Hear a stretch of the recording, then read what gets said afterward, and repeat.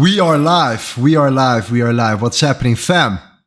Hope you guys are doing well. Welcome to the stream. This is a special episode today. We're going to talk about cryptocurrencies. We're going to trade crypto live, but at the same time, we have to go through the news as well. We have the PCE price index. We're going to talk about the macro economy a little bit. We're going to talk about gold.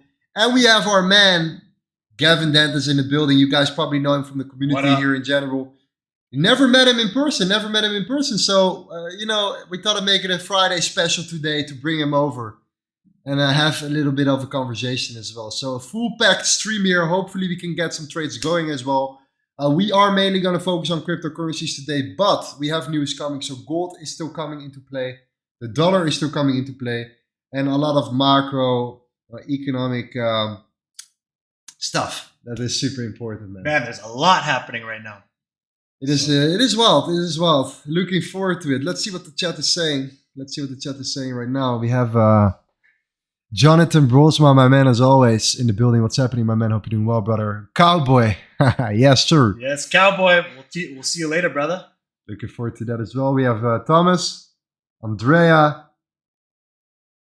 Yes, sir. Vicky. Stefan. Young Jonathan, not always here. All right. Welcome, my friend. King Kong. H-Tichi, my man. Lim D. Wong. Igor, Chris. Lee Culleton, yes, sir. Welcome. Stram Walls. Okay, amazing. Packed stream today for crypto stream. Thomas, Jamie. What's up, guys? Interesting. All right. Listen, guys, before we continue, we're going to talk about cryptocurrencies and stuff. We have a lot of things to cover here. We're gonna go over everything here. We're going to talk about Bitcoin especially, but we have some news coming. Okay, we have the core durable goods and the PCE price index coming in 11 minutes right now.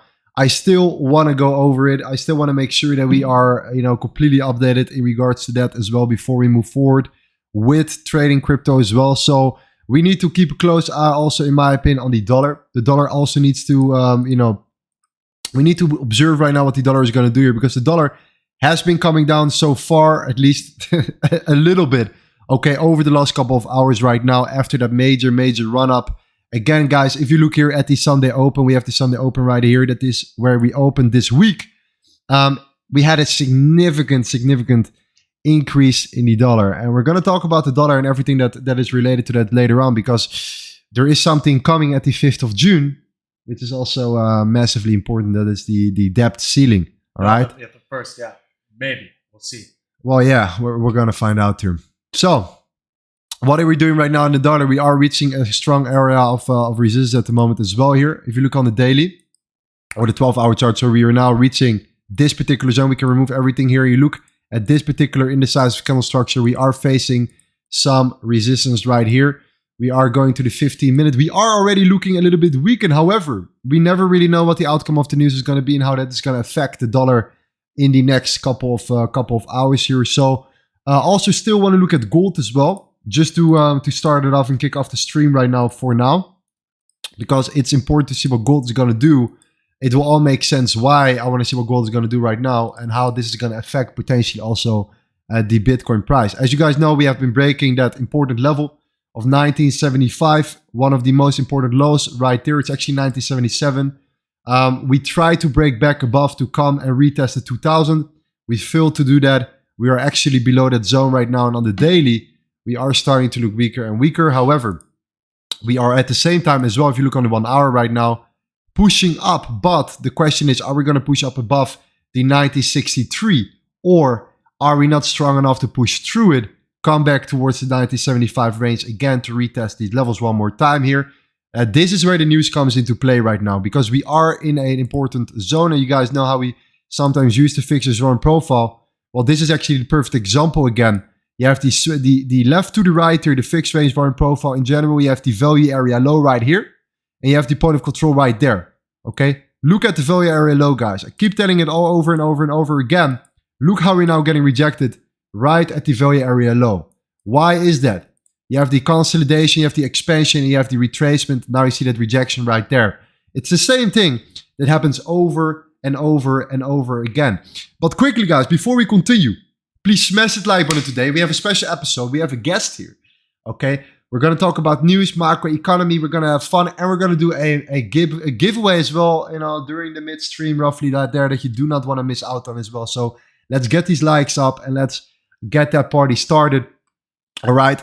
First, let's just wait for the news. I think this is the most important part here in regards to the PCE, and then we're going to see what the dollar is going to do, what gold is going to do.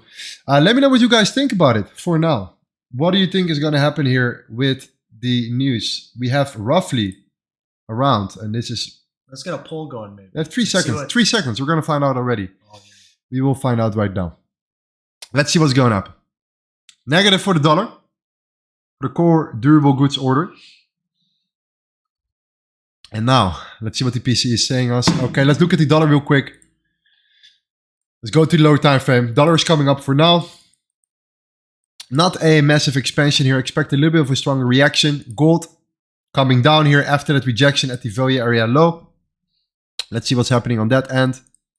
Let's observe gold right now. Look how it took out the liquidity below here. We still have a bunch of liquidity above, by the way, that has not been taken out here. So let's have a look at the dollar. Let's see how we move forward.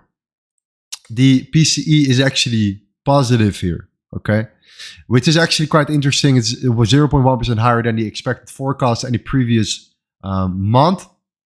Okay, dollar is therefore booming. Once again, this should not be good for gold right here, okay? This is not looking good for gold. That value area low that we saw right there at the particular range was a fantastic area to look for shorts. Look at that reaction again.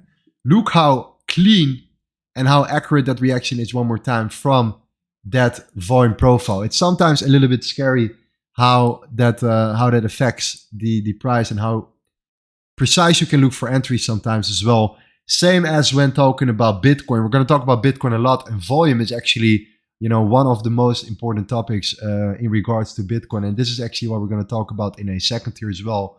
The reason why this is so important. But look at gold coming down right now. Look at that massive reaction one more time here.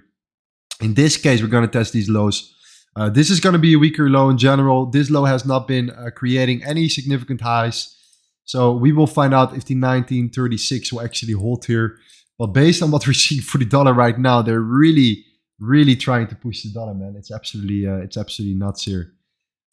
Look at that. Every single time we think, oh, there is more and more liquidity getting built, but no. We are still on the way up here for the dollar. Look at that reaction. Look at the reaction for gold. Anything else right now, guys? This is your opportunity to look and to ask for a couple of regular charts here. I know we're trading Forex. We are trading Forex roughly around 4 days a week. So our schedule right now is Monday, Tuesday, Wednesday, and Thursday, Forex, gold and indices. And then on a Friday, we're trying to, leverage crypto, Bitcoin, that type of stuff here. But we're still keeping a close eye on the macroeconomy and everything related to gold because you will find out why it's important to keep a close eye on the gold price right now and what kind of effect that can have on the cryptocurrency chart as well here. So we're seeing some questions about GU. Okay, we can do that real quick. Let's go to GU in a second here. Let's do that. Let's see what the GU is doing. Yeah, probably we're tanking. Obviously, we're coming down. Right now, we are getting rejected at I think it's the same story. If you look at this zone here, okay, no, this is just an irregular area of supply here. But if you zoom out, I think we have been ranging here significantly. Let me see what's going on around this range. Just to test and see what's happening right there. Yeah, what a surprise. What a surprise. What a surprise. Okay. Look at this, guys. One more time. You have this low. This is the value area low. It's a gap right in the middle. Okay. You have the zone. We draw a line here. We call this the value area low right there. And what do we have? What do we have when coming back towards this level? A beautiful rejection here. Why is this important? Well, in this case as well, you see that an area of supply aligns very well with that level one more time. So I need to really make another video about the fixed range volume profile because I do really believe that it will really be beneficial as well when trading in general, when leveraging it, especially when you consolidate and you expand out of a consolidation. And especially during like these type of market cycles that we're seeing right now, there is a lot of ranging going on, a lot of consolidating, waiting for new news to come out, and then boom, expansion. consolidating, waiting for new news to come out, and an expansion. Like, it happens over and over and over again here. So I think it's a great moment to focus this more. And you see clearly that the 30-minute chart is actually the perfect hybrid chart to look at a particular profile and in general an area of consolidation here. So if you zoom in, simply right now you see that we had a massive expansion here. And we will find out if the dollar decides to indeed hold here. But if you look on the 5-minute, these are the type of expansions you want to see. And these are the type of retracements you want to actually look for. But preferably the lower we go, the better it's going to be right now. Okay, the lower we go, the more lows we take out, the better it's going to be for the high to eventually look for the continuation. In my opinion, I think this will be, one of the best solutions here for GU right now. If you look at the dollar, keep in mind that the dollar is now getting rejected at that zone, which we have been talking about here on the 12 hours. So we will face again a lot of resistance around that level. But if you look here on the 15-minute chart, we really need to find out if you're first of all breaking this high. So if you want to short GU right now, then you want to short GU, let's say from the top, coming back into that zone and looking for the continuation down. What really needs to happen is that the dollar right now first breaks this high. You really want to make sure that the dollar shows you that confirmation of potentially a higher high, followed by a higher low, followed by a higher high, like confirmation, to reach and go towards back pretty much to these highs again in order to make sure that you can then look for a potential setup for GU. So breaking this high right now at 104.113 is extremely, extremely important to look for, in my opinion, the continuation here. So if you see GU coming down, breaking the lows right now, we know that there is a bunch of liquidity there built up here. Okay, we know that we're breaking this right now. It actually looks fantastic, in my opinion, but the dollar needs to front run it. And this, it seems like we're doing this already. So breaking that high is actually very good. If, in my opinion as well, and that's another layer, that we actually close above it. I think closing above that high for the dollar is extremely important.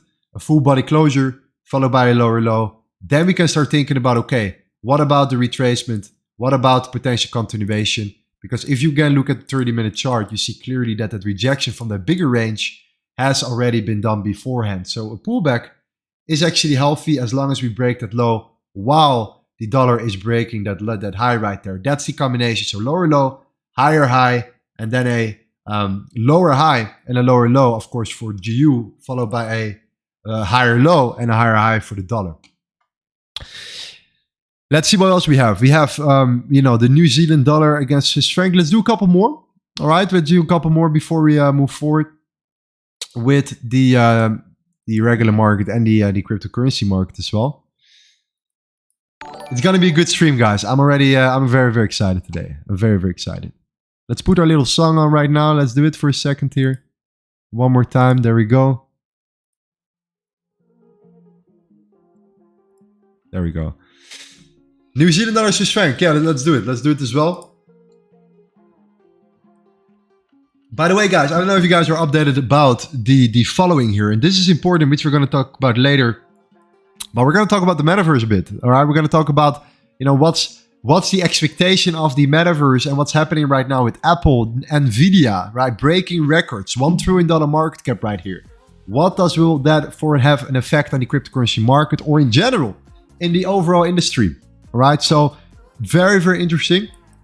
But coming back to your question about the New Zealand dollar, Swiss franc here. Okay, we have been ranging in general here significantly on the lower time frames. On the higher time frame, we saw pretty straightforward move. Okay, we created that high, we got rejected out of this range, we came back down, we created internal lows, we pushed back, we failed to break the high. We had actually a fantastic area of supply here, probably on the 1 hour or something like that. We can confirm it. I think it's something in that matter. I think it's this one. We saw that rejection. And why was this such a beautiful trade? Well, you had a bunch of liquidity below. Okay. So again, if you look at this and you see this happening here, you go to the replay, you pull it back. Let's put it back to where we came up here. Okay. And we're looking at the chart right now, right there. What do we see? We see that we broke that high, we created that liquidity, we took out the liquidity after that massive rejection out of a bigger range. And then we came up and we started to build liquidity again.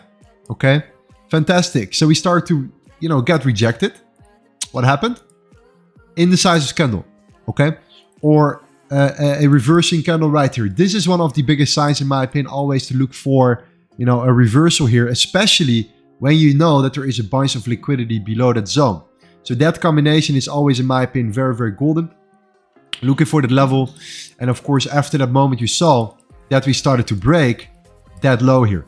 Okay. And what happened? We created a body closure below that level.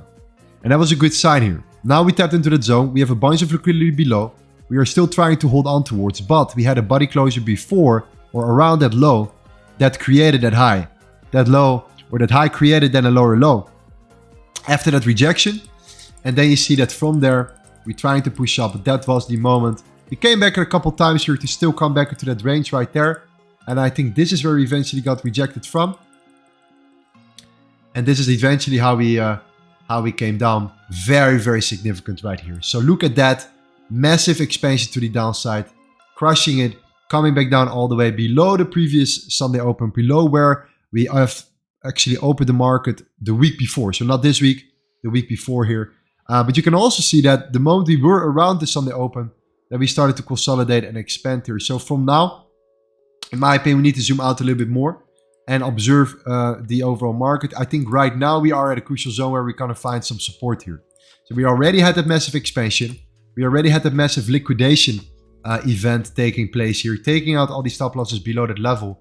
And now you see that we are reaching for that daily level right here at 54.8. So the moment you're there, in my opinion, that's the moment to really start looking for either a short-term bounce or something in that matter, just by looking at the chart here. And the massive liquidation event that we already have seen, of course, it causes a lot of imbalance. And now what we're doing on the lower time frames is very, very clear. We are now starting already to build up the same thing as what we did before. And that is building again a bunch of liquidity. Let's say we hold here. And let's say right now you hold in that zone, you create an internal high that put in that low. Of course, you're going to go for the liquidity. And then that imbalance is a great target right there. All right, I hope that makes sense for the New Zealand dollar against Swiss franc. So let's do one more. Let's see what we have. EU, okay, let's do EU. That makes a lot of sense here. Very similar to GU in my opinion. However, EU already did actually what we wanted yesterday. I don't know if you guys were watching the stream yesterday, but when we looked yesterday, we were looking at a high, a previous high out of the zone here that we eventually wanted to break. It was like a 15-minute high that we were looking for, but eventually you see that we were taking out that liquidity, and now with the dollar coming back up again, what we did was we came back up eventually and we tapped into that zone on 30-minute. We saw that we're getting rejected. Actually, just super similar to GU right now at the moment here.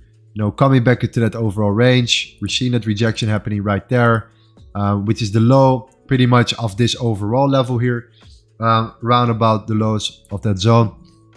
Now getting rejected. So what needs to happen is just similar, very similar here. Breaking the low to then look for the continuation here. So in my opinion, when you look at GU and EU, they're both looking extremely, extremely similar right now in that sense. So again, for that particular reason and a negative correlation between the dollar needs to do the move first. I think this is the most important level, or the most important confirmation is that you again look for the dollar to make that move, and then you can decide and compare the euro and the British pound. Which one is then actually weaker? Well, the way to do that is simply by looking at the euro against the British pound. Okay, and you can then decide, okay, which is weaker? Is the British pound or is it the euro? With the dollar being strong, of course, you want to short either GU or EU. However, the question is then which one is more reliable? And that could be the Australian dollar, could be the euro, could be the British pound. And the way to find out is just to compare then the euro against the British pound or the euro against the Australian dollar and see from there which one is the most efficient right now. You see clearly already that the euro is holding quite well. It's not super strong. We are still in an overall range here, but we have created that higher high. We're now bouncing back to one of these lows here. We're now kind of holding here. So in the end, once the dollar actually breaks, that high, that's the moment for you to then decide, okay, which is eventually weaker, especially when both of your potential setups come to the point of interest you're looking for. So I think that was it for now. maybe the indices one more indeed. You're right. You're right. Let's do the indices as well real quick. Then we have that set as well here. When we look at the volatility index, you guys know we're always looking at the volatility index right here. We have this overall level right there. The reason why we picked this level is because it is a significant daily level right here, okay? This is what we were looking for. So you see right now that we broke the lows and now we're retesting pretty much that particular level right here. We're getting actually pushed down already at this particular moment. So the question is, are we going to stay below and are we going to create a lower low? Is this what we're going to see? Are we truly going to create a lower low here, breaking levels? If that's the case, of course, then we can start looking for the higher highs here for, the US30. Eventually, even though we are coming down significantly right now, okay? In the end, look at the US30 right now. We are still in a much bigger range here. So I personally would not really look to trade the US30 right now, okay? Yesterday, I had a moment here when the VIX was really looking weaker and really coming down very quickly, breaking structure, and the dollar was absolutely going up so fast that I was like, okay, at some point we have to come down here. But actually the way we came down was very slow, very steady to actually prepare for the next leg up right now. So in this case, when we're seeing that we're actually coming up and now we're ranging, I want to be patient here with the US30, and I think I want to see a serious expansion right now first, so we can then wait for the retracement. Okay, we have been consolidating now. Wait for the expansion, wait for the retracement, and then look for the continuation. Well, for example, look at the Nasdaq. I mean, that's a different story. Look at it. It's actually pretty crazy right here. Look at the Nasdaq right now. The Nasdaq has been absolutely crushing it here. But we're going to talk about why and what the reason is for the Nasdaq here to make such a big move here in general. Okay, but before we continue, all right, let's do a little bit of an introduction here, because we have like the man, the myth, in the building as well right now. And yeah, I mean, tell them maybe who you are. I think people know you already from the community, of course. You're the co-founder of the Limitless Trading Academy, for people that don't know. But yeah, let's give it a go, man. Like, what's happening? Thank you, brother. And actually, before I do an introduction, for all the people who are just trading Forex or are here for just Forex, I highly suggest to stick on the stream and understand crypto and where this is going, because we're going to bring a lot of different angles to why we are actually trading crypto, why you used to trade a lot of crypto, but why you're moving a lot heavier back into it, and what's going to happen over the next years. I really don't think people look at crypto properly. They see it as like a thing over there. They don't understand the deeper reason why it's very important to understand. I mean, it kind of makes sense, right? With all these meme coins and stuff, and like you hear somebody's, aunt talking about, oh, I bought Dogecoin, or I bought Pepe. Yeah. Should I buy some more? It gives a completely different impression. I think crypto is much deeper than that. And in the end, I think that the community are all traders, and we are opportunistic. All right, we don't care if the market goes up or down. Like, we short, we long. So we are also looking where the money is at. And if I look at the traditional market and how I see it's shifting right now, I know we're trading Forex every single day, but the market is changing. Like, I see a massive difference between like last year and today right now, whereas crypto, my opportunities actually have been increasing here, even though Bitcoin has not breaking these like the crazy levels. Like, there is no bull run or whatsoever, but yet there are tons and tons of opportunities every single day. Like we talk about it. If you're a Forex trader and you move over to crypto, it's like you're Michael Jordan going into the amateurs. Like that's the difference. And it's so interesting to see how somebody who really understands true trading, like at a deeper level, goes to a market like crypto that is like much more just random in people's decision making. You can see it so clearly. It's a beautiful thing. But yeah, bro, thank you for having me on, and I'm excited to get on more of these crypto streams and dive into a lot of the macro. But in my history, I grew up in Canada. I actually moved to Africa for a few years when I was younger. I got to experience a lot of different crazy things. But business-wise, I got into e-commerce after failing in business for like 7 years. Finally was able to grow some multi-million-dollar businesses in e-commerce, just constantly every day learning something new. Like the same things that you teach. Getting knocked down, getting back up. Getting knocked down, getting back up. I see in the comments all the time. Like how long is it going to take? Or how much money do I need for this? Or blah, blah, blah. Or this strategy doesn't work. Listen, you're going to go over so many challenges and struggles, and it's going to get harder and harder till it gets better. And then it's going to get better, and then out of nowhere, you'll get hit again. Maybe blow your account or whatever. Same with e-commerce. Everything goes up, then boom, PayPal accounts shut down. Then boom, Facebook accounts shut down. Out of nowhere, like, what the fuck just happened? So it's constant, but just that mentality of getting up when you're knocked down. And then I met one of your close friends after that, because I was on one of Mike Vastiel's podcasts, one of your close friends from Netherlands. Then I traveled to Netherlands, and the first time me and Lorenzo meet, I think we had like 30 beers. Like, I remember we were at that beer garden. Yeah. It was completely crazy. But I always, man, from the moment I met you through Henri, we always had this mindset of like seeing through what was happening in the world. Not just accepting blindly what like the Matrix, for example, has programmed you to believe. We would have some crazy conversations of what's happening in the world, what's going down. And then as soon as COVID happened, a lot of people don't know, but you got here like, what was it, a couple days or like just a little bit before everything shut down. Got super lucky. And then, yeah, man, it was so good to just connect with our close friends and network here for that couple years and just build, man. We just were looking at the markets, looking at where we can see opportunity. It's just like the walls are closing in the world right now. If you're not looking at the new areas of opportunity, at some point people are going to get stuck with CBDCs, social credit score, this, that, and the other. It's like you really got to think about growing your wealth right now, building your freedom. Where are you going to live in the world? Yeah. And these are things we talk about all the time, and it's stuff will add a lot more into the community. But I always see the audience in the comments. This is a really based audience, the community. Like people see it through it. You can put a poll right now. Like let's ask them in a poll. Like, who do they trust more? You know? Like I saw polls like this before. It's like, who do you trust more, Jerome Powell or like a random hamster? Like the hamster gets like 90%. You know. Listen, we love Uncle Jerome here. Like we're making a lot of money from Uncle Jerome, so that's not the problem here. But the true question is always the same thing right now. Like when talking about the financial market right now, we are at the end of a cycle here, and like we're gonna talk about crypto in a second here, why we're trading crypto right now. And what the reason is, because it's actually much deeper than just making a little bit of money right now. Even though we came up, I released that course. I'm very excited to see what the feedback will be on a bigger scale as well. But I already see people making money, but it's much deeper than that, because I know that this is just the beginning of something that's just coming right now that's unavoidable. Mm-hmm. And when talking about the end of the market cycle, I mean, you're a specialist on that front here. So can you highlight them a little bit, like in briefly, right? Not on the macro side. Yeah, just a little bit.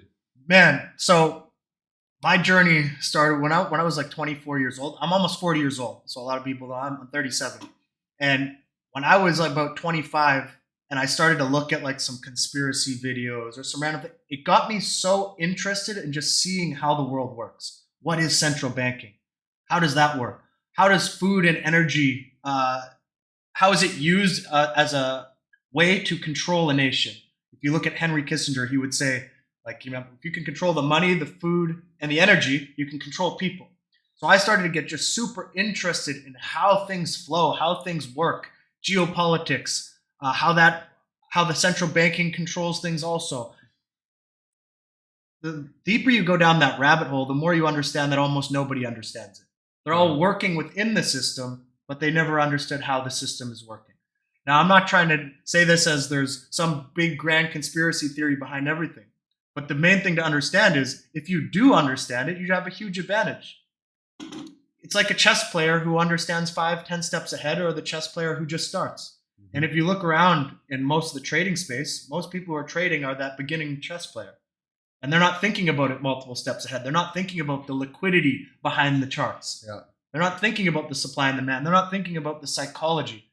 All markets move on psychology. Why? Because human beings are what move markets. We exchange money. Everything that we desire comes from our psychology, our primal nature. Mm-hmm. We need food. We need shelter. We need all the things that fulfill our desires as human beings, whatever that is. And when you start to understand that, you see what's called, like I would say, the codes of the matrix. And people ask, what is that? Well, if you look at Elon Musk, he'll say that's just like the first principles. It's understanding how the world works. Why can he build rocket ships and send them to the moon? Because he understands first principles. If you look at Nikola Tesla, he said, if you want to understand the secrets of the universe, think energy, frequency, vibration. What do most people do? They grow up learning from school teachers and everyone memorizes and regurgitates things. If that's the case, then that means most people are just parroting what other people say, not looking deeper underneath what's happening. That's why I love when you're always showing the correlations and you're teaching people how the money is flowing. As human beings, none of us, not a single one of us, can make money. Not a single one of us. The only entity that can create or make money is central banks and the Federal Reserve. If we try to make money, we will go to jail. But we can exchange money, which means we need to learn how to put our buckets where the money flows. You always say that. Put a little bucket over to the side. Where's the money flowing? And that's actually the fact of the matter. The more you understand this, the deeper you go, the more you start to see where crypto is going, the more you start to understand where CBDCs are going. FedNow is just about to be released with an instant payment system. And you start to look behind it. Then you start to look, okay, what's the plans of the UN, the WEF, the this? And you say, oh, that's where they want the money to flow. So this is a great point right now. Like, let's talk a little bit about debt ceiling, okay? Because I think this is where a lot of people right now that are trading Forex also ask a lot of questions over right now about. They have tons of questions about, like, what do you mean with the debt ceiling? Like, what kind of effect would it have if they're going to increase it? And what kind of effect would it have if they're not going to increase it? Like, what's going to be the better outcome? Like, that's the question I always get. So what would you say to them, the people that are asking about that? About the better outcome? Just in general, the debt ceiling, right? Yeah. What is the debt ceiling? Yeah. Right? And why is everyone talking about it right now? I know I can show you guys real quick, like an article as well here about, Uncle Joe right here, Well, right now you have, so first off, the US is very, very in debt. Just imagine you are living with somebody who keeps telling you they're going to pay you, and every time they just have to keep extending their credit card, And then finally you're getting to the point where they can't extend their credit card and they're trying to argue with their bank back and forth. Can I extend? Can I extend? And maybe you won't be able to. Well, what's going to happen then? Well, you can't pay your bills. Then what happens after you can't pay your bills? And you have to ask this question. There's going to be a lot of issues that come from that. Now, what if you extend it more? Well, if you extend it more, that means you're going to have to take more liquidity out of the market as well. So every situation is not a good situation. However, if the US were to default on its debt, this is going to cause like a ripple effect that will not be good for the entire world. It will be an ugly situation. It is going to happen at some point, though. So is it this time? I highly doubt it. I highly see Kevin McCarthy right now playing a game of chicken with Joe Biden. When you were a kid and you drive bikes at each other and see who goes off first? They're playing a game of chicken right now. Yeah. Who's going to jump off the bike first? So Kevin McCarthy is saying, if you guys keep saying you're going to spend way more money, we're not going to allow it. And then on the other side, Biden administration wants to spend a lot more money. Yeah. So they're in a stalemate. The chances of them not doing it, I think, is super unlikely. But if it did, this would cause a complete ripple effect, and you can't exactly know what will happen, especially instantly.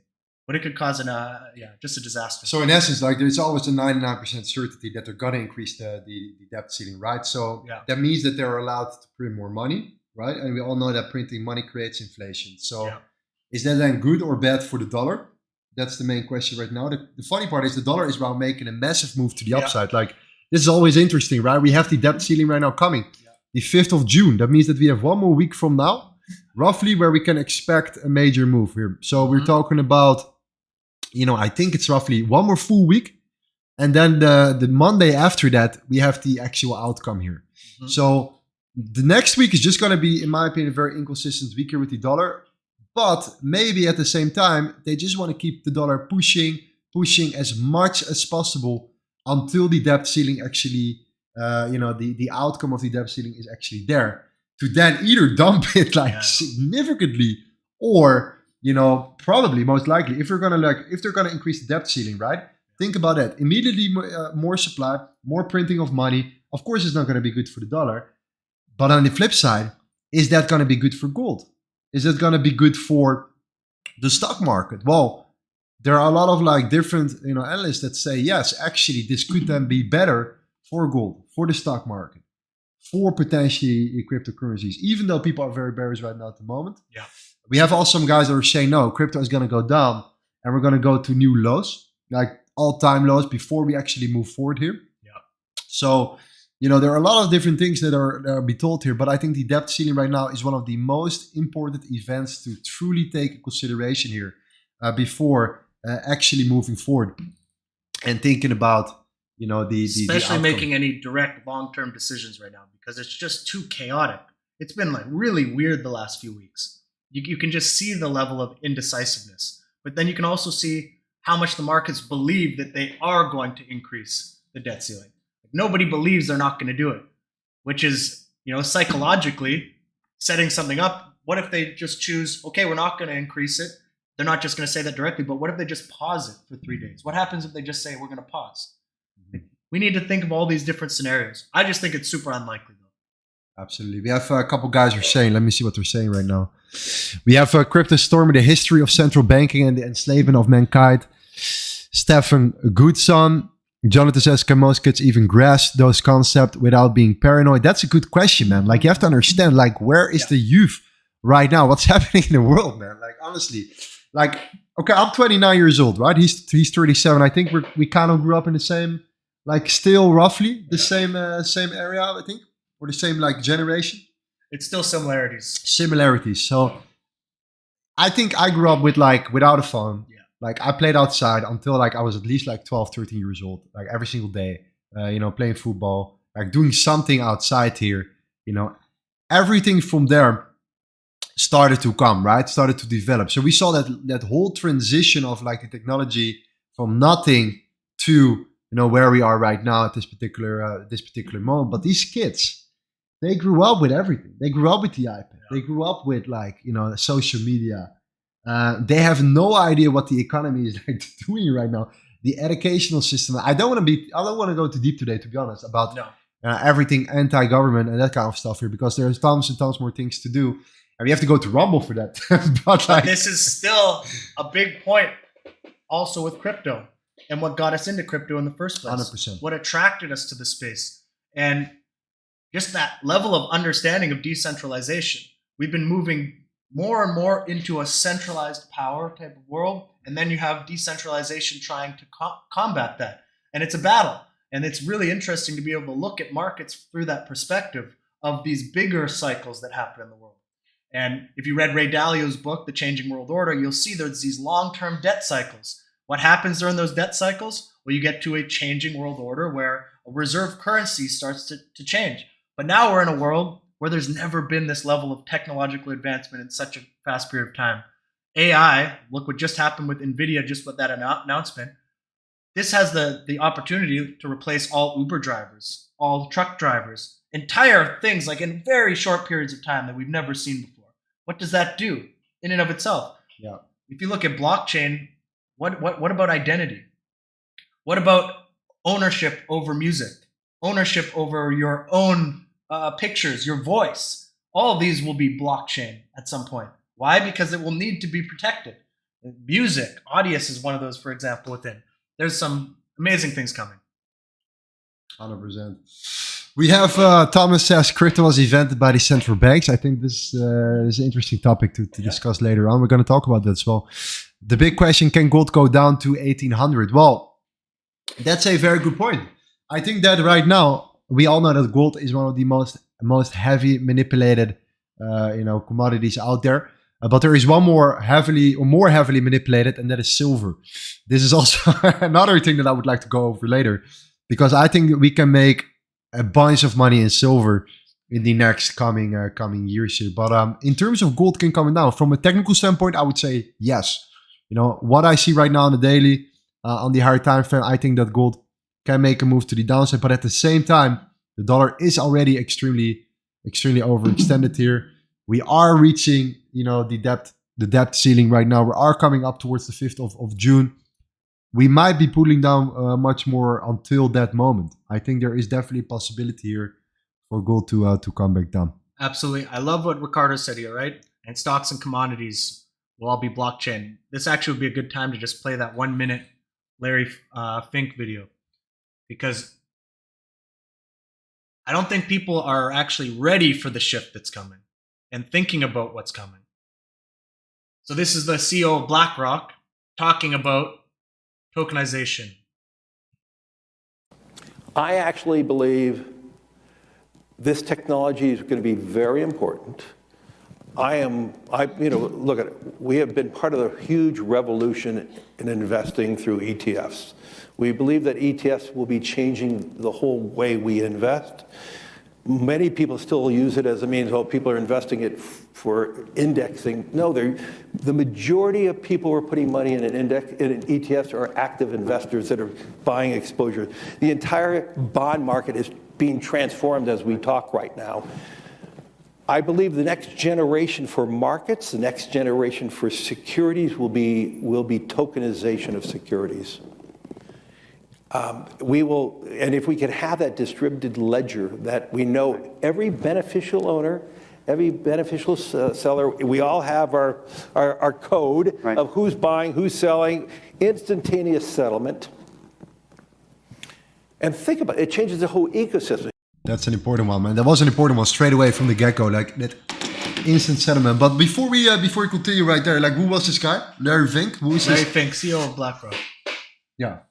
Controls like what's the actual amount they control the majority of big companies on the planet.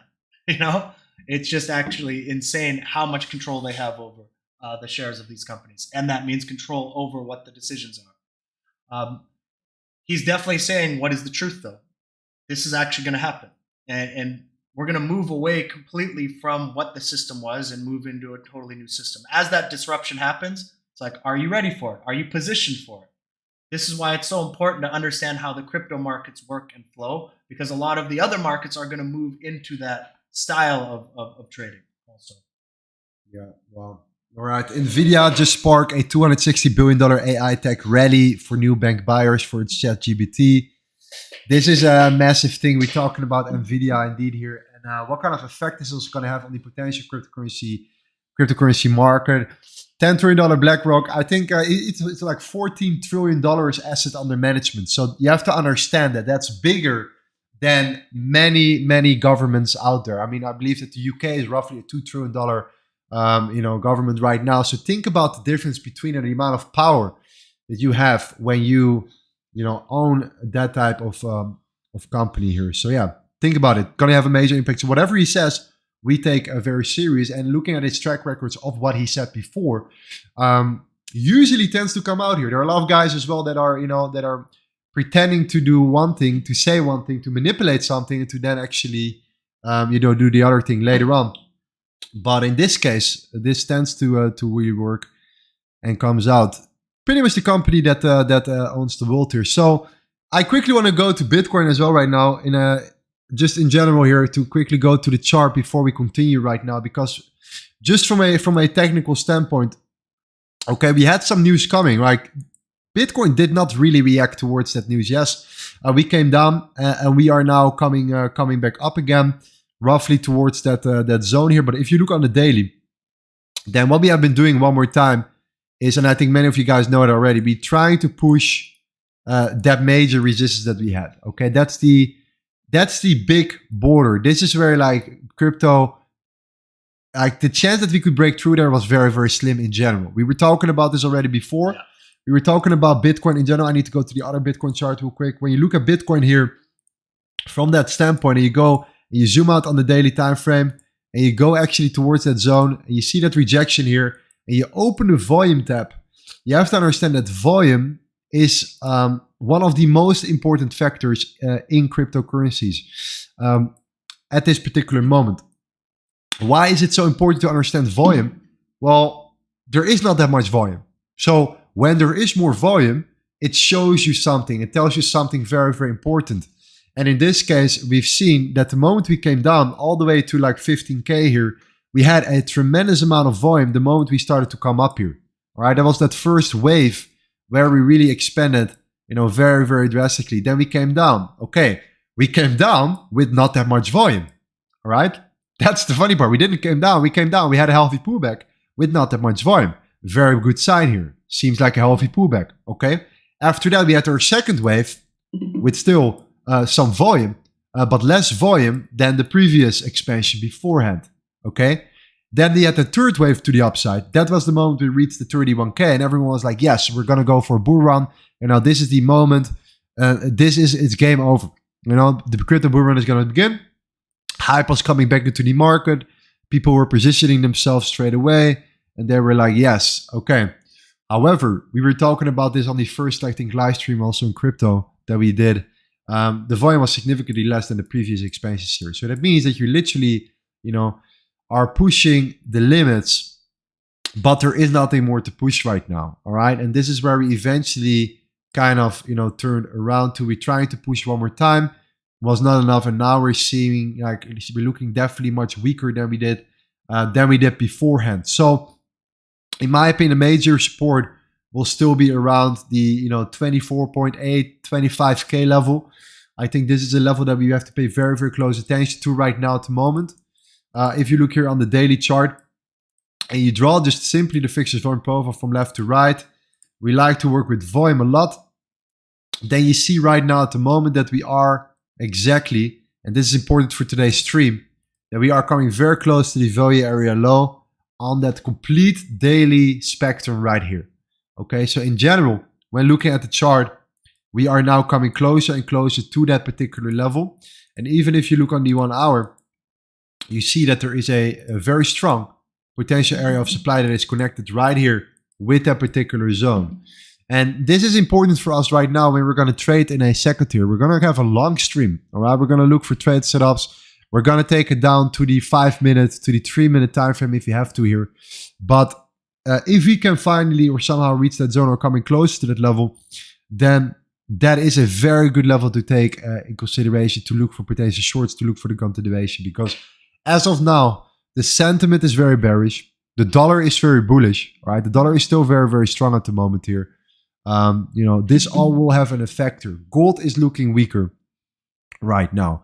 I don't know who has watched already. Press a 1 in the chat if you already went through the course. The free course, by the way. It's a free course, by the way, for everyone that can join. You can join our Discord. You can click on the link in the description. You can tell how to join. You need to sign up through one of our links. You need to deposit $100 on your trading account. It's your money. You can trade with it. I just want you to make sure that you're serious with this before I can give you the course here. Many people did already, which is fantastic. We talked about the correlations between gold, between the NASDAQ, and between Bitcoin. And this is where right now I have some questions about for you as well in regards to like what is Bitcoin now? All right. Yeah. Is it like gold? Is it digital gold? Is it a digital gold, or is it just a tech stock? A risk asset, yeah. A risky asset, because people are talking about Bitcoin being a technology that can change the world, right? At the same time, it is kind of like is acting as a safe haven, all right? We're seeing the bank of, when we had the bank collapse here, we saw a massive spike for Bitcoin going up, but then coming down again. It spiked for a couple of the bank collapses, and then it went down for some of the others. So there was not that true correlation. Then it went up with some of the risky assets, and then it came to. So right now, it's kind of lost an identity, and this is what we were watching with Gareth Soloway before. It doesn't have an identity. Its purpose, Bitcoin, is that digital gold, that store of value, that hedge against inflation. But for the last years, it's been a risk asset, and it's outperformed all the other assets. But now it's in this very interesting place where it's like, am I going to become a store of value? Or am I going to go up when stocks go up and there's a lot of money printing? What am I? So it's really difficult right now. However, long term, and we'll talk about this after, we were both highly bullish on Bitcoin. The short term, though, if you look at how China before they were about to make their CBDCs, they banned Bitcoin. And then what are they doing in Hong Kong now? They're opening it back up after they had put their CBDC in place, and they no longer see that level of danger that it's going to take over one of their currencies. What's the US doing? They keep pushing and saying, we hate Bitcoin, while they're about to release the Fed now. And they're trying to push their CBDC before they have any chance in people really institutionally investing and fully regulating crypto. So it's in a very awkward position. However, as traders, you always say this, as traders, it's not about what it does over the next 5 years. It's about the opportunity that keeps presenting itself. Cowboy in the comments knows this. If you guys are in the Discord in the crypto section, you'll know Cowboy's absolutely crushing the markets. If you are able to understand this, then you just have to read the markets and you have to read what's going to happen. The beautiful thing is with the crypto industry is you can see what's correlated within crypto, not just Bitcoin. So you can see what Bitcoin is then correlated with other crypto assets. And if you can really understand this and the supply and demand and the liquidity, it's unbelievable opportunity right now. With those of you who went through the course, what did you guys think of the crypto course? I think it's absolutely... Keep in mind, this is just the foundation. So we reached, I think I only have uploaded around 60% of all the video material. It's really just the foundation here to get started when we're going to live trade in a second tier, to make sure that you guys know exactly what we're going to do.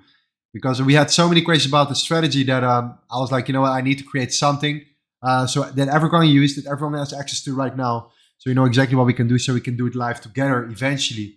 But we have much more coming. So that's important to mention here. Overall, before we continue as well, not everyone is that bullish on Bitcoin in general, right? We have our man Garrett Soloway. I wanted to show you something as well here. You have on Garrett Soloway from just a technical standpoint. He's very, very bullish over the long term. Yeah. Once there's regulation and things are much more understood, so institutions can pile money in.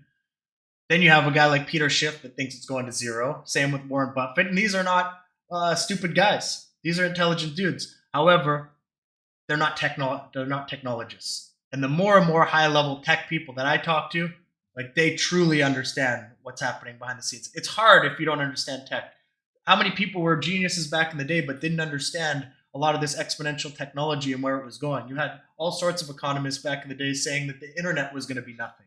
Yeah. You know? So you have to take a lot of what they say with a grain of salt, even though they're genius at investing. The beautiful thing about, technical analysis is, guys, that technical analysis does not lie. All right. It's hard to deny the facts on the charts when there is still already, let's say, roughly like 7-8 years of data of a particular chart here. So that combination of understanding the technicals extremely well, of finding a strategy of how to use and leverage this in combination with then these fundamentals here, because we're trying to make it as complicated as possible for you to understand what's truly going to happen, right? But in general, the technicals don't lie. So stick, in my opinion, just with 70% technicals, and then have like roughly about 30% of like fundamental understanding of why, what, and how it's correlating with who and what to get more of a better decision here. I'm going to show you something real quick before we actually go into the charts and start analyzing, the crypto, start trading, preparing our setups for later this stream.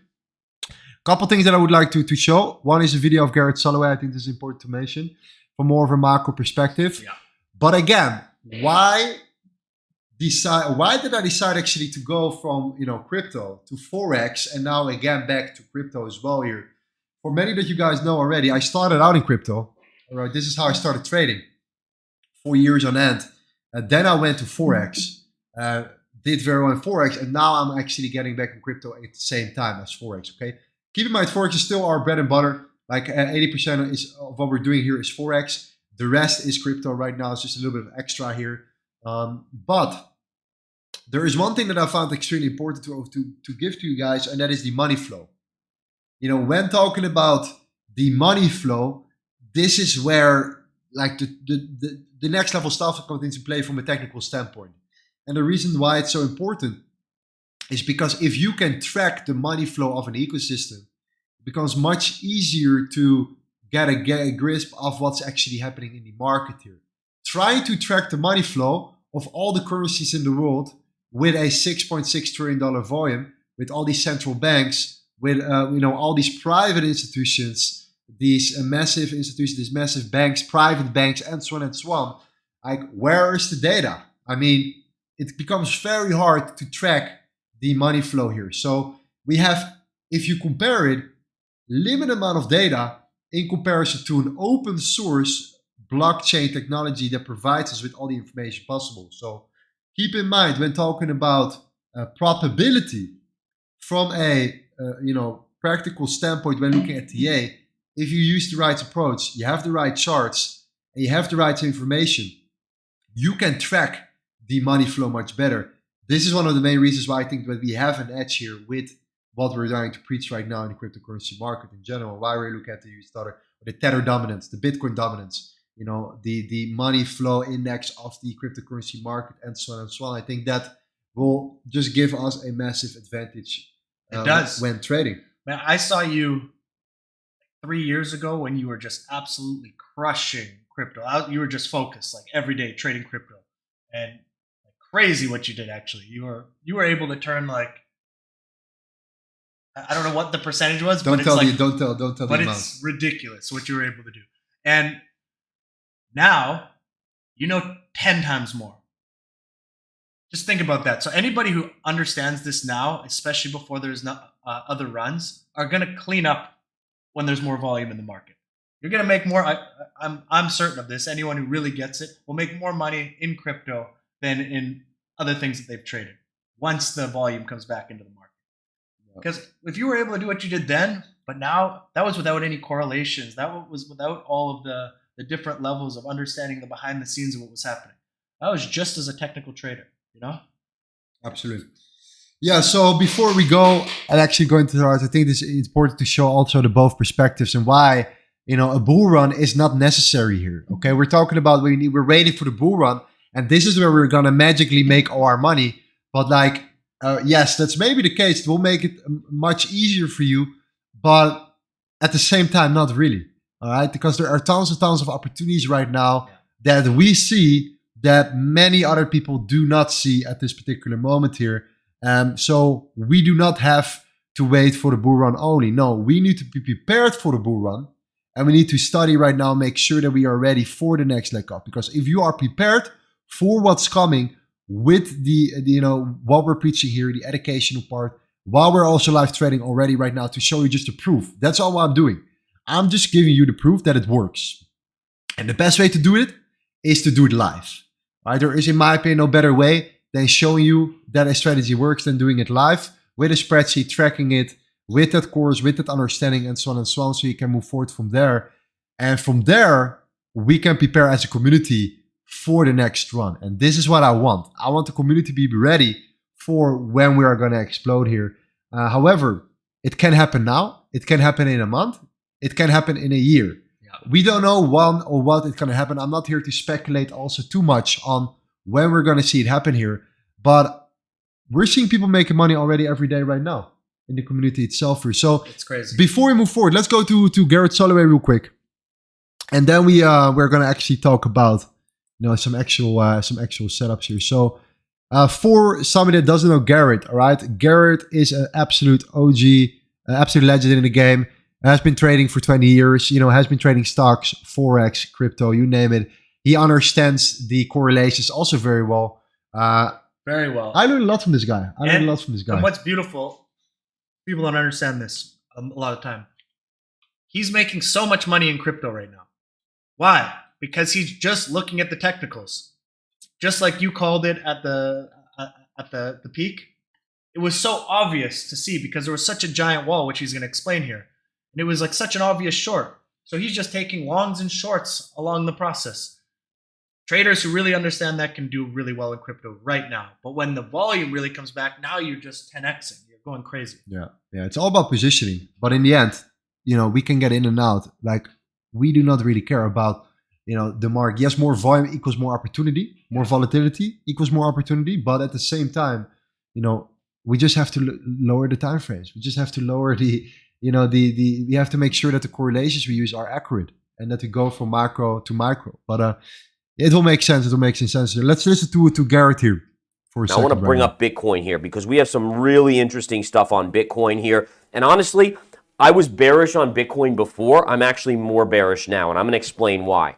So number one, I've been talking about, first of all, let's go back about 3-4 weeks.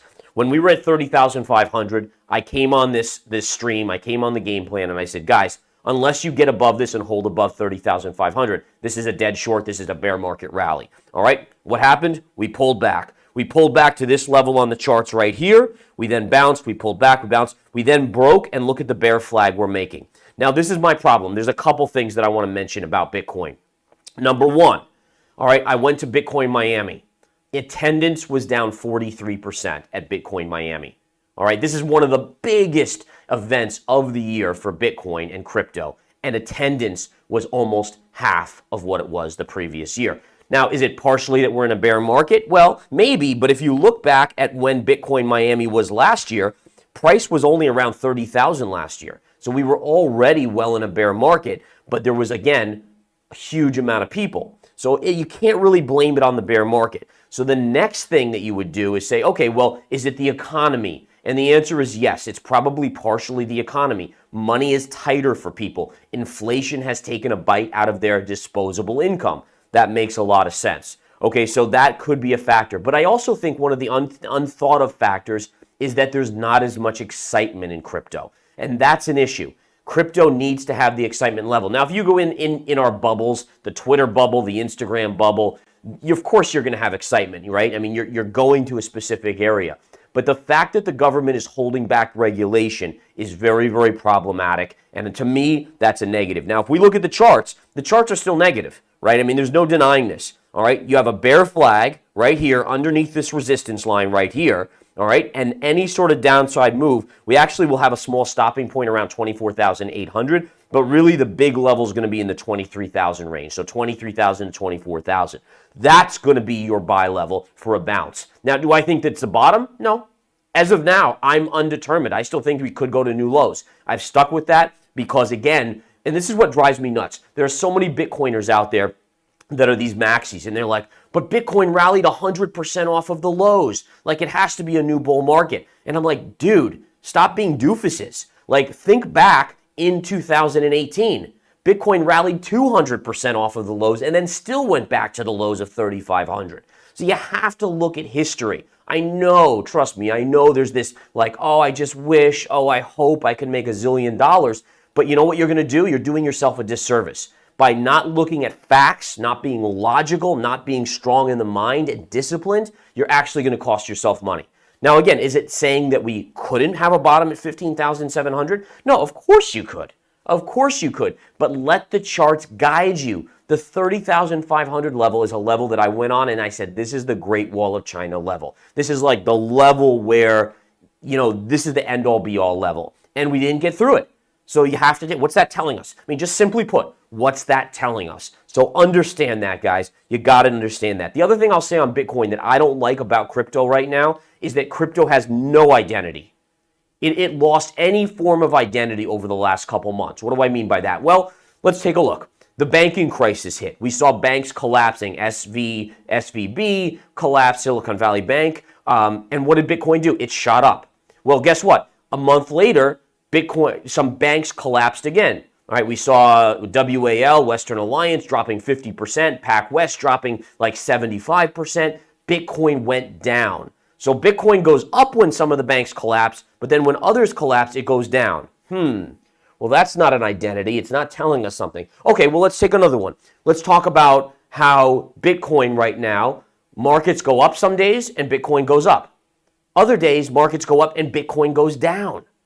All right, well, now you got to say to yourself, wait, so is it a risk asset or is it a safety hedge? Is it the digital gold or is it a risk on play? And it's going up and down on both of them. There's no identity here. And when there's no identity in something, that to me is concerning. You need to have, like an investor has to have a thesis. What the heck is the thesis? I don't even know right now. I do think longer term, and let's be clear, longer term, I'm a big fan of the bull case. I think it does grow into its identity. I think it is the digital gold. But you know what's happening right now, guys? The government is stifling it. And they're doing it on purpose. I want to be 100% crystal clear. All right, look up this. All right, so we obviously know, and I'm going to just repeat this. I've said this before, but this is one of the most important things you'll hear on crypto. And it's fascinating. All right, so basically what you have in this situation is the government is doing a China playbook. And what I mean by that is China, remember, China came out and banned Bitcoin. After they banned Bitcoin, what did they do? They released the digital yuan. Why did they do that? Well, they didn't want competition for the digital yuan. They wanted the digital yuan to gain traction in their economy, and therefore it doesn't, then once the big players are using the digital yuan, Bitcoin is not as much of a threat. Well, guess what's happened? Now they're starting to loosen that regulatory control and that ban on Bitcoin because the digital yuan has the power. It's now embedded in the Chinese economy. Well, take it to the U.S. now.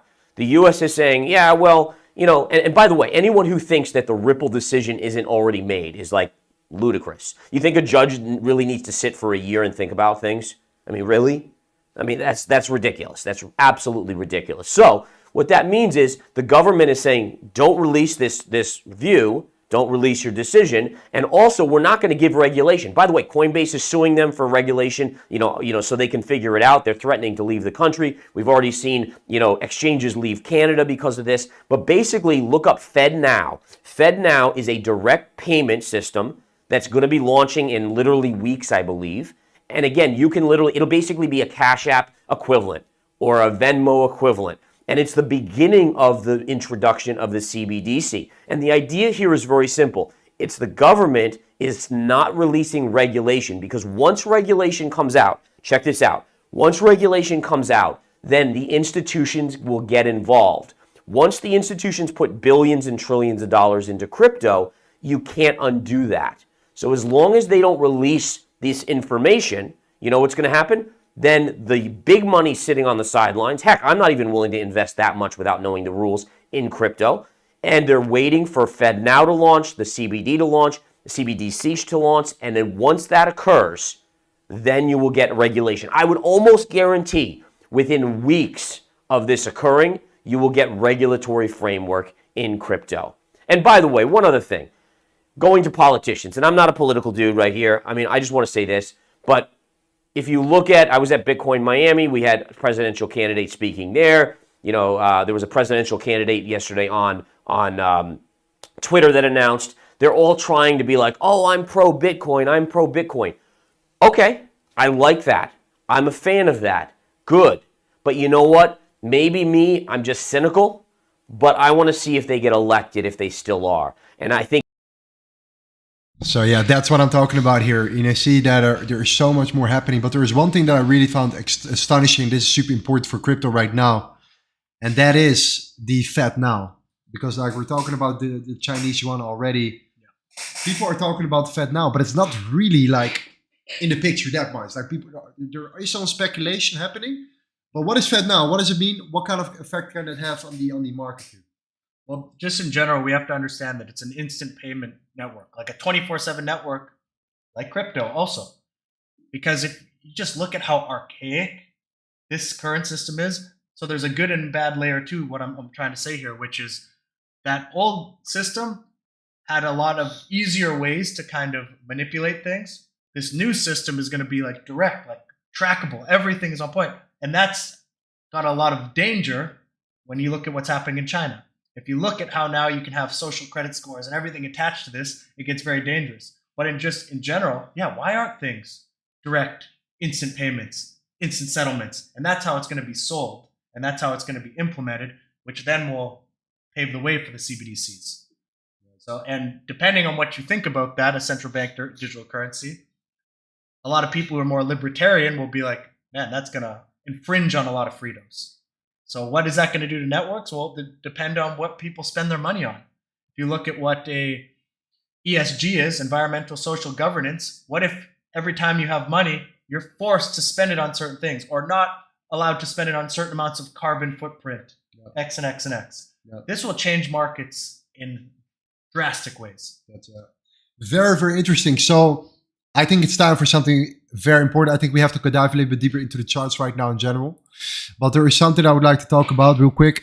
And that is the Apple news release. Because this is going to have such a amazing... this is going to provide you with such massive opportunities right now in the cryptocurrency market, in my opinion. In one category. And that is the metaverse. And why is that? And that is because we have very, very soon, also the June 5th, do take that in consideration, the debt ceiling plus the Apple, what is it, the conference? Yeah, it's a keynote. It's like when Steve Jobs used to do these big speeches when he would release an iPhone, Yeah, exactly. So we're talking about Steve Jobs talking about the first iPhone. Who remembers Steve Jobs' first iPhone? I think it's one of the most viewed video in the Apple history. Completely changed the world. It changed the world. Legendary video. Right now, this is going to be about the VR headset. All right, the VR AR headset right here. We're talking about the metaverse. Okay, this is all about virtual worlds. Everything right now. AR also. Yeah. The fact that Apple is getting involved is already a massive sign here. We saw already that Mark Zuckerberg, Meta was already going into the VR. But if Apple goes into VR, it's a completely different story, right? We all know the quality of Apple. We all know what kind of effect it will have on retail and everything like that. So what does that has to do with the cryptocurrency market? Well, of course, there are tons and tons of potential, markets related to the metaverse. We're talking about metaverse tokens, okay? We're talking about a couple of them that I found very, very important here. And I think, let me see if I can see in Bitget here already. One of them is Sand. All right, this is just one of them, okay? That is, in my opinion, right now coming down. It's coming down, it's coming down, it's coming down. But look at what we're building. We're starting to build a lot of liquidity right now to the upside here. We created a beautiful high. We are looking for some important zones. If we draw the Fibonacci from here, swing low to swing high here.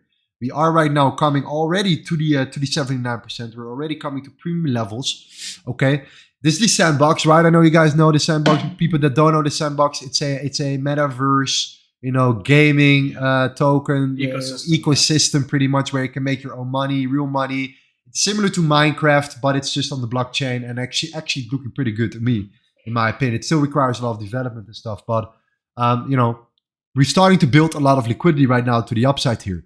So in regards to a massive trade soon, for the metaverse, it's just going to provide us with a lot of opportunity here. So just definitely keep an eye on this, because last time when Mark Zuckerberg released that 1 hour video when he changed the company to Meta and showed the metaverse, these tokens exploded. Yeah. We were prepared for that. Lorenzo called it like 6 months before. You're like, the gaming space, the gaming space, the gaming space. And we were preparing. And then out of nowhere, we had invested into a bunch of different ones. And boom, he released that video and things just exploded. If this release of what Apple is going to show is going to completely blow people's minds and actually start to bring them more towards AR and VR in like a sexy way, because before, there's still not a lot of people truly using VR. But if there is like a push and everybody sees the vision, there's going to be massive investments going into these type of projects. Absolutely. Same with things like Render and these projects that are actually rendering the metaverse. So not just a game or a metaverse token, but what are all the projects and the technologies needed to fuel and help build that metaverse? Absolutely, yeah. It's important to mention as well that if you look at the overall cryptocurrency market, that I'm still quite bearish, to be honest. I'm not seeing Bitcoin going to the moon right now. And I don't see any of these projects long-term now growing rapidly here. I'm talking literally about a short-term trade opportunity, to get in, to catch the momentum, to catch the wave, to catch the hype, and to get out of the market. That's all I'm looking for. So I just want to have a very close eye on the market in regards to, the sandbox, Gala games, and all of these things that we can trade with futures, as well as, most importantly, so we can get in a position. We can secure ourselves on break even as soon as possible, and we can just see how far we can ride the wave. So what I want to do is I want to make sure that in crypto right now, also in Discord, I'm going to keep you guys updated in our section right here, in our VIP section right now. Very, very quickly, making sure that I share as many setups as possible also right here in regards to that for the next coming days right now.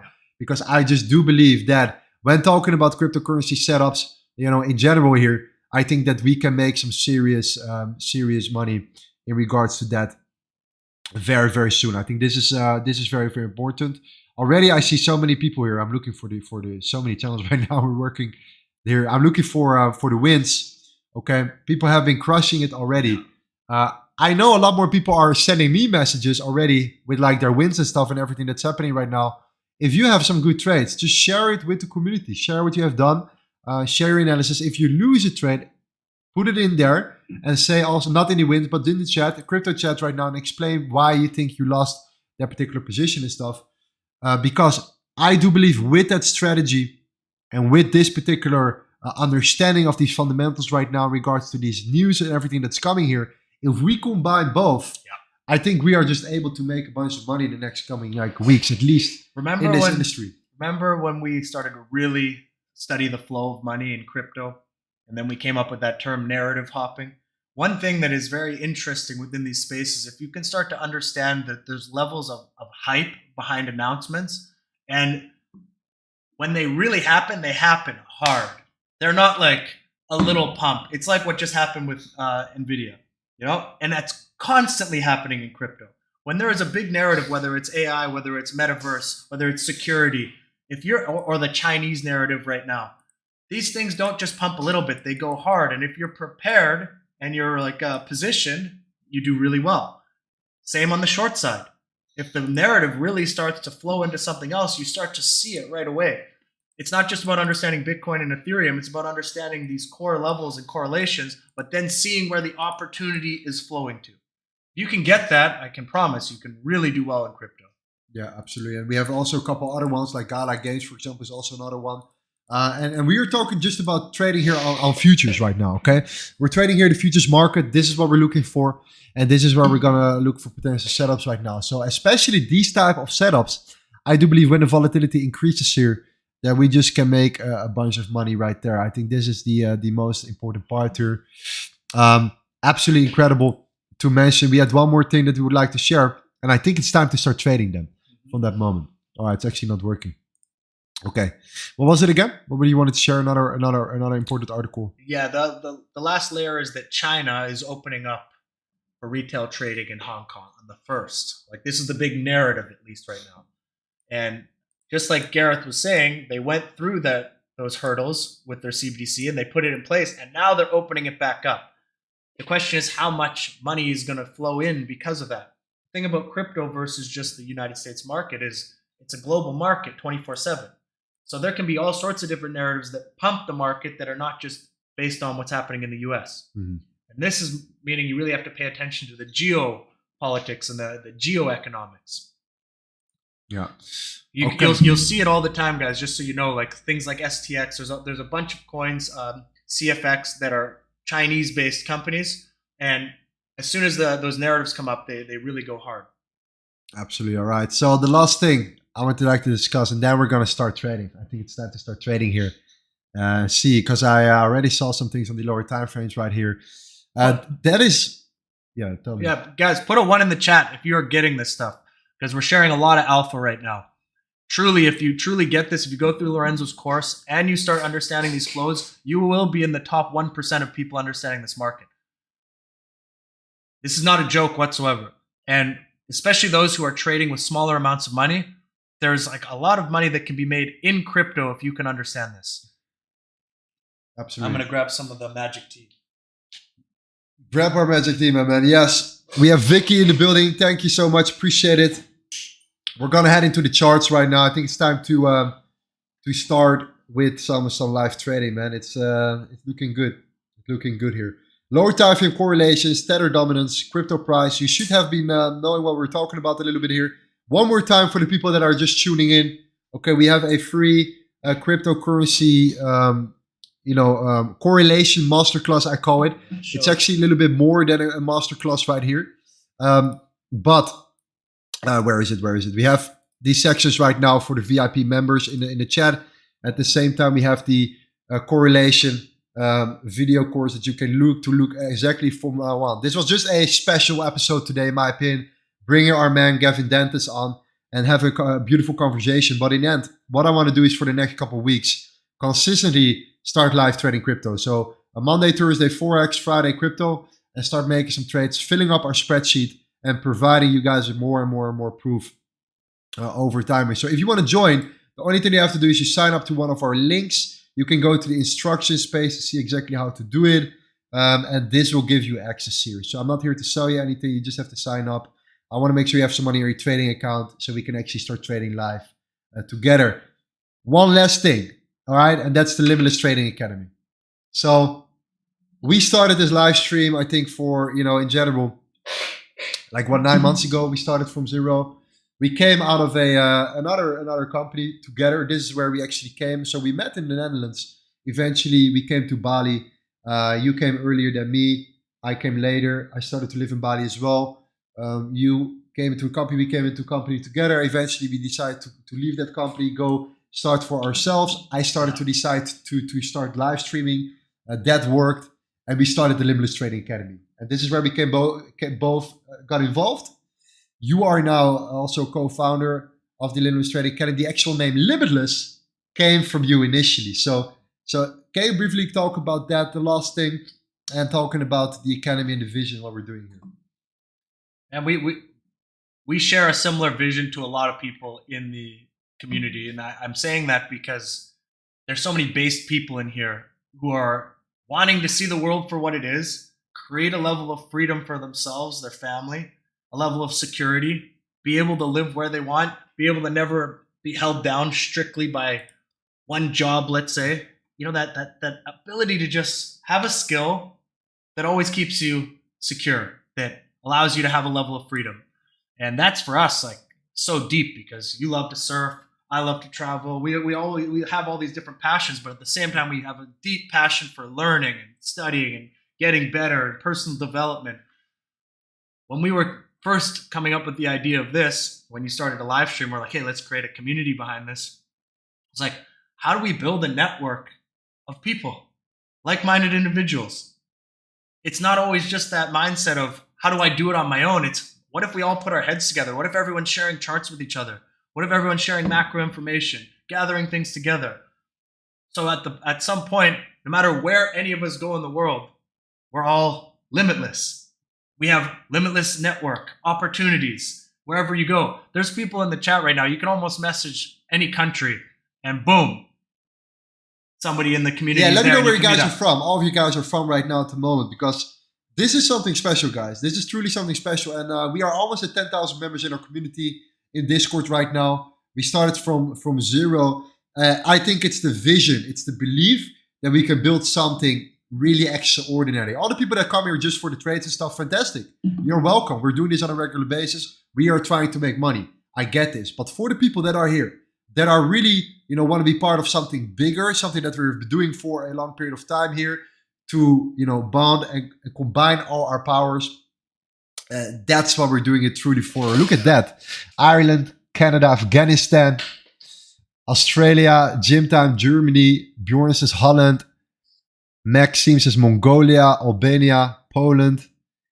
So we have to go to South Africa, man. Like 100%. We have to go to Cape Town for sure. We have to go there. Look at this. Peru, India, Romania, Australia, Afghanistan, Portugal, Kenya.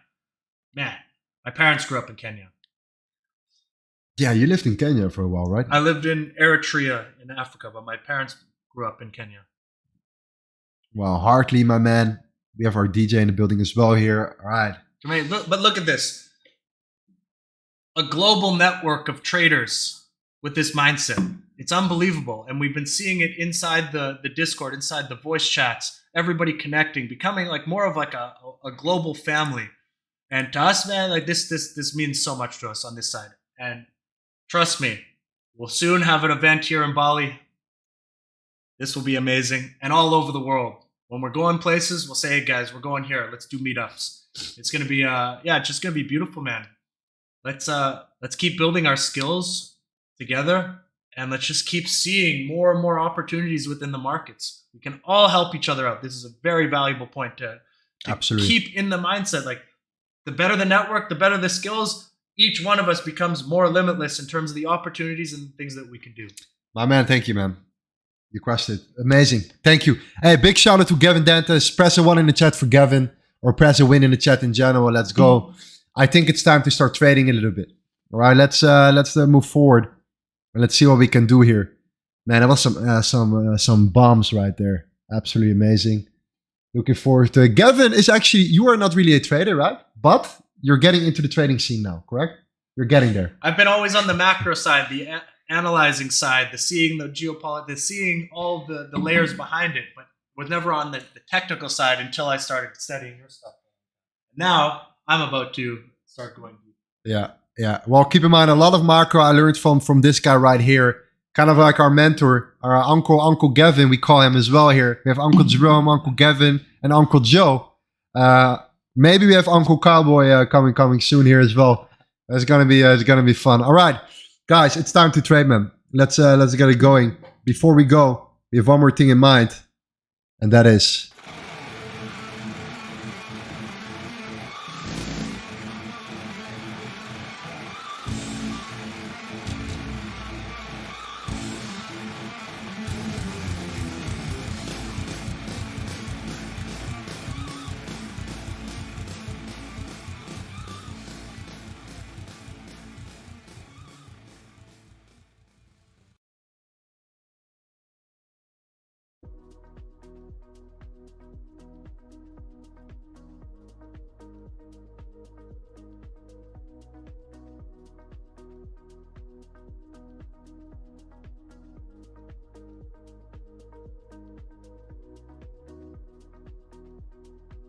there we go. Throw that. All right, we're gonna start trading, guys. Looking forward to have it. It was an amazing session so far. I said no audio. All good now. All good now. Welcome to Bali, aka Russia, indeed. It's definitely the case here. Okay, guys. Let's see what we have right now. Let's go to what we usually tend to do here. Okay, we have Bitcoin, number 1. That's what we're looking for. Bitcoin comes first at the moment. We're going to our futures account. We have everything ready right here. We are looking at our account right now. We are growing our account from, I need to update our spreadsheet, but we are growing our account from $650 to $10,000. That's our target right here. We are now at $3,250. Okay, I have a couple of settles that I need to update here. We have our spreadsheet as well, which I'm going to update. Make sure that everything is updated after the stream. I'm going to implement all these order numbers, integrate them into the spreadsheet. But our goal is to go to the $10,000, okay? I think that's a fantastic overall, foundation. I think you guys can work with that. I think in general, it's important to give you guys some more proof. And the best thing to do and actually continue from now on is to grow this $3,000 account right now into $10,000 and just by live trading, all right? Just by actually executing trades here on a regular basis using this particular strategy. All right. So when looking at this exchange right now, Bitget, we're using Bitget right here. If you want to have more information about it and you want to join the course, you want to get access to my free course as well, you can sign up to one of our links, deposit $100. You can trade with me live and you know exactly what kind of strategy I'm using. So it's like an all-in-one deal here. Okay. Which is in my opinion much more valuable. And my idea is to actually convince the community that this could be something for you in the near future, besides what we're already doing when we're trading Forex right here. Okay? So Bitcoin is coming up, guys, and this is what we were waiting for. So this is actually one of the main reasons right now is that I'm looking for that particular rejection right here. All right? If we are here, and if we are coming back to that zone here, the value area low at 26,662, for me, that's a super important level right now to take in consideration here. If you look at the daily chart, we have this whole range, and we actually broke out of that range recently here. Okay, we broke out of that range kind of tightly, but we filled up some of that imbalance. We are still looking relatively bearish. The market sentiment is still not looking that great here. That's why I think that the value area low is a place where I know potentially a lot of shorters will actually come and step into the market here. Okay, so what we are doing, I'm looking right now at this particular level. We are coming up already, but at the same time, when you zoom in and you go to the lower time frame, we are now coming back towards important zone as well. If you look here on the 3-minute, I think it was right about this particular high. Okay, I want to see what's happening on that particular high as well, because we're right now coming into this high internally. Okay, and this is just something that I'm looking for in order to look for potential scalp opportunity right now. We are coming into this particular zone, and you see right here that we already broke the previous high. So that's important to leverage. We have broken the high right now. So in my opinion right now, it's important to mention that we are coming closer and closer towards that particular zone. But if you then look, zoom out a little bit, okay, right here. Where's the chart? There we go. There we go. And I have one more. There we go. We have one more zone that is right now right here. Okay, and we are now in that zone, and we're now going to reject it as well. It's the last layer. But in my opinion, the major resistance is there. So in my opinion, when we're looking for a trade setup today, I'd rather wait for it to come back up a little bit more. This is the 1 minute chart to tap into that particular zone. And from there, you know, look at the crypto bubbles, to look at, you know, all of these different cryptocurrencies, and to see, you know, besides, you know, what the Bitcoin dominance is telling us, what the Tether dominance is telling us, you know, where is the money going, to then decide, okay, are we going to look for potential short for Bitcoin, or are we actually going to go to a potential short for altcoins in general here? All right, so we're looking for the combination between Bitcoin, altcoins. Based on that, of course, based on a couple of charts, we know exactly what to do here. And the chart that we always look for in order to make a decision then is, of course, the Bitcoin dominance. Okay, the Bitcoin dominance decides, in my opinion, what we are going to do. That in combination with total 1 or total 3. All right, looking at total 1 as well here. Of course, we have a very, very similar chart right here. We are tapping into that zone. We are now coming back into that level. I want to definitely see what we are doing here. But if you look on the 30-minute, we start to build up some serious stuff, serious liquidity to the downside as well here.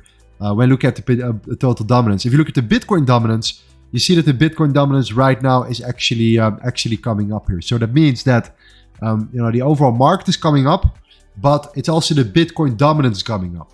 So what does it mean? All right, let me know in the chat, guys. If the overall market is coming up, but also the Bitcoin dominance is coming up, what is happening in the market? What is happening overall here?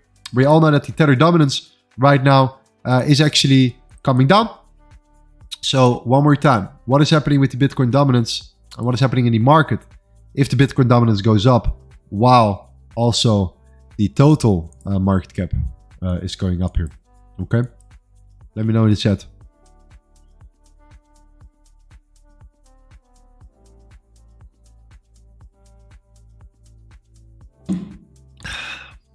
One more time, Bitcoin is going up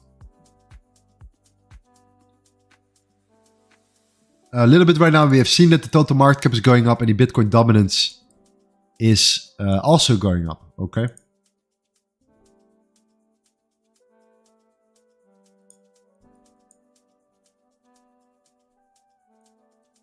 What does it mean?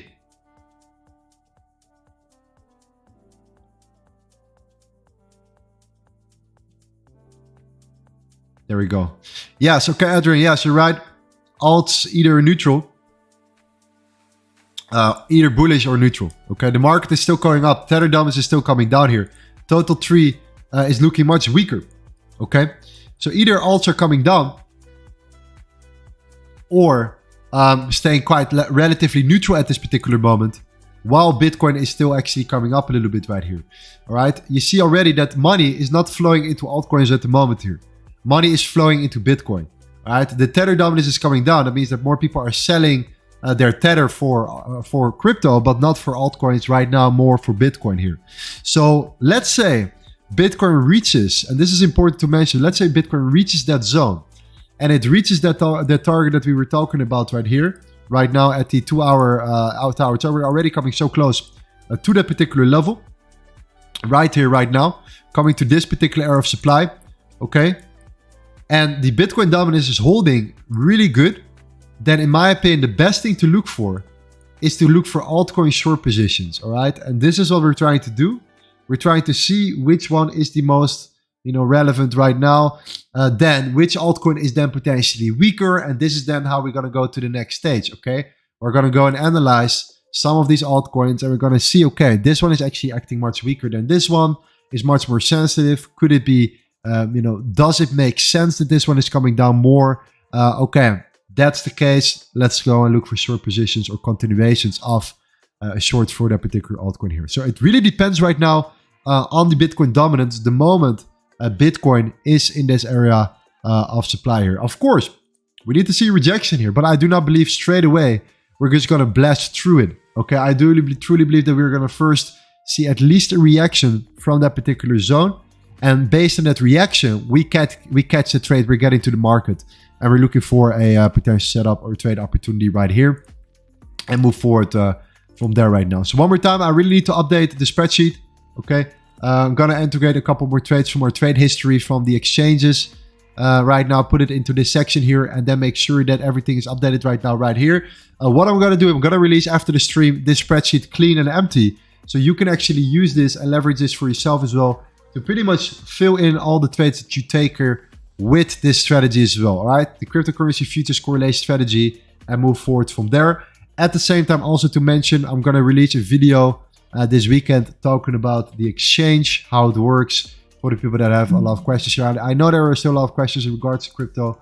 I think it's important to make sure that this is all clear here. Okay, so Bitcoin right now coming to that coming up to that zone. We still have this high internally. We are now already back at our Bitget chart here. So guys, if you look at a particular charts in the market, some of these charts are a little bit different. So make sure that you either look at Bybit or Bitget. They're relatively similar, okay?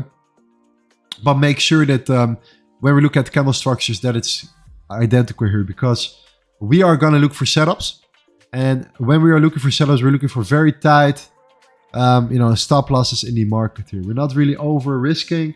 At the same time, we're not really, putting a very, very wide stop loss. We're trying to nail down our entries here as much as possible right now, right? So important to mention that we are now coming back to that range. But at the same time, I do believe that we are coming closer and closer to the value area high. So potential shorts, in my opinion, when we're coming towards zone, the question is then, are we going to look for, potential shorts from the from an altcoin perspective or a Bitcoin perspective around this zone? Let me know if you guys also have any questions. I think we're going to have quite a long stream today. I think we want to make sure that we are fully taking advantage here of the market. There is still a little bit more volume in the market than there is in the weekend. Okay. However, last Sunday was actually very nice. We did actually quite well that particular day. So when I stream, and if I want to, let's say do an extra stream in the weekend, then Sunday is definitely better than a Saturday. So this could potentially still happen.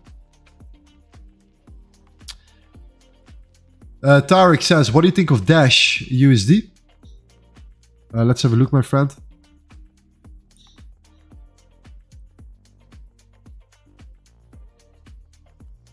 I think it was here. Yeah, right there.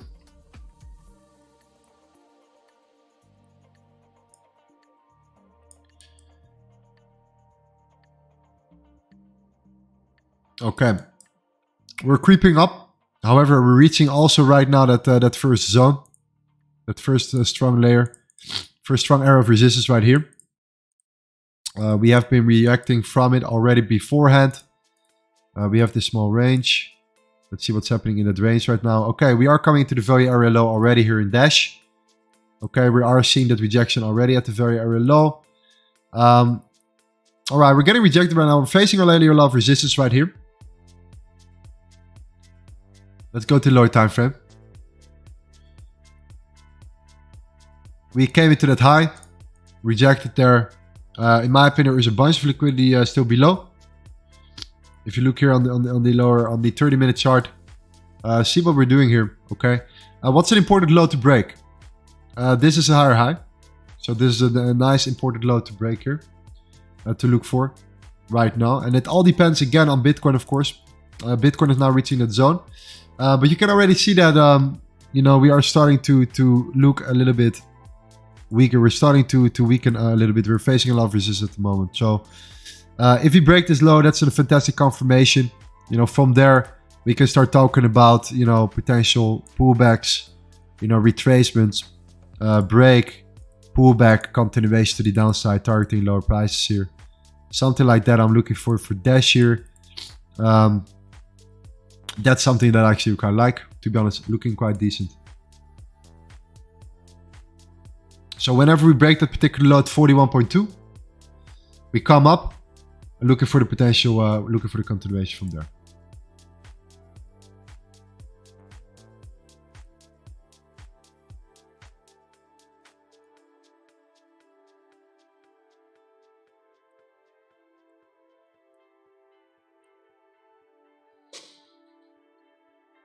I'll look at BNB.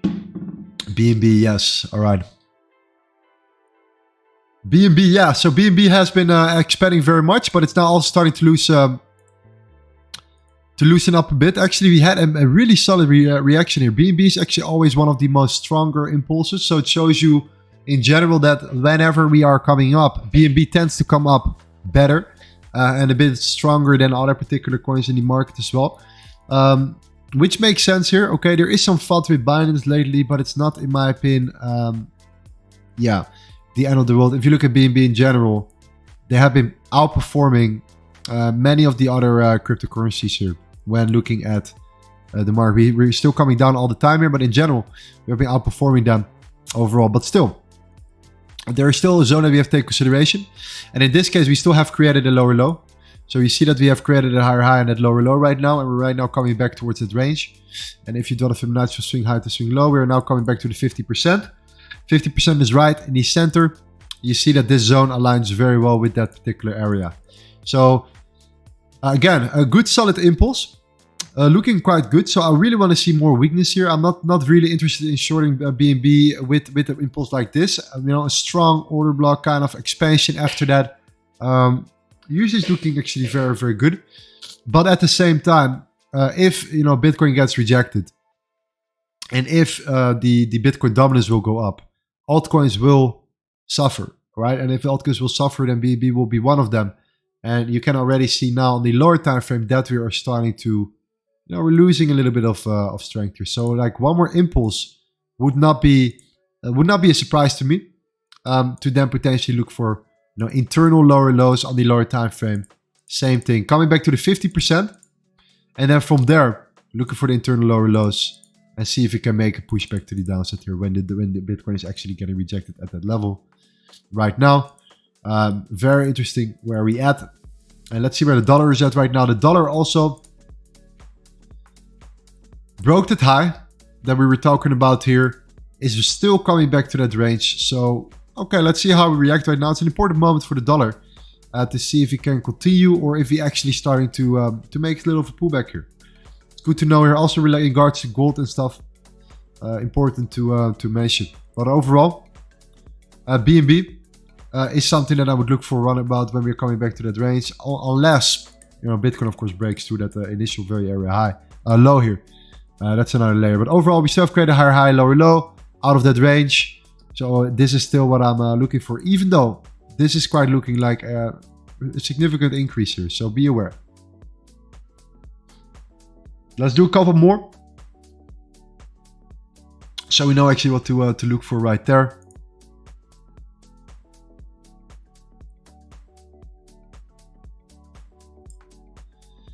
Sean says render and XRP might be good for shorts. Arbitrum is on a point of interest for a pullback. Okay.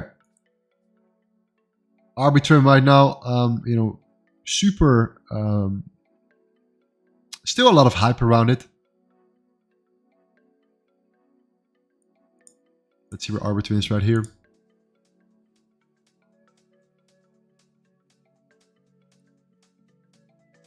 Yeah, a lot of hype overall. Yeah, let's see. So we're still coming up. Okay. Look at that. Look at the Arbitrum right now in general here. Very interesting moment. Let's now look at the daily first. So daily chart. We opened up, and now I remember we had that launch in April. Roughly like the end of March, beginning of April we had that launch. And then after that we had that massive sell-off right now. And Arbitrum, man, it's starting to look very interesting at that moment. If you look on the lower time frame though, we are now coming back to that range, and this is an important level to take consideration. This is an important range here, right about around that particular zone. We came down, we had a body closure below, we consolidated, came down, consolidated, came up, consolidated. This is constantly what we're doing, guys. We're consolidating, we have an event, we come down, consolidating, we come up, consolidating, we come down, consolidating, we go up here. So now it seems like, okay, are we going to consolidate or are we going to come back in these internal ranges? But indeed, if you look here at this zone, from that high that we created there, we are now back in a range, in an important range right here. So yeah, you see now that we're starting to lose some strength here. at this particular moment. So yeah, we are at an interesting, a very interesting zone here. Can't deny that we broke a significant low. Right here. It's actually quite beautiful. Right there.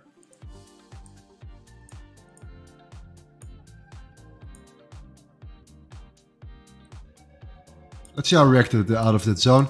And let's also see where the Tether dominance is at. Okay, I think this is important to mention as well. Here we look at Bitcoin, but we also need to look at the Tether dominance. The Tether dominance is actually, again, the most important chart to take into consideration. Why? Because it stands parallel against, the cryptocurrency market in general here. So it's very easy. If people are, fearful or they want to sell or get rid of their cryptocurrencies, what they tend to do is to tend to buy back Tether. And if they buy back Tether, it shows you that, they are trying to, get out of the market. They either wait for lower targets to buy back later, or potentially, just, manipulate price, whatever it is. At least you want to make sure that people just want to, they still use Tether as a safe haven asset here. So the moment Tether comes down, you tend to see that the total market cap, the overall market comes down. Sorry, when Tether comes up, you tend to see that the overall market comes down. When Tether comes down, of course, we see the other way, the other side happening here. So in this case, we're coming down, still at this particular moment. But at the same time, we are now reaching important levels. We are coming closer and closer to an important zone. And that is that 2-hour zone right here. And again, that's why I think that even though we have that fair value gap below, we have to take that in consideration. It's important to mention that was a beautiful expansion here. Consolidation expansion, all right? And now we're retracing from that consolidation. So we have the value area high here. In this case, the value area high is an important high. Couple zones that are important here. And then we have that candle structure around there. So why do I look at these particular setups right now? Why do I look at the Tether dominance? And what is the main reason why I look at the Tether dominance right here? Well, the main reason is if we see a bounce here, and we know that when Bitcoin or Tether is bouncing from that zone, right there, right around that level, either right around here or right around there, okay? What we are looking for is where is Bitcoin at the moment? Where are the altcoins at the moment? Okay, Tether is now there. Fantastic. Now we can start looking at the total market cap. Now we can start looking at total tree. Total tree is again the market cap excluding Bitcoin and Ethereum. Okay, so the altcoins. And then based on the Bitcoin dominance, we know what to look for. Let's say we bounce with Tether. Should we then short Bitcoin? Should we then short altcoins? We will find out later. But in this case, we are waiting for that bounce. And that bounce could happen, in my opinion, look at the market right now and to see where we at anytime soon here. Okay, so if you look already right now, we are looking at this swing low to swing high with Tether. And we have the equilibrium, the 50% Fibonacci right in the middle here. Okay, that's what we're looking for. Rohan, Lorenzo, there's a huge imbalance below. Isn't it safe to buy from a down level? That's a great question. And what I would have to say to that is that, yes, we could see lower targets here. We could see this coming down.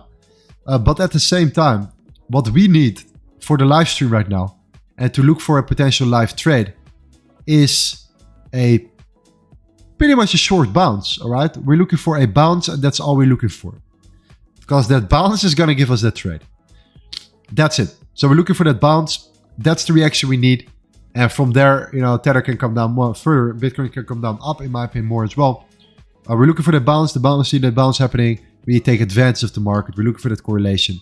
And we execute the position. And that's what we're going to do. So in this case, we are coming closer and closer. I want to highlight that the 50% is right here. I'm not sure if you guys can see it right now on the charts. But the 50% is right there. Okay. Let me see if I can find it right now. There we go. Right in the center right here. It's literally around that zone. So we're coming very close here. It is actually at 7.68%. I think that's an important level to take consideration. Okay. So at the moment we see that bounce, what are you going to see? We're going to see the following. Okay. We are going to see immediately the Bitcoin price potentially coming down here, or the total market cap coming down first, okay? So if you look here at the Tether dominance, one more time, we have the Tether dominance here, and we have the total market cap here, okay? I think this is important to mention. We have both right there. What do we see? Total market cap, and we see the Tether dominance right there. Of course, they're running parallel with each other, okay? The strongest negative correlation is literally with the Tether dominance, okay? If we invert the scale of total market cap, you see already that it's identical. So that's fantastic to know, and that's what we're looking for. We're looking now for a potential bounce of the Tether dominance, okay? Why? It might be on the 5 minute that it looks identical, okay? But if you then look at the, let's say, 1 hour, okay, it looks a little bit different. It looks a little bit different, and that's why it's so nice here to take consideration. Yes, if it's exactly the same, why is it beneficial? Well, it is not exactly the same, but at the lower time frame, it runs almost identical with sometimes a little different expansion here and there, right? A little bit more strength up or down. That causes the difference in the overall market. So now you see that the Tether dominance is coming down. You see that the total market cap is still coming up. Because that's happening, Bitcoin is still coming up here, okay? But Bitcoin right now is coming up, and it's coming up and it's almost at that important zone, okay? The value area low of a daily range. While Tether, now at that particular moment as well, is reaching almost the 7.68%. That is the equilibrium. That is potentially a bounce, or shows us some bounce potential here. That will cause the total market cap to potentially come down, breaking internal structures right here. If we break that internal structure to the downside right there, what is going to happen? We are going to break down and we're going to come down and we're going to look for lower targets in the short term. But then, again, the Bitcoin dominance comes into play. If the Bitcoin dominance comes up, then what is more important? Shorting altcoins, shorting Bitcoin. Look at the Bitcoin dominance coming up, all right? Super important to take consideration here. Bitcoin dominance is coming up significantly. While we're almost there, we are almost now at that zone. So we are going to look for shorting altcoins right here. Yes, Bitcoin is one, but altcoins are completely getting destroyed soon if we're going to see a bounce happening here very, very soon. All right. So that's amazing. And that's why we're going to look for some potential setups right now.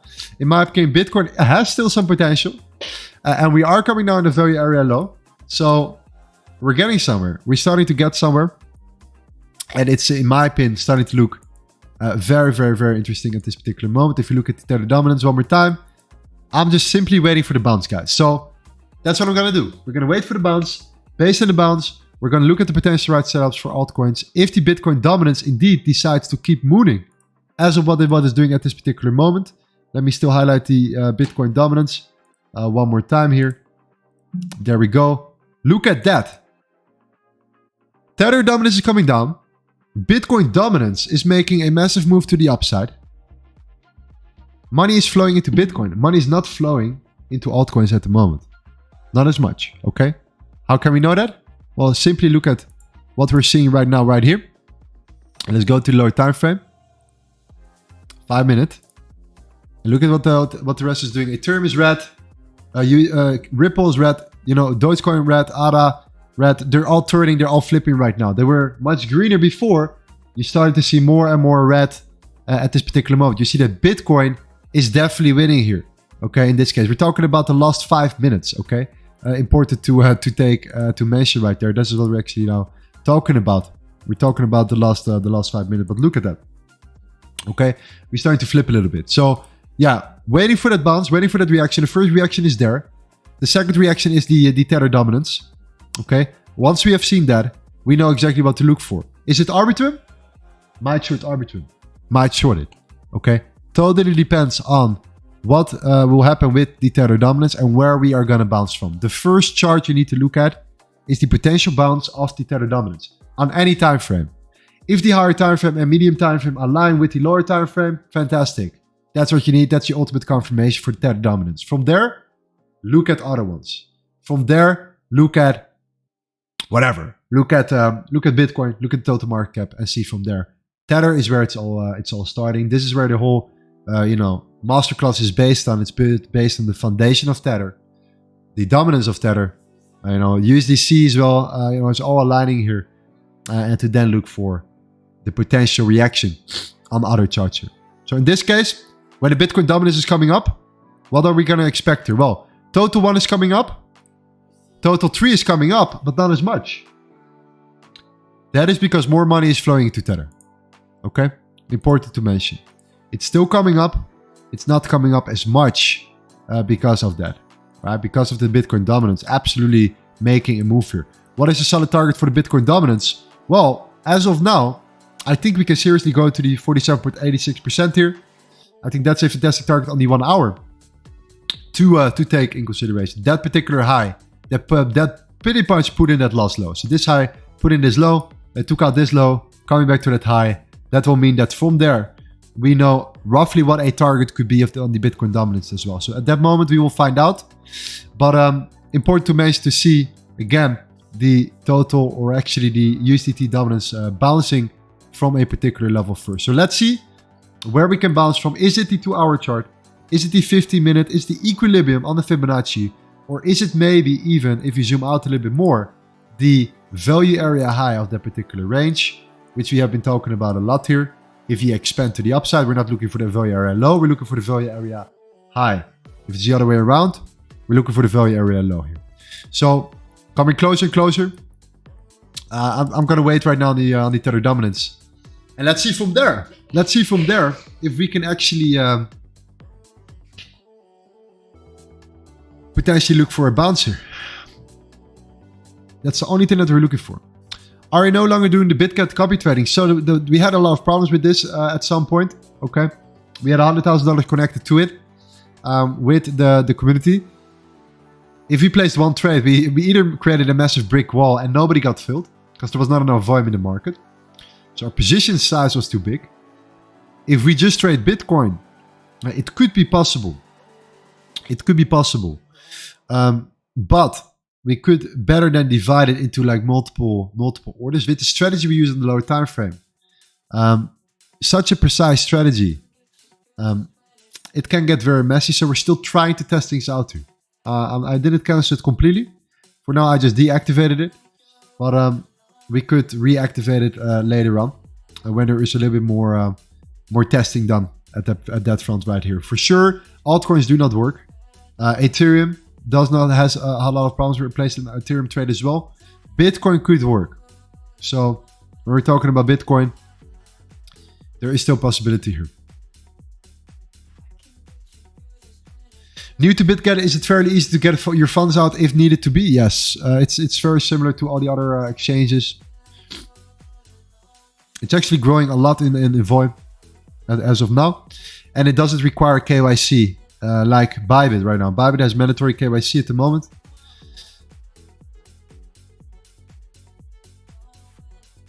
Wilson says, I'm currently up at 90% of long in Bitcoin.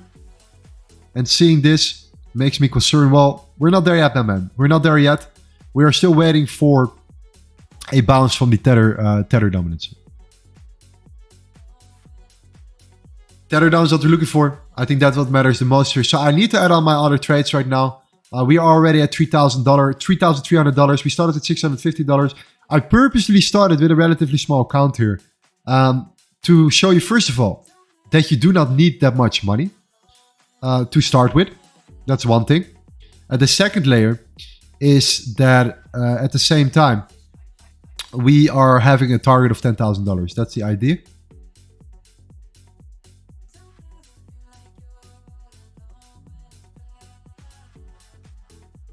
Bitcoin dominance coming up very, very rapidly right here.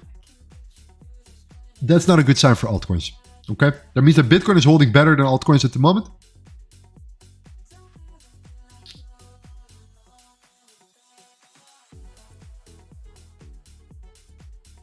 Again, we are waiting for the bounce on the Tether here. We're coming closer and closer. Let's go to the 2-hour chart. We're right now coming to that zone. 3 zones. Fibonacci 50%. Then we have that 2-hour area of the month. And then we have the very area high. And we have that imbalance above here. So underneath here as well. So yeah, let's see. We're looking for a 5-minute bounce right there.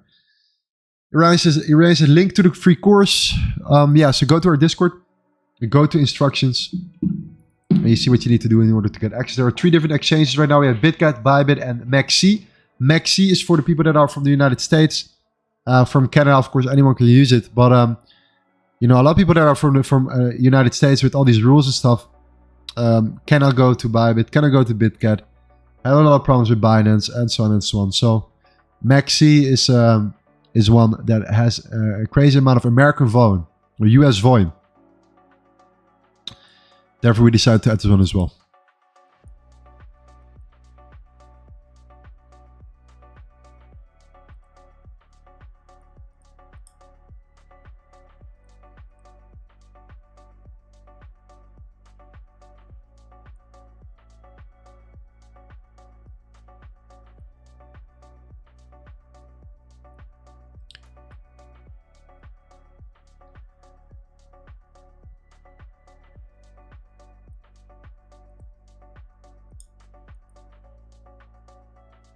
So far, Tether is still coming down, Bitcoin is still coming up.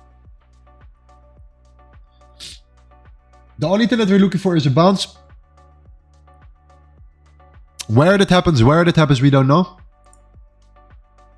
That's the beautiful thing about it. We're waiting for a bounce. It can happen now, can happen later, can happen also at 7.61%. We will find out too.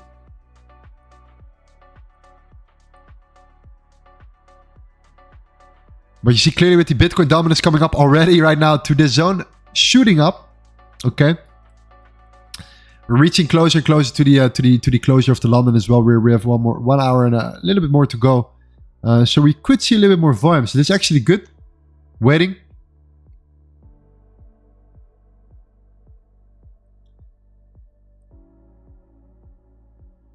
Total 2 is definitely much weaker here. Okay, we are now coming to that zone here. That means we're talking about Ethereum specifically. Usually in this case, it's another 250 billion. Okay, so pretty much total 2 is Bitcoin and the altcoin, Ethereum and the altcoins. Of course, we know that Ethereum has around a $250 billion market cap, I believe. If I'm correct, I'm not sure, 250, 220.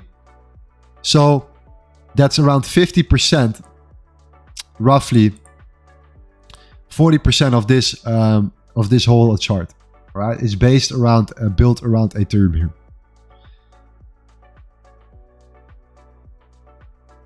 How do you consider continue to be long? Well, if you are long right now, then I would suggest to hold your long. I would just hold your long until the Tether dominance decides to show you signs of a reversal. That's it.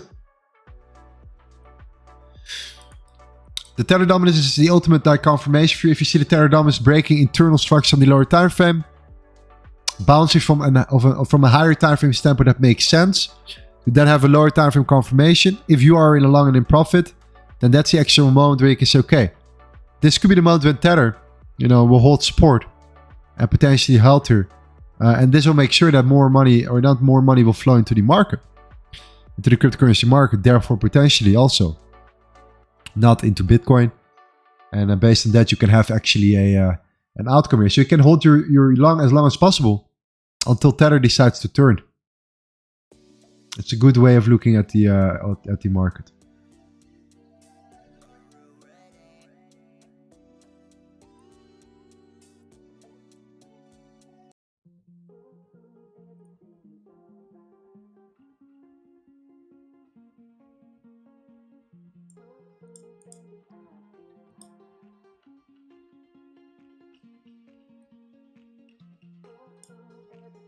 Strong push from Bitcoin.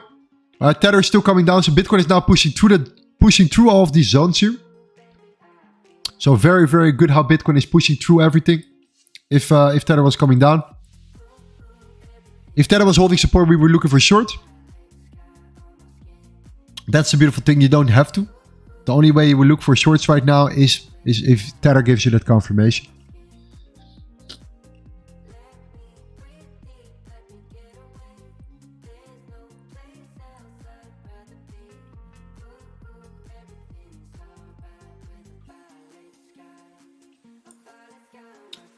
Alright, you see that altcoins are definitely not as strong. Okay, Bitcoin coming up, altcoins are not really coming up here. Why? Look at the beautiful reaction as well. Lower low. Look at Arbitrum. Arbitrum is losing a lot of strength. Created a lower low.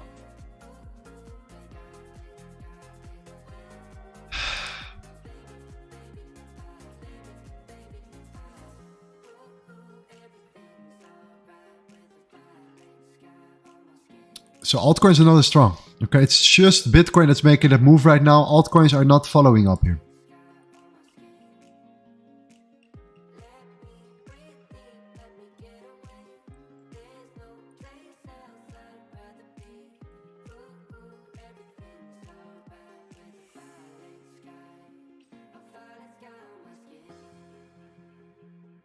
There we go. The Tether dominant is making at least showing us a little reaction. Nothing spectacular here.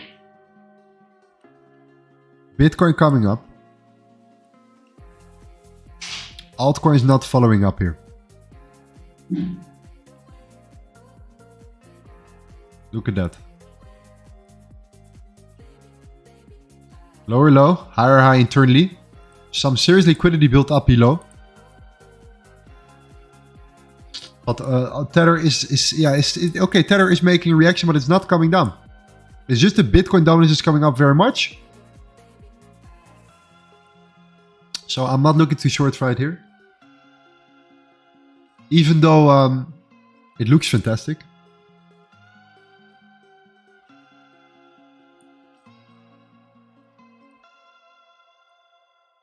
Bitcoin dominance, man. Look at that massive expansion. We haven't seen a candle in that like for a while. The last time it was Friday as well. Keep that in mind. We had Friday, massive expansion right here.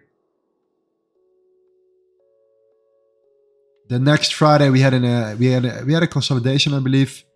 This Friday, or we had an expansion this last week. Same old as we have seen here right now.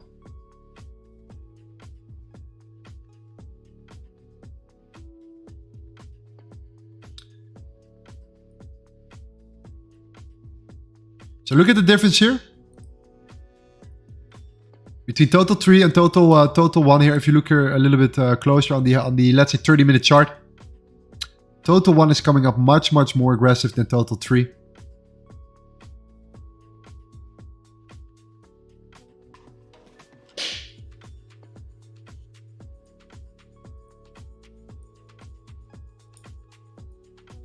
We're coming closer to this zone here. I'm very curious how we're going to react at the value area high of that range.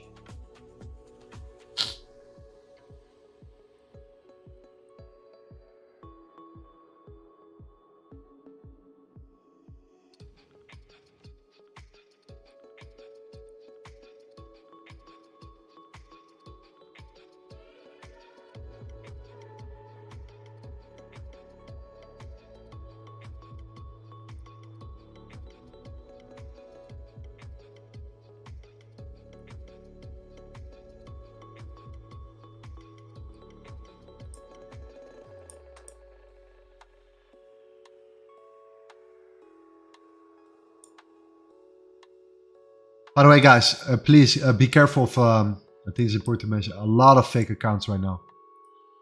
It's absolutely crazy. A lot of fake accounts are going through the market. We're talking about crypto right now. And then this guy is coming to you, sending you all kinds of friend requests, talking about crypto, okay? Just to clarify, that's definitely not me. I will never send you a private message talking about some crypto investment here. You know, unless I told you on Discord, but you know, no. Just make sure that it's me on all fronts. It's probably not me, but just to clarify that. It's getting wild. It's getting crazy. It's getting a little bit crazy.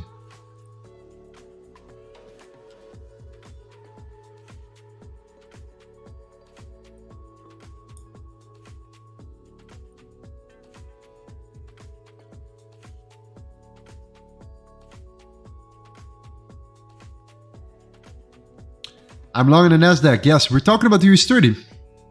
US30 expanded massively here. What's the tool called? This is the fixed range volume profile.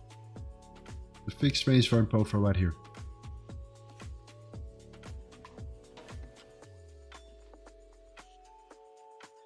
Talk to Discord. They don't want this other service. Yeah, it's just very hard to prevent. We're gonna implement some measures, but still, they find their ways. They find their ways.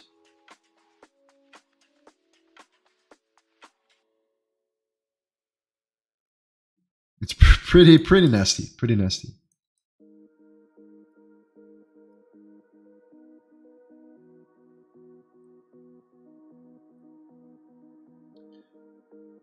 Lorenzo, your strategy to trade crypto is different than I'm used to, but it looks powerful.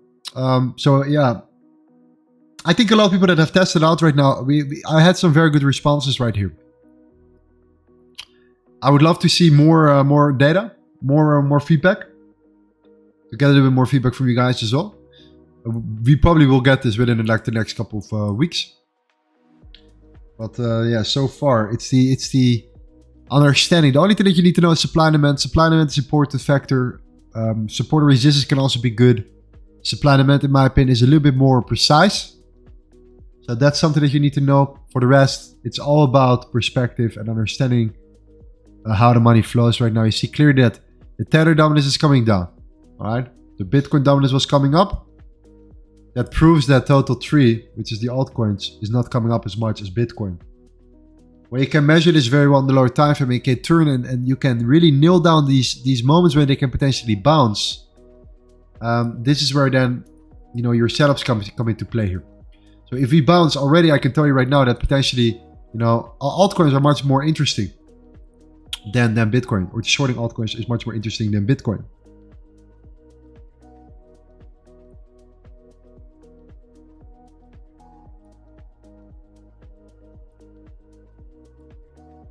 That's the reason why we didn't short it, for example, right now. Tether didn't give us any confirmation to do so.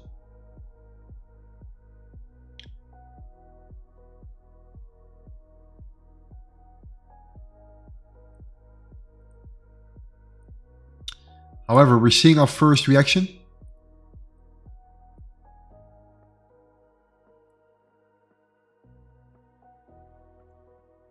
Gold dropping, thank you for sharing. That's good to know.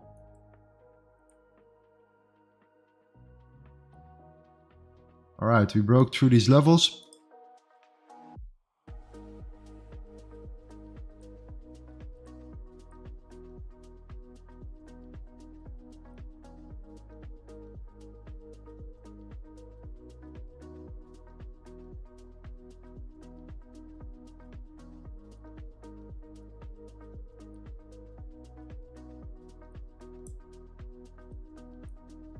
There we go. We're starting to lose a little bit of strength right now. Okay. Same for Bitcoin. Now we're getting somewhere. So that's one layer. Wait for that lower low at number 1. Tether dominance.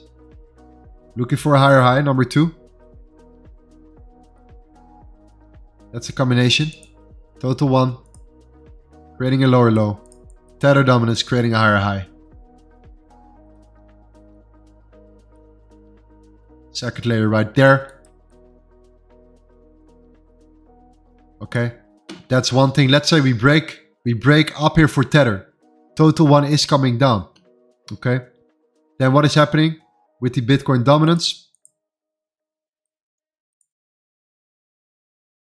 After that massive expansion right now, it is also facing some resistance right here. We came back to we came back all the way to these highs right now. All right, we reached a 2-hour era of supply here. Okay, interesting though. Interesting. Okay, look at that. This is also an important low for Bitcoin dominance right here. Fantastic. Then we have the Bitcoin price right here. We shoot through these levels.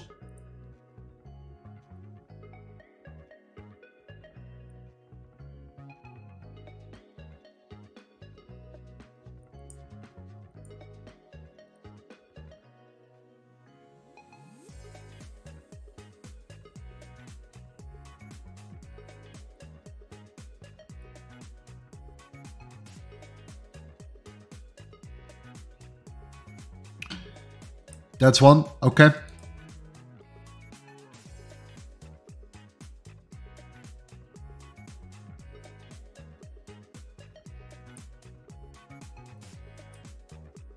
So Bitcoin right there. So let's say you have total 1 and you have the tether dominance right here. Okay, that's number 1. Then right here, number 2 is total 1 and total 3. Okay, and you put them together. Same thing. Which one is coming down faster? Which one is weaker? At this particular moment, I would say, if you look here, total 3 is weaker than total 1 still.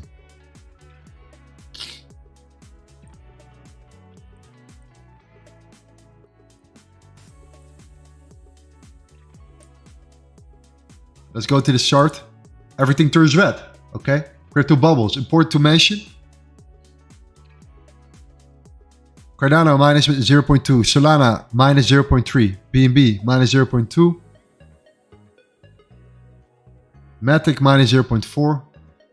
Let's have a look at Matic real quick here.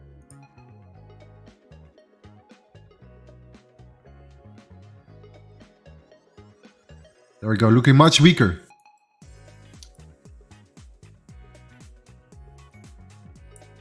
Rejection right there, bunch of liquidity built below.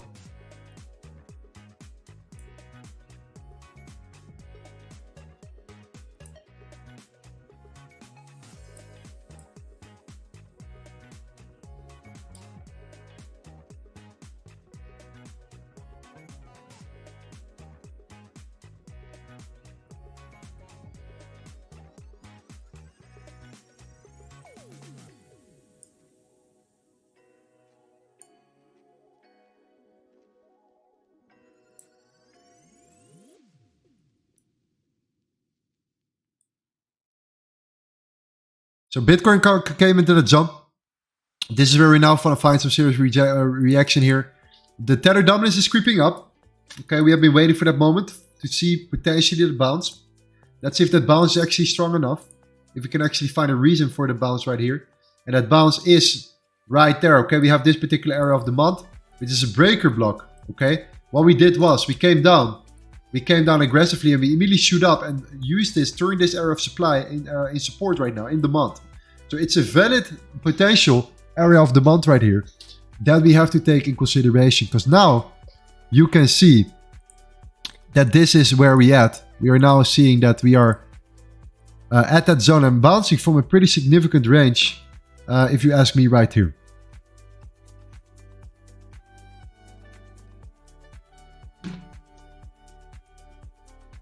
So let's see if we can create actually that higher high. That's your confirmation if you then create a lower low. Again, then you just simply combine both. Okay, you combine total 3 with total 1. Total 1 is looking right now a little bit stronger than total 3. You can already see it right here. It looks a little bit stronger.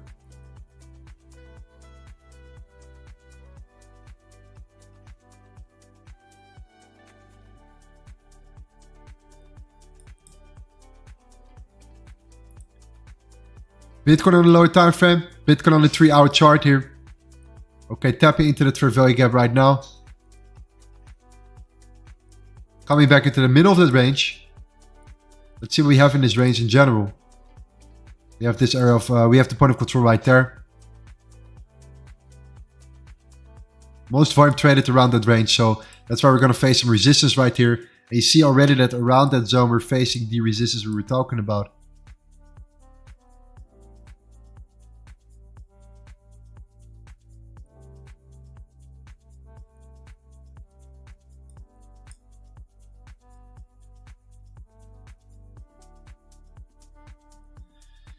Point of control right there. That's the area of resistance right now. Bitcoin is right now on the 1 minute chart. You see already that we're now trying to create a lower low. That's what we're waiting for. But in this case, it hasn't happened yet. And the total 1, that is Bitcoin and all the altcoins combined. You see that we're now holding in this area of demand, while total 3 is breaking through already to that level. So it's not really spectacularly looking much stronger than Bitcoin. But now we're seeing a move here. Okay, what is happening there? Let me tell you why. Straight away, the Bitcoin dominance is shooting down. The Bitcoin dominance is shooting down right now. Let's see what we have. The Bitcoin dominance is coming down. Tables could turn a little bit here. So let's see what Bitcoin does when we break this low right now.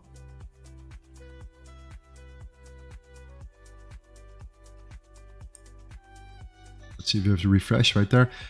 By the way, guys, the beautiful thing about Bitget is you can also try practice with me on a demo account right now. So you can create an account. You can go here, USDT Futures Demo.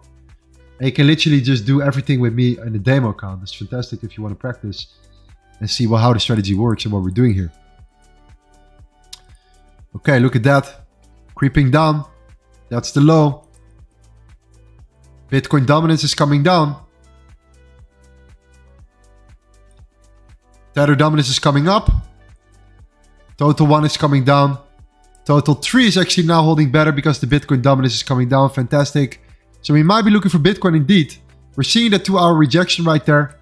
Okay, the naked point of control of this particular range. So it makes sense from a medium time frame standpoint as well. Why we are getting rejected right now out of this overall range right here. We're seeing that we're tapping into the point of control at the moment. So now looking at this particular zone, total 1 breaking. The Bitcoin on the lower time frame. Let's go to Bitget. Let's see if we can break this low. Number 1 priority right now. And from there, we will see right here. Okay.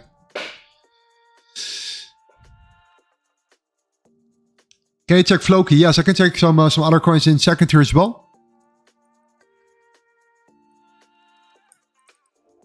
So we're waiting for this lower low.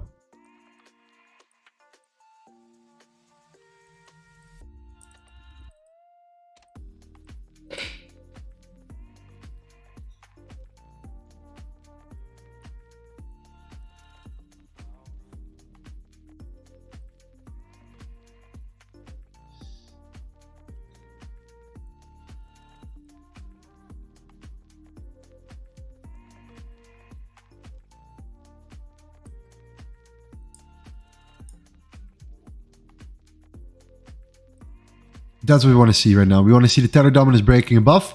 Not getting rejected here. Breaking and closing above.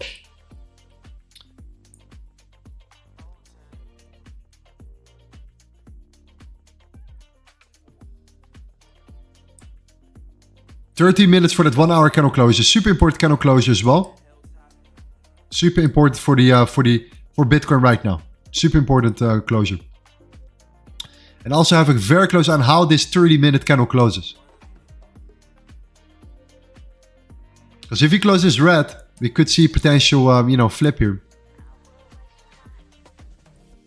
That will mean that we will break that internal low. And if you see this closure on the 30-minute red, that means that if you look on here on Bitget, for example, right now, you see that clearly then we will have to break that internal lower low.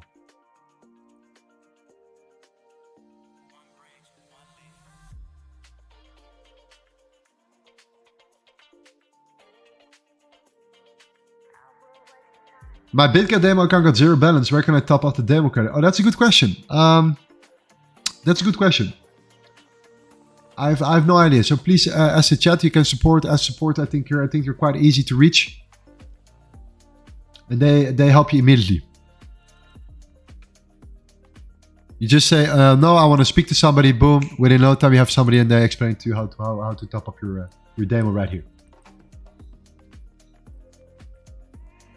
Nick says, hey bro, gotta go to the airport. Thank you for the good week. Yes, thank you, my man. Appreciate it.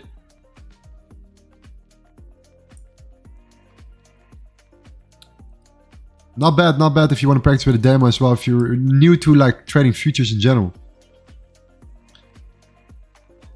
Many of you guys that trade Forex in general, you know how to trade leverage. So that's not really the issue. It's just a new platform.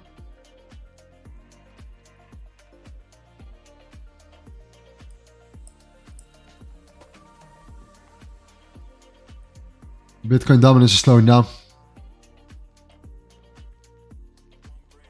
Total 1 is holding. Tether dominance need to break above. And Bitcoin, we're going to find out right now how we close this 1 hour candle. Super important.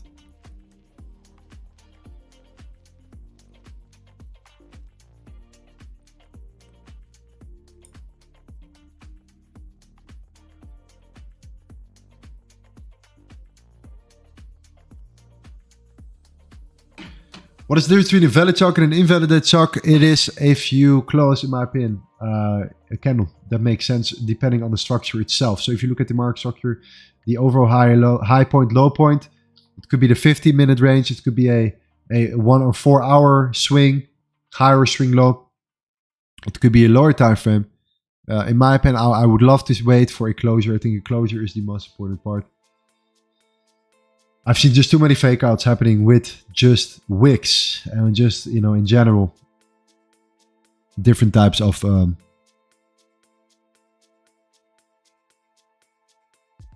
liquidity swipes and stuff.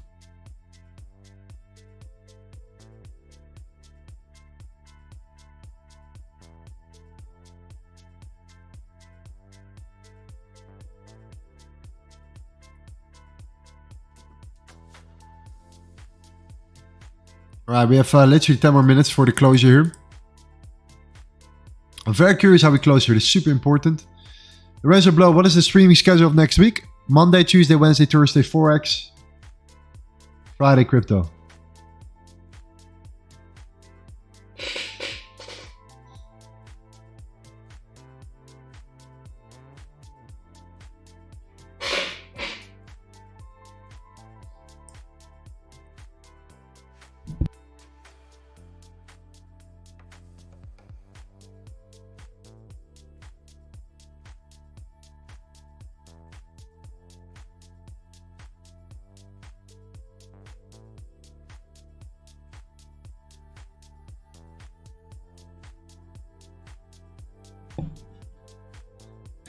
Okay, guys, we have a giveaway coming right now. What we're gonna do, I think, at the let's say 300 likes. Okay, we're gonna give away $100 in Bitget money right now in Tether, straight from my account here. Okay. Do you have a trading journal we can see? Yeah. However, I need to update it. A couple more trades done. We are now at $3,250. We are doing like a challenge, so a $500 to $10,000 challenge with a new type of strategy. Links in the description if you wanna find out what and how. But I have to add in a couple more trades right now.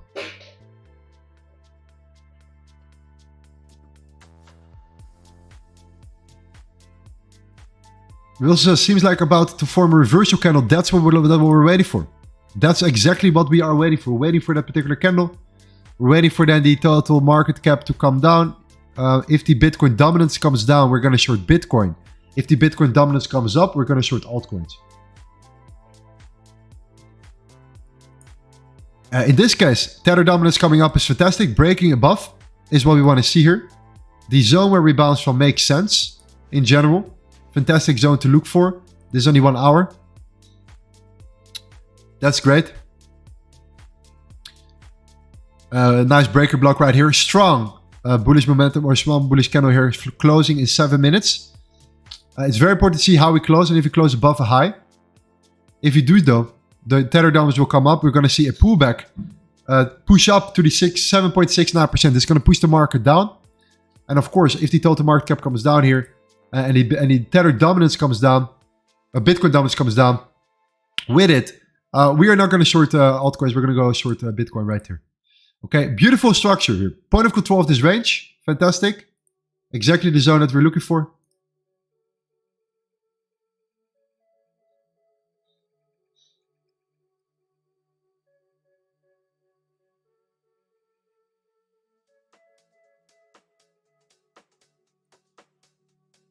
Why are you not trading on MaxC? 0 fees on makers and 0.01 on takers. It depends. It depends on the market. We're trading on pretty much on a couple of different exchanges.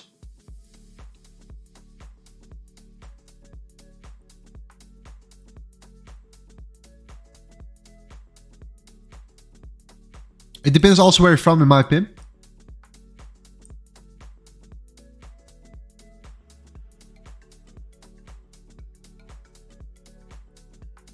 A lot of people are interested, especially in MaxC, are interested or are from the United States or Canada as well. But the trading volume is growing very, very much. MaxC is actually performing very well. That's why I decided to work with MaxC as well here. We have done our proper research, indeed. I see a lot of potential in it.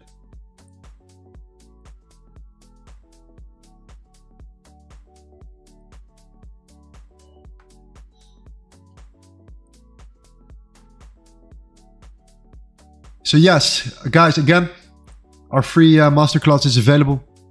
Our free course is available for everyone. So if you want to get access to it, you know what to do, how to follow it if you're new.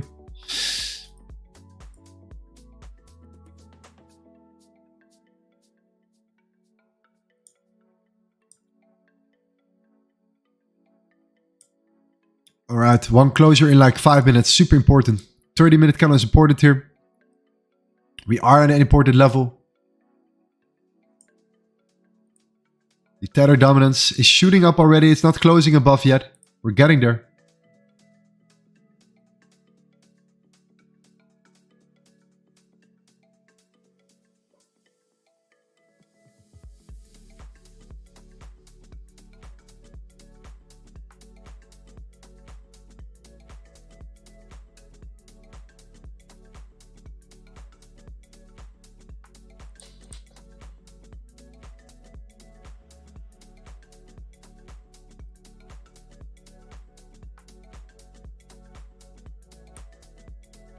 I think people do not like crypto. We have less people compared to Forex. The funny thing about it is, the moment we're going to break the $32,000, everyone starts talking about Bitcoin. Everyone is going to trade Bitcoin with us. But then it's too late. You know what I mean? Now we're preparing for the right moment. We are setting this strategy straight. So you know exactly how to trade, how to crush it. So once we are reaching that level when everyone else is coming, we are positioning ourselves already very, very well. So it's only for the direct fans indeed. I agree. And I appreciate that as more. And that's why I want to invest a lot of time into these type of people that are watching me on a Friday crypto. And on the other guys, you know, Forex, which I also love a lot. Monday, Tuesday, Wednesday, Thursday, and Friday. Monday, Tuesday, Wednesday, and Thursday. Practically the whole week.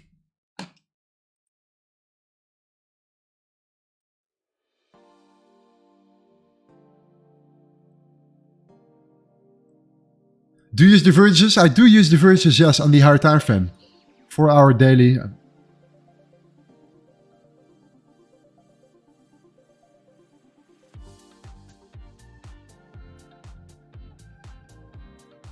I do. 3 minutes. 3 minutes left.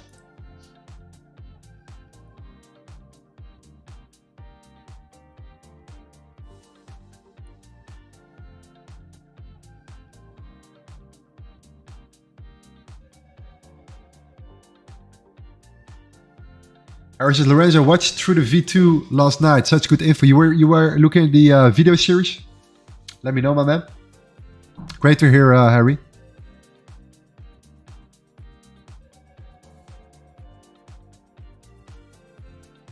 So if Tether dominance closes above, if Total One closes below, if Bitcoin decides to close this candle like this, roughly, and we see Bitcoin on the lower time frame breaking levels below, we're looking to short Bitcoin. While the Bitcoin dominance, in my opinion, comes down. If you come up, we might be looking also at altcoins as well. So it depends on the... it depends here. So far, altcoins overall are not looking particularly strong either. So keep a close eye on it. But anyways, I'm looking potentially for potential shorts here in the market. Uma, love knowledge, thank you. We really appreciate it. Thank you, my man.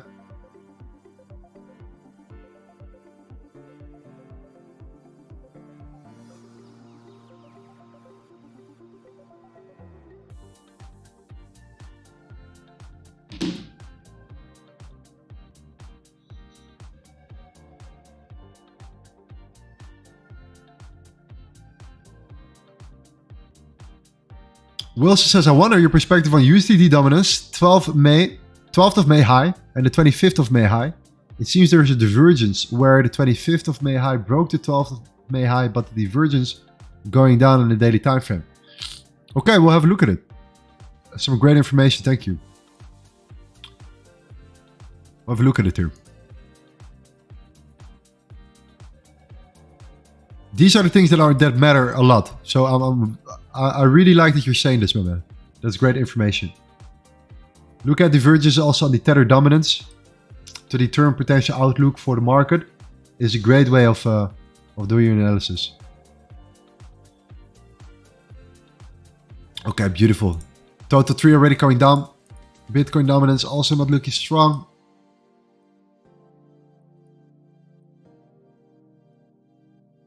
We already came up so much. Pretty incredible. Okay, look at that. 1 minute to go. Bitcoin is now closing at in the size of candle right there. You see at the same time that we are in an overall bigger range. Where are we coming right now? We're reaching the point of control. Okay, we have created that low, that important low that took out much of that the liquidity beforehand. But now we're coming back into that range. We partially came into that fair value gap. Now we're getting pushed back down here, which is quite important to see. Bitcoin needs to break the low. The reason why it's not breaking the low is because this is holding now, of course, the support. That's why we need to break it. Okay, that's the low to break. Particularly this zone right here. Altcoins are starting to look much weaker as well here. So I'm quickly going to go through some of these coins right now. Matic is looking not that fantastic in my opinion here. We are getting rejected from that range. I'm going to scroll to a couple of them right now to see, okay, what is the structure like? Okay, BNB is in that zone. We talked about this before. We came now towards its range.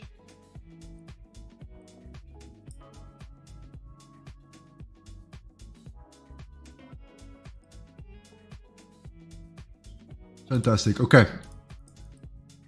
BNB is still stronger than the other ones. You see that Litecoin as well. Still holding up quite well. Dot is looking quite good. Where are the weaker ones? Matic is definitely one of the weaker ones right here. Okay, so that's something that we can have a close eye on right now.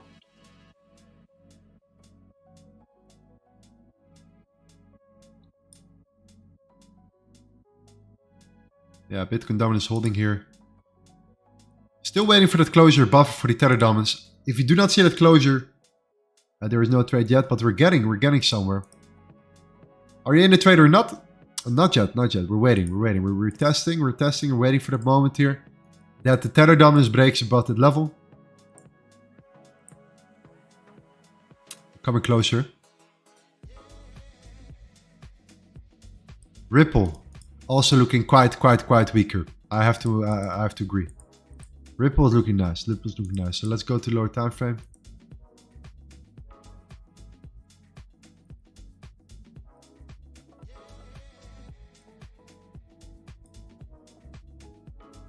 That's beautiful.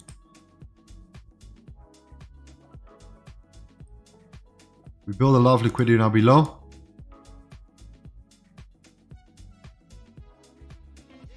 Yeah, this is looking good. This is what you want to see. So a higher high followed by a lower low.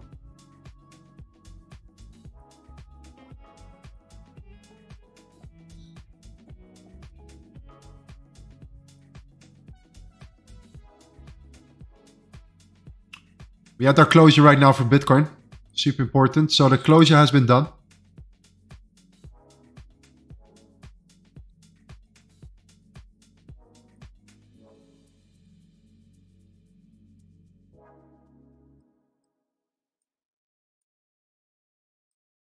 All right, we have been closing that in the size of candle.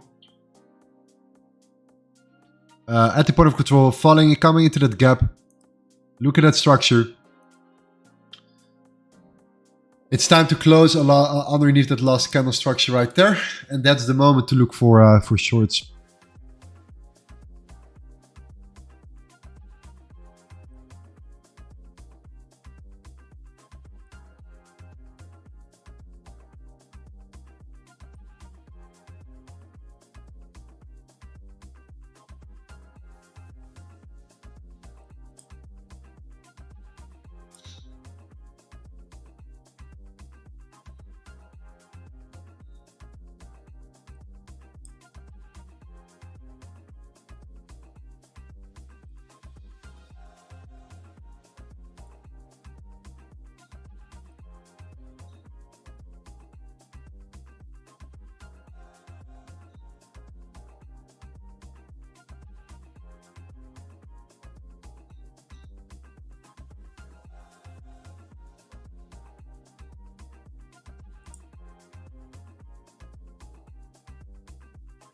Is Gavin your real brother?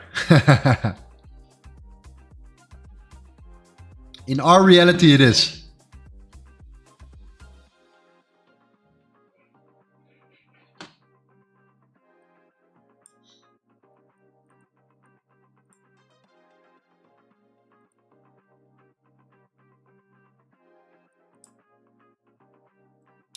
So yeah, very simple. Waiting for the break. Waiting for the break for the tether. That closure.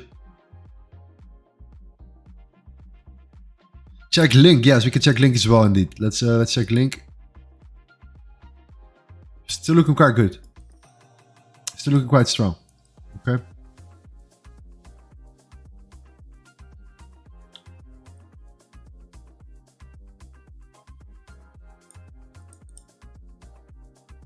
Still looking quite strong to me.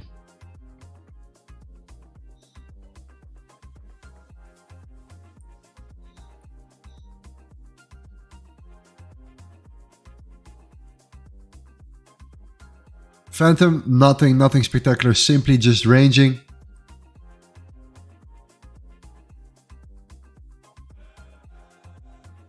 We are coming now in this high. That's actually an important level right now. We're getting rejected at that zone. We have a bunch more liquidity below here. A bunch more that we can take out. Right there.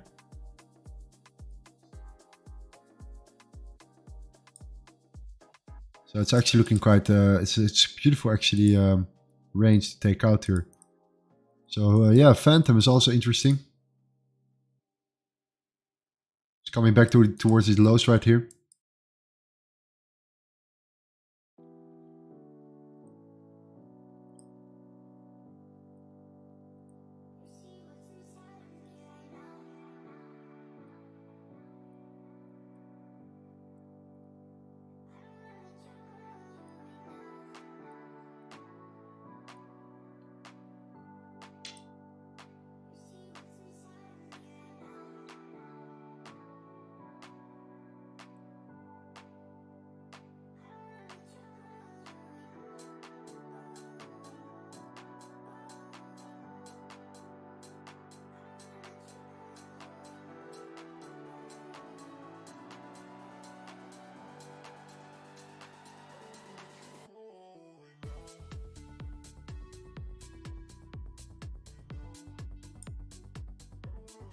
Look at Phantom right here.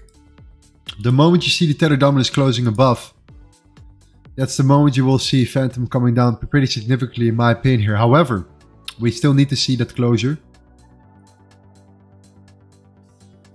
That first bounce was great.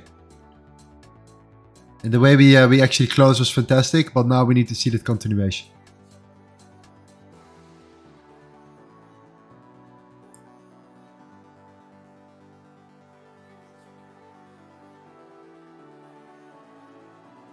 This is Bitcoin. Yes.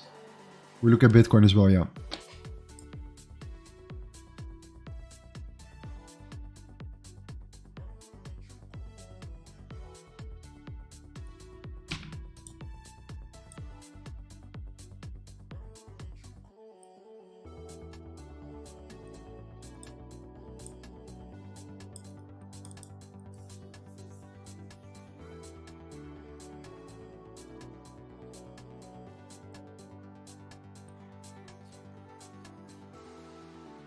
You will take a short at which level? That depends on the on that break here for Bitcoin. If you get rejected truly here and we break below that zone, the question is, are we going to come for the retest and we can continue down here? That all depends on the Tether dominance, on the Bitcoin dominance. And they have a couple of altcoins that are looking ready to be shorted as well. Phantom is definitely indeed one of them. I saw Matic as well being quite weak here, so that's what we're looking for. Hey, what says Dogecoin is looking good, okay?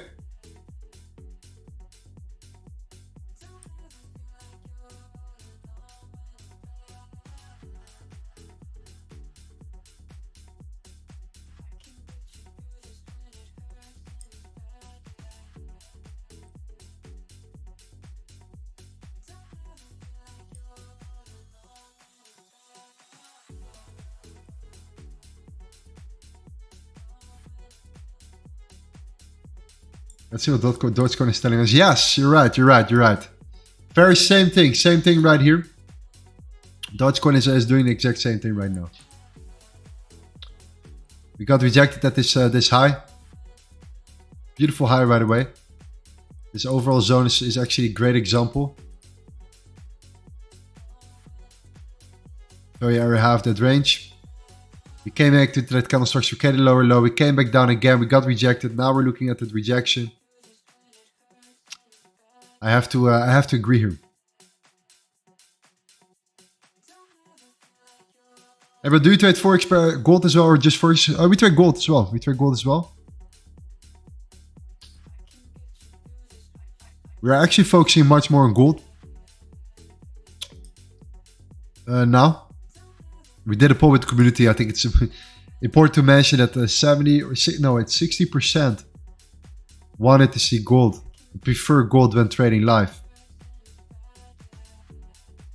It's quite a lot of people.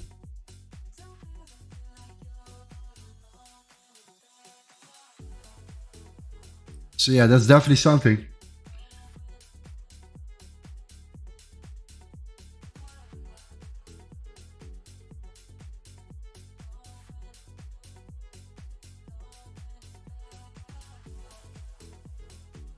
The tether dominance again, most important chart.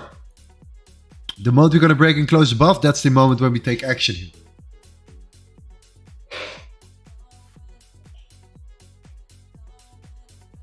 Jonathan says the gold is the only currency at anything else is credit. Yes, anything else is yeah.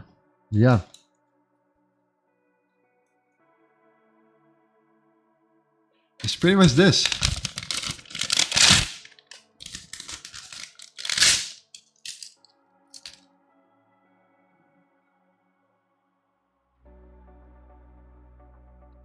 Okay, look at Algorand, please. Tux and Apex Pro Exchange. We can go a couple ones while we're waiting for the tether dominance to break out here. So let me put an alert first on the tether dominance, so we know when to trade.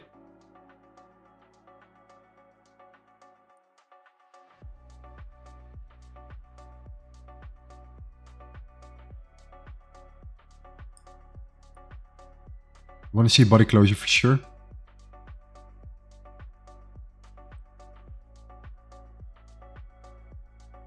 Okay, I'll just put it there then. Okay. So Phantom, yeah, potentially looking for sure to short Phantom indeed around that zone. That's one. Dogecoin is also starting to look a little bit weaker right now. We have which one as well? We have Algorand. That's one indeed.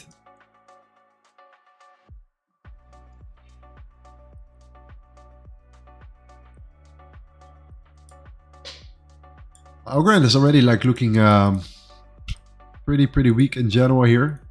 We have been just coming down and coming down and coming down and coming down. Every single time we're getting rejected for creating lower lows. Daily as well, continuation. Just took out the major lows as well. Right here. Last level of support on the daily is now taken out as well. Wow, it's actually significant. Look at the 15-minute, we're trying to push up. We have still a bunch of liquidity built up here. I would not be surprised if you're going to make that move. We're trying to get that move here. So this is not something that I would like to short now. But when I already carried this is an interesting range. It's at 15.10 or like let's say 15.15 roughly. I think this is an important level to take in consideration. You have now these highs there that are important. The low is important right now. If you do create a higher high, it's also important to mention that that's a crucial zone. You have created a lower low. If you then create a higher high, right there, you come back, you break the high that put in the low. There's a bunch of liquidity there. I would not be surprised if we push up, see weakness internally, and come back down and look for the continuation until something massive happens, like a major volume spike as well, or something in that matter. Because if you look on volume already, you will see that the volume is not proving in any way, shape, or form that we're potentially reversing. Bitcoin dominance is already breaking. Okay, that means that Bitcoin is getting weaker now. That Bitcoin is actually flipping here. So if total 1 is coming down, fantastic. Then we should look for Bitcoin. Bitcoin is coming down here. So what is now important to mention? If you look on the 1 minute, this is the low that holds now up, pretty much holds support here. Okay, we're holding it at the last area of the month, right now, right here. Okay. Really trying to hold on towards 2. What I would love to see is the following. I would love to see one more spike, followed by a decrease, or just a rejection of this zone. Pretty straightforward. And then coming down, breaking that low, looking for shorts from there. Tether dominance needs to come up. Though there's so far no signs yet for the tether dominance that we say, okay, we're going to reverse. So we're still waiting for that momentum. Indeed, we're going to see a decrease in momentum right now. That's the first step. Then we start to consolidate. Then it's the question, okay, are we going to expand or are we going to continue? So is it like, is it preparing for a continuation, or is it a plan to just reverse? We are not here to predict the long-term outcome. Now at the moment, I'm just here to predict short-term, lower time frame moves here. Lower time frame setups, lower time frame correlations to just take advantage of that short-term pullback or reaction.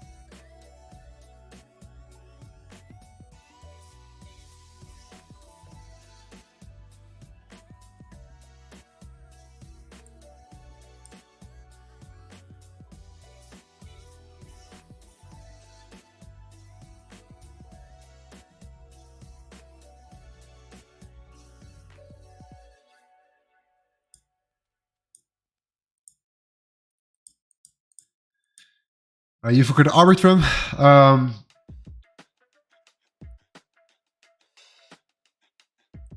Yeah, we talked about Arbitrum already. We are still ranging. We're not looking particularly strong. But as long as the Bitcoin dominance is coming down and is really coming up, potentially want to pull back, then I'm definitely looking to short Bitcoin instead of altcoins. If it's the other way around, I'm looking to short, of course, altcoins. Maybe Arthur is one of them. We're already now in that zone. We were talking about this before. Yeah, waiting for that momentum here. We're now consolidating, so we're waiting for the expansion. All right, on the 1 minute, you can see clearly what we're doing here. On the 5 minute, it's a little bit more compact. We're trying to break and close above that coming close, or at least show us a body closure in that gap here.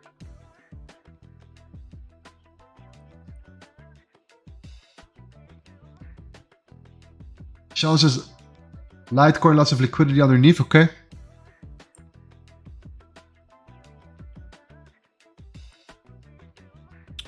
Phantom as well. Yeah, Litecoin as well. We're getting ready for shorts, guys. We're getting ready to see price moving down.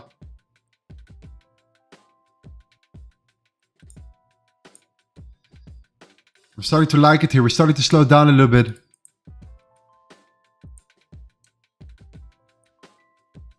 Yeah, look at where we bounced from as well. Look at this 30-minute candle structure right here on Litecoin right now. It's super important here. Okay, this is that zone that is right in the center of that range. We came back. I think this was the last high before we came down. This was the last internal high. This was the last low. And look at where we are. This is the last high. This is the last low. And where are we right now? Let me know, guys. Let me know in the chat where we are. Hope you guys can see it. If you can see it. If not, if you can't see it, then I think you can see it right here. A little bit. But this is an important zone. This is the equilibrium. Okay, the 50% right now. So we are starting to come down. It's starting to actually look very, very clean. If you're now getting rejected here, where can we go to? Well, you know, we have some serious targets. Okay, serious targets below that level. Initially, coming back down towards these zones here. So I see potential. I see potential in Litecoin. Definitely holding that up here. Algo, not really. Like we said before, wait for a move to the upside. Not every crypto will always align here, right? You see definitely more of a difference right now. Phantom, interesting. However, if you look at Litecoin, it can't lie. You look at the 30-minute chart. There's much more. There was much more momentum when we came down here. So I do like it a lot. I think that there's definitely some potential. So Tether dominance, let's go. Let me see on the exchange as well here. What's happening? Let me see if we can set some things up.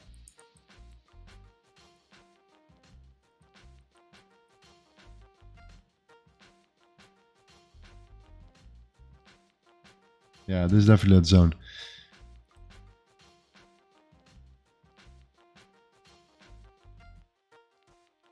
And this is the area of supply we got rejected from internally. I do like it.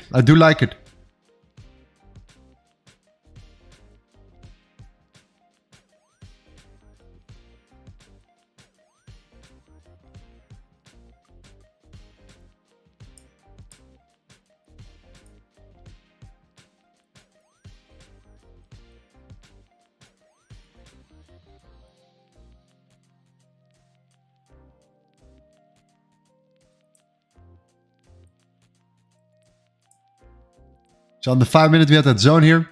We pull back.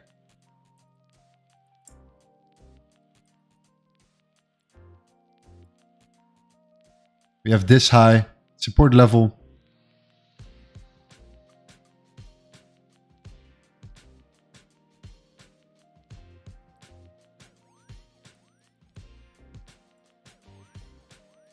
Interesting zone to look at.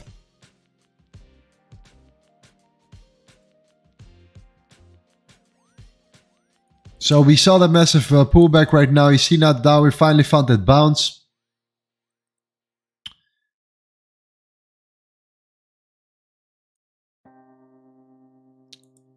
We found some support here coming into that range.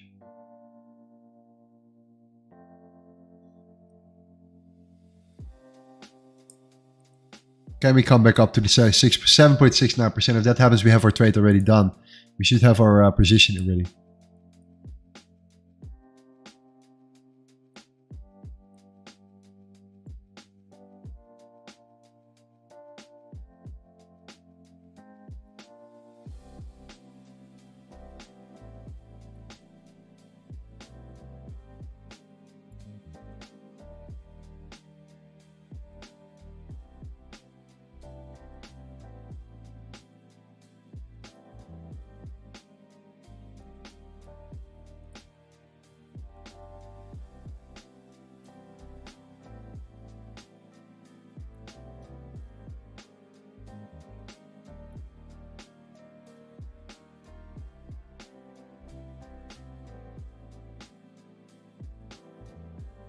There we go. Definitely starting to lose strength, guys. So this is good. So let's see if we can keep breaking some of these internal lows. Same for Bitcoin. Bitcoin is still interesting here.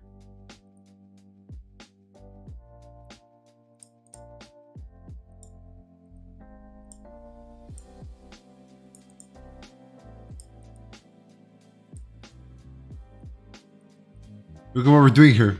Okay.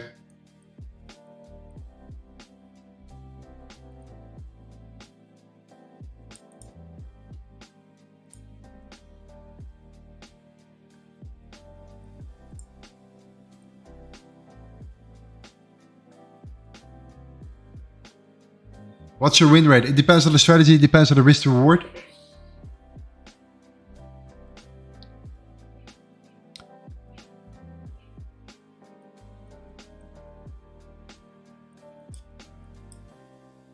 Of course, if you're going for like lower risk reward, then we have a higher win rate. If you have a higher risk reward, we have a lower win rate.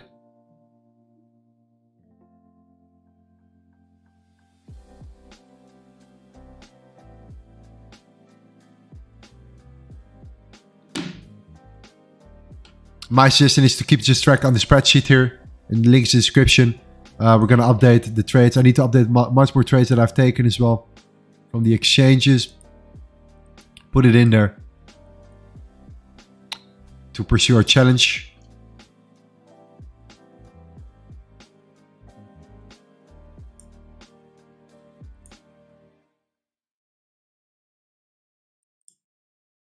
Yeah, there we go. You see Dogecoin indeed looking, starting to look weaker, but you have this zone right here. Okay.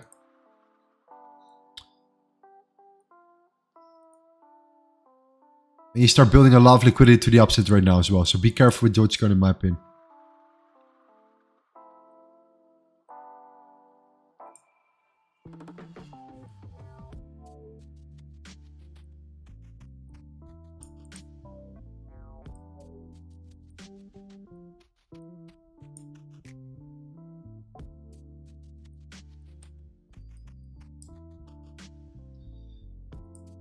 Alright, total 3 is coming down, total 1 as well. Tether Dollars is starting to push. I think there's a big chance we can push up here. Okay, Bitcoin dominance still holding on. It's trying to hold on around that zone.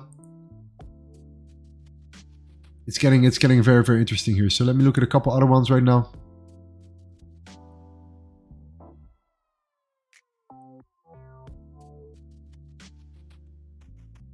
Was good rejection point right here. So easy, man. You wait for the continuation, you wait for the pullback, you go short, stop loss above the high. Tether Dollars aligning, target the lows. Straightforward right now, right here as well. Saw it one more time happening right here.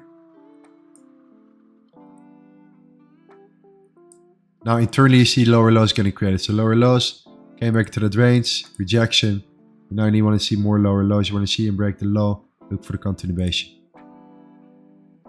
This low needs to be broken first.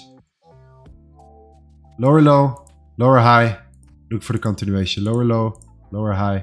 Continuation to the downside. Targeting eventually the lows that are there. If the Tether Dollars indeed decides to come up, then that could definitely play out too. Your trading view looks so clean. How can I copy your settings? I'll share it with you on Discord, my friend. I'll share it with you on Discord. By the way, we're going to have a massive celebration the moment we reach the 10,000 members in our Discord. It is absolutely incredible if we reach that very soon. 9 months ago we started. We started 9 months ago. From scratch, we are now at 9,352 people in our Discord. 9,352. Almost 10,000 people. We're reaching it. Coming closer and closer.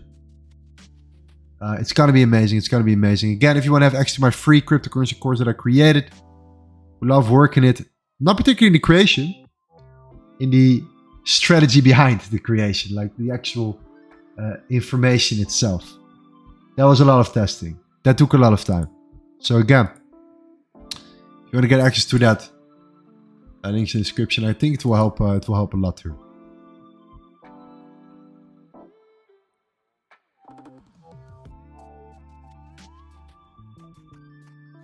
The altcoins are much more than forex pairs. That's why I like it a lot. You get at least one trade. Yeah, I agree. I agree. There's so much more in there. And some of them are weaker. Some of them are stronger. You need to pick out the weakest and strongest. You need to look at crypto bubbles as well. I tend to look at, for example, you know, the moment they turn from green to red. That's like a good way of looking at it right now. You can kind of feel the sentiment of the last, let's say, 15 minutes. All right, you can change that up. You can say, okay, the last 15 minutes. We're starting to turn here. We're starting to look weaker. You see that Hex is extremely weak. IMX is interesting. We're looking at this one as well. Matic is still not performing that well as well. GMX, you have all of these other ones, and that's why I like Bitget as well. There's a lot of liquidity, so therefore you can easily trade these lower caps as well. Let me see if you have a couple right now that we're seeing here.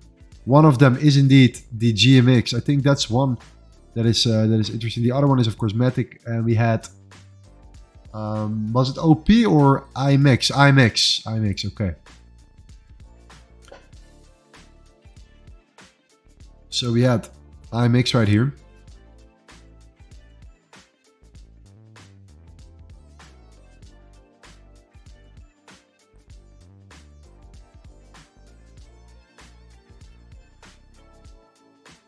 Lower low, came back up to that zone. On the 1 hour, got rejected right there.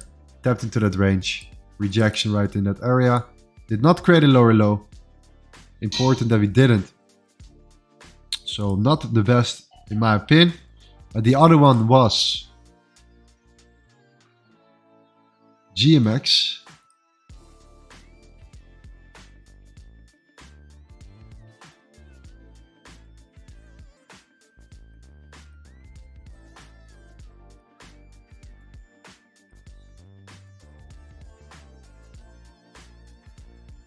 Looking quite good right now in general here.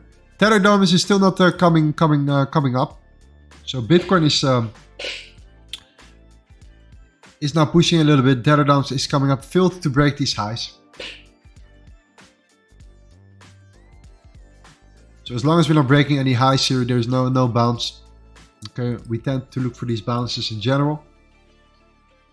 If you do break the lows, however, in this important moment, if you do tend to break these lows, it's not going to be easy, the 7.6%.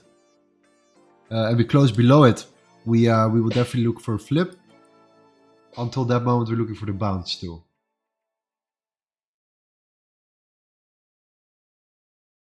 Probably Dogecoin is coming up. Yeah, it's coming up. You see, to take out that liquidity.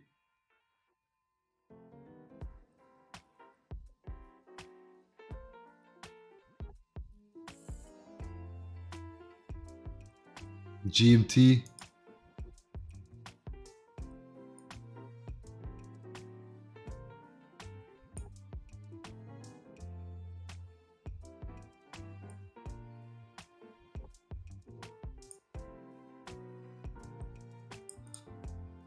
I like this one. I like this one. I like this one. Beautiful rejection. That's what you look for. You look for the lower low. Retracement, continuation, target the lows right here. GMT is nice. I like it a lot. I like it a lot.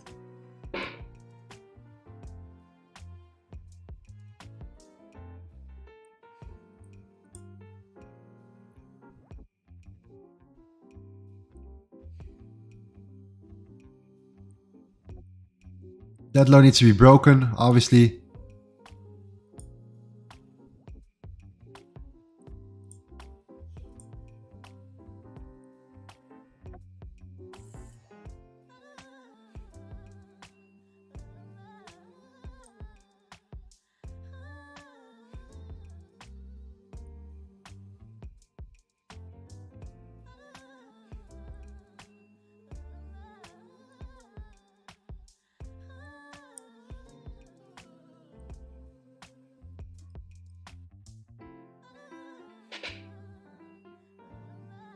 Do you ever follow the news? Yes. So if you go to the beginning of the stream, we had a whole section. I think the first hour and a half we talked about everything with our with a good friend of mine sitting right here. We had a beautiful conversation talking about the macroeconomy and everything related to the news as well. So definitely.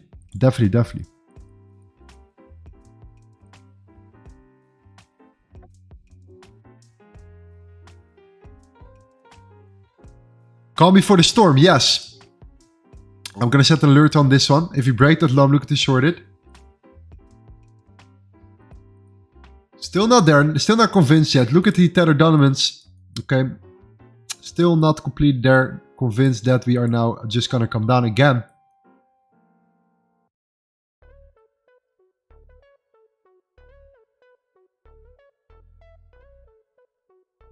Do you think you can explain how to deposit on Bitget? New to crypto trading in general. It's quite confusing. Yes, I'm going to make a video about it.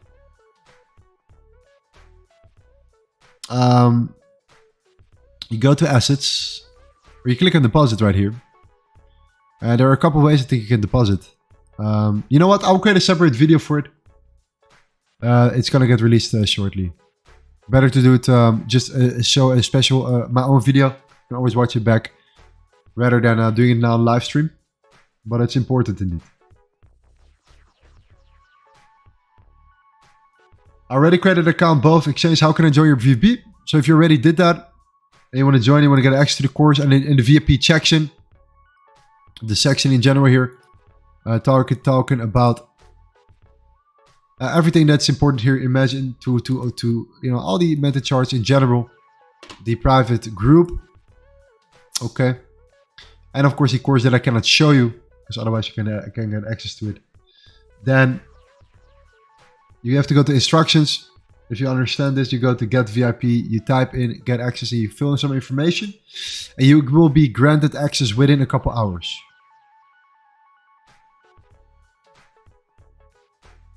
Will you take it on the break, or will you wait for the pullback? I could wait for the break. I will take probably on the break.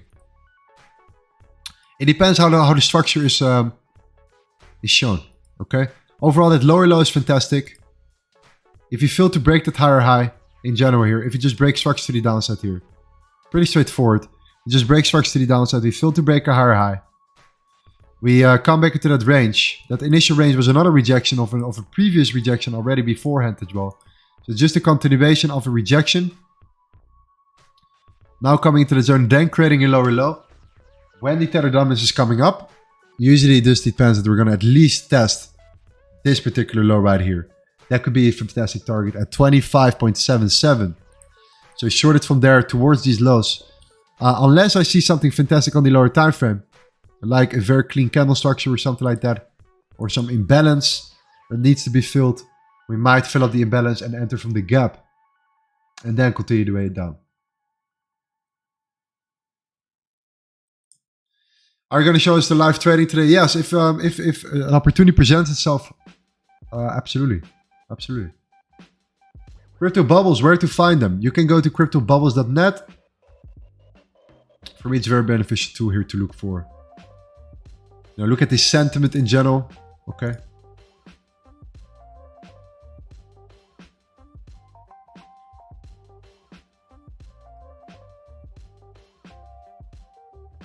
Total tree looking strong and moving with the tether positively. Yeah, let's see. That's a good point. Great analysis if that's the case here. So let's see what you have here. So you have indeed total tree looking good. Okay, coming up. You have the tether dominance. Still ranging. I mean, there is still of course a negative correlation. However, indeed, total tree is reacting a little bit more heavy. So why is this important to mention? It is right now the Bitcoin dominance is probably, and it's important, getting weaker and weaker. All right, and the fact that Bitcoin dominance is getting weaker means that if the total tree is coming up and the tether dominance is coming down, but the Bitcoin dominance is coming down as well with it, that means that people are selling their Bitcoin. They're putting it either in altcoins and distributing it over altcoins right now. But if the tether dominance is coming up, which is actually holding, it's holding actually very well. It's not coming down, it's just neutral at the moment. Then I believe that right now what's happening is that people are selling their Bitcoin for altcoins. Potentially the Bitcoin or tether dominance will come up again. Then we're going to find out what the Bitcoin dominance will do. The Bitcoin dominance then actually comes up. Altcoins and that trade that we're looking for here is relevant. We can short GMT. If that's not the case, then obviously we're going to look for Bitcoin.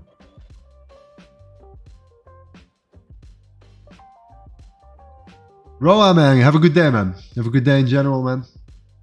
Much love, much love. Are you going to show us a live trading session today? Yes, sir. Thanks, Rafal.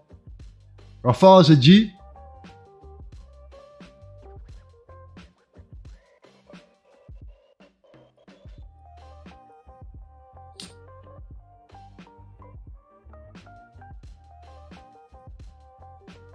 Yeah, total 3 is much stronger than total 1. So coming back to Bitcoin. If you can break the low of Bitcoin, Bitcoin comes first right now. Bitcoin has priority for sure. Look at what we're seeing here. Look at what we're building as well. I mean, at some point we have to break this. This is not looking good, man. This is not starting to look good for Bitcoin right now at the moment.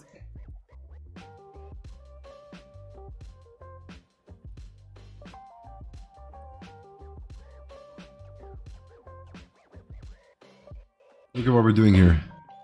Look at the strength that we had as well. I think there is an easy chance. If we break that low, okay, right here, and that's the low we're talking about.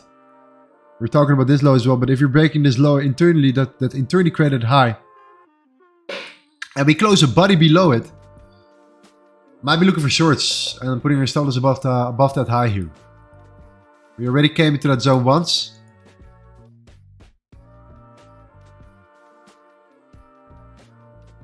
Coming back to that level for Bitcoin.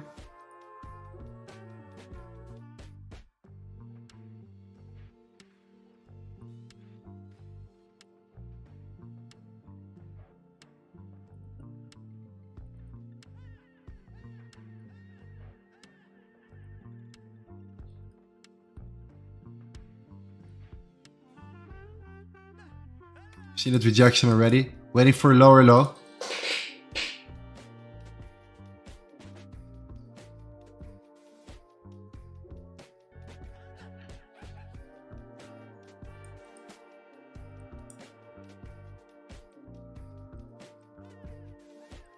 Let's say stop loss should be above that high, the previous high. Like that. I'm not there yet, guys. We're not there yet, but just looking at the potential.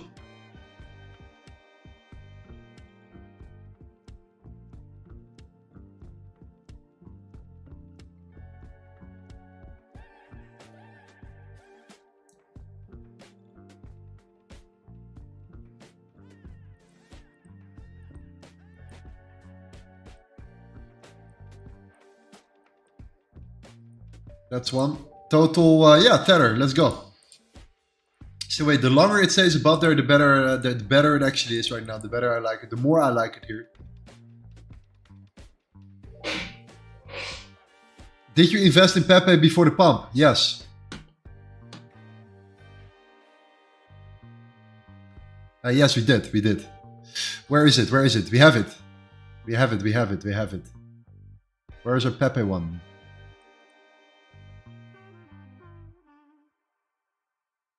Where is our Pepe?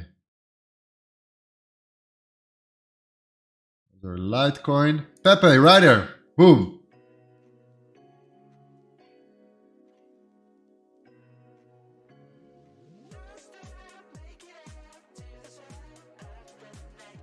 Was on a Sunday, by the way, guys. Was on a Sunday. So by far, Sunday is still good here. So this is definitely something that we're going to do.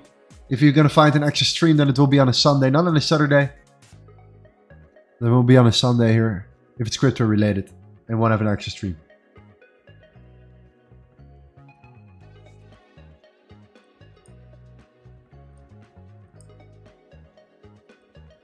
Tether, let's go.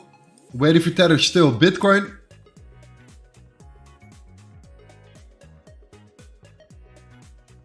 Whoa, Venice, man, what's happening? Hope you're doing well, bro. All right. Give me 1 second, guys. Be right back. Waiting for the lower low. For Bitcoin here, we had a massive expansion. We're building a lot of liquidity right now to the downside here, by the way. Waiting for the break to the downside. Potentially will execute my position here. Let you know when I'm entering. Give me 1 second. Be right back.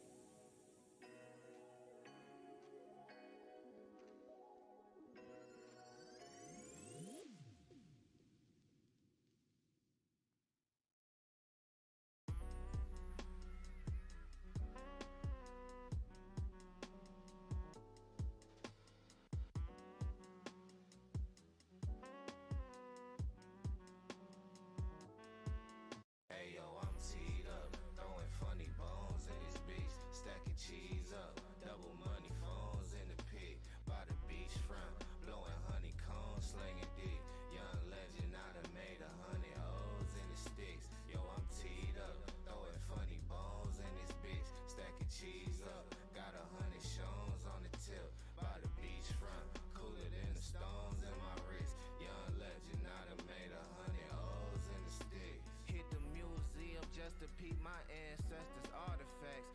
Stay away from salty niggas, that'll clog your cardiac. Plotting on the paper, I ain't asking where the party at. Tight to finish first, and it don't matter where you start me at. $1 million motives, I'm the freshest of the slum dogs. Vapor from the paper with the purple, make my lung fall. I don't need acknowledgement, I need 100 milli, ho. That's the ego talking, he ain't fucking with me really though. Flexing on the favorite, I'm favored to be the peak height. Energy on entity, when you see me just speak right.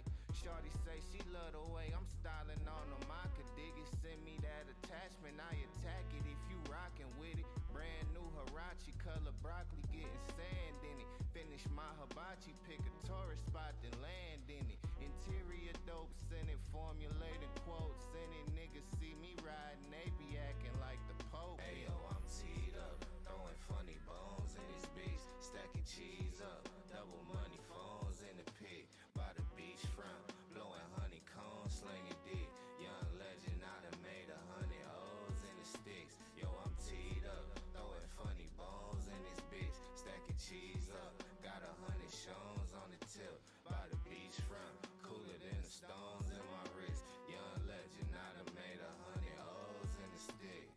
These label niggas couldn't last a day where we sprout from. That's why we never see them. They afraid of the outcome. I don't need connections, bitch. I made it far without none.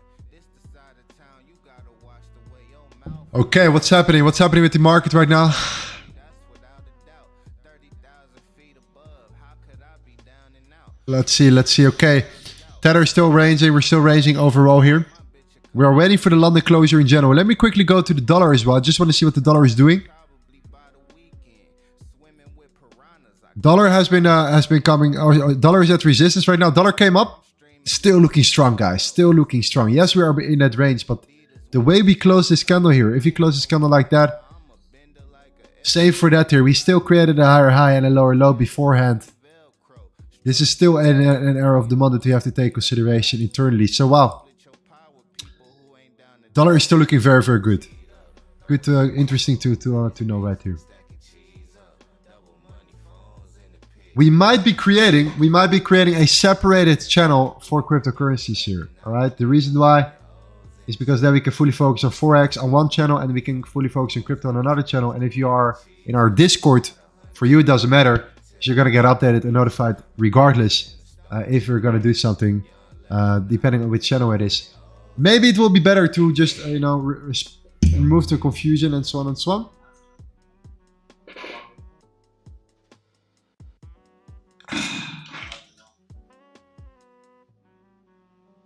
For the people here, indeed. Let us know right now how long you have been trading already crypto. If you are a crypto trader, let me know how long you have been trading crypto here. It could be very beneficial for us to know.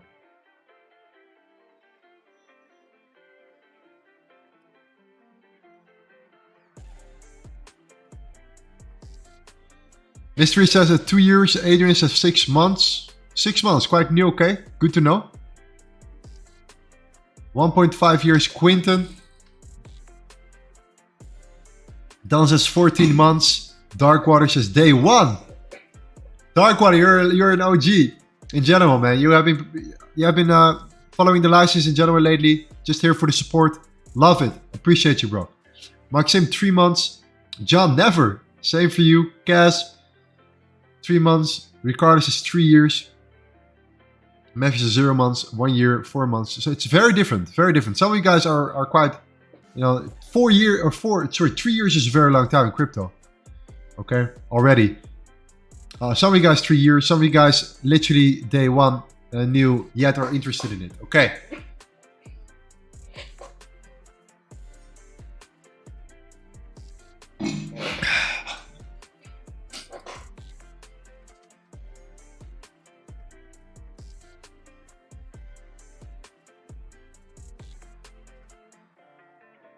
Haven't traded crypto yet. Looking to start. To be honest, I'm a forex trader. I'm here for the giveaway. Oh, he's here for the giveaway.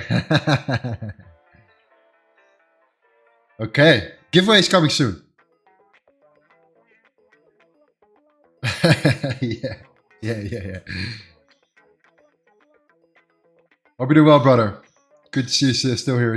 Start joining the stream. Stefan, Prime XBT really expensive to do crypto on. Better use crypto on exchange. I agree. 24x is kind of interesting though. The reason why I used Prime XBT, by the way, for a while. The way why I like it is just because you can trade 4x on a crypto exchange. So pretty much you can trade 4x with crypto. So you pay USDT and so on and so on. It's a great way. But to trade crypto on Prime XBT is not indeed my favorite either. Okay, so the Tether dominance here is coming up, is breaking up here. Total one is coming down, and Bitcoin will now break below here.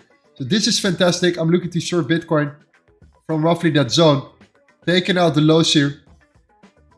Let's see if we can push back, but this is the moment to really look for shorts right now, guys. It is truly the moment to come down right now. Bitcoin is starting to look weaker. Tether dominance is breaking out of that zone. We need to break a higher high for the Tether dominance, and we wait indeed in this time for the potential reversal. Right now we're creating a higher high. There we go, fantastic. Higher high is getting created. This is the moment. Same thing by the way, is that also, and this is important to mention right now, total 3 is still holding very strong. Why is total 3 holding very strong? This is the prime example.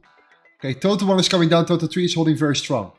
Bitcoin dominance is coming down. Bitcoin is a much better short than altcoins right now. Okay? Just to clarify.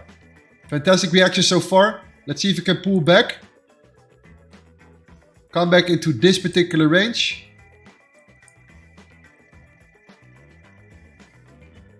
Right here, fantastic. Somewhat in that zone. We might be pulling down here quite quickly though.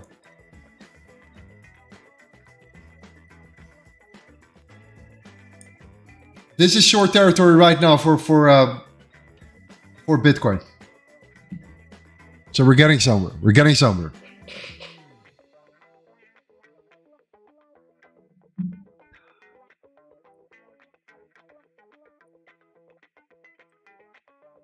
Right here on the 3-minute chart as well.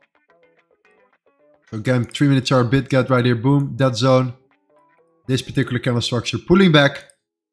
Waiting for that Tether dominance confirmation, coming back and getting rejected, coming down, filling up that gap, filling out that balance, everything we need to know from there. So fantastic reaction so far.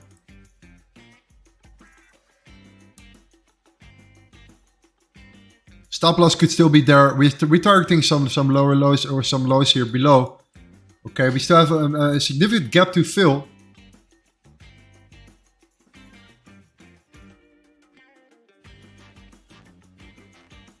Gold about to drop as well. Fantastic. Thank you for letting me know. Dollar indeed is still looking good. Let's look at gold indeed. It's important to follow what gold is doing as well here. Yeah, gold's not... Yeah, okay. Gold's building liquidity as well here. We have that zone for gold. We're seeing that rejection here. Area of supply. Yeah. This is good. Okay. Bitcoin numbers coming down. Total 3 is holding better. Shorting Bitcoin is much better. Coming down here. That lower low has been created. Now it's time to come down.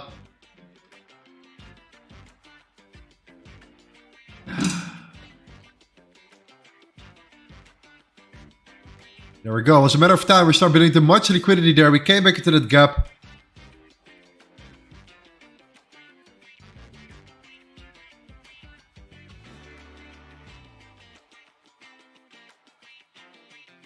Countdown 5 minutes. The reason why they put it up here in Bitget, you have that countdown 5 minutes here, is because the following, what they tend to do, and I need to go to the right top, where's the right top, where's the right top, right here.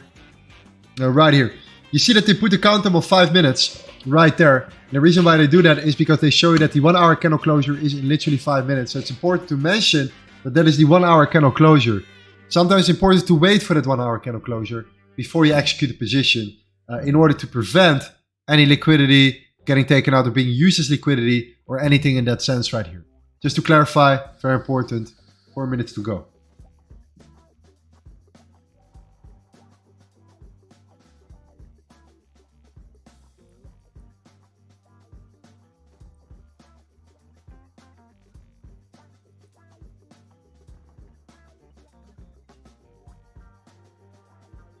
The beautiful thing about futures indeed is that there is no spread.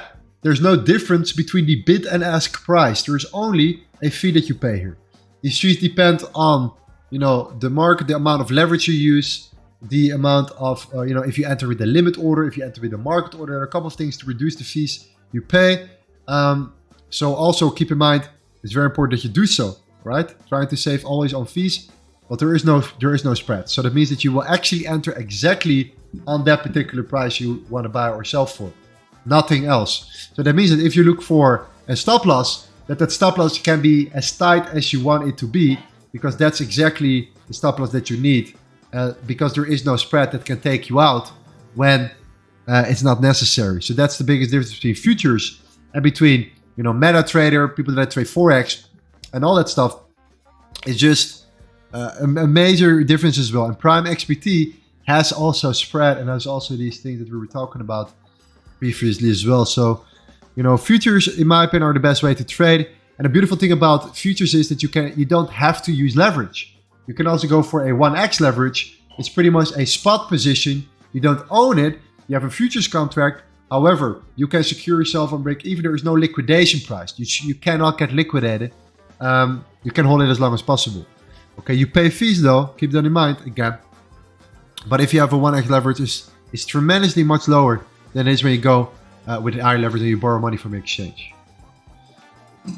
So that's the beautiful thing about futures, and that's why I like it so much. And it's super important when trading supply and demand, especially here. Okay, I'm starting to like it more and more. The tether dominance right now is creating higher highs. I like it in general. We're starting to look good. We are creeping up here. Okay, waiting for that moment still. That first reaction is fantastic. The total one is already looking weaker. Total 3 is definitely off the charts here. That's the exact reason why we look at the Bitcoin dominance. Look at the Bitcoin dominance right now coming down. All right, for us, that's for sure the reason that total 3 is not coming down as much as total 1 is. Total 1 is much weaker at this particular moment, while the tether dominance is coming up. People are selling their crypto for tether. Therefore, people are selling more Bitcoin than they do sell altcoins at this particular moment. That's the reason why we're not looking to short GMT like we were talking about, or we're looking to short Bitcoin. That's the main difference why we're seeing Bitcoin now taking out that liquidity here, pulling back, coming into that zone, targeting, in my opinion, the point of control would be amazing if you could tap into that zone. One more pushback, a short from that area of supply after filling up that small imbalance right here. That's what we're looking for. Stop loss then can also be right above that high. If you want to play it safe, you place it above here. In my opinion, this should be already reasonable enough here. Why you come back, you look for the continuation now. So a minor push up will be appreciated. But in 1 minute, we're going to close this 1 hour candle here. You're going to see, in my opinion, still a pushback. So for me, there's no rush so far. But it's starting to look very, very good.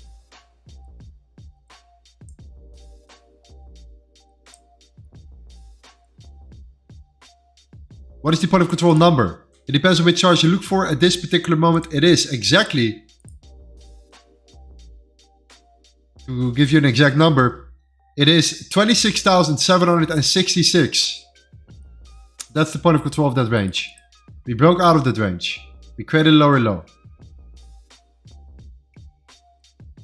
Should I close my long now or just hedge short?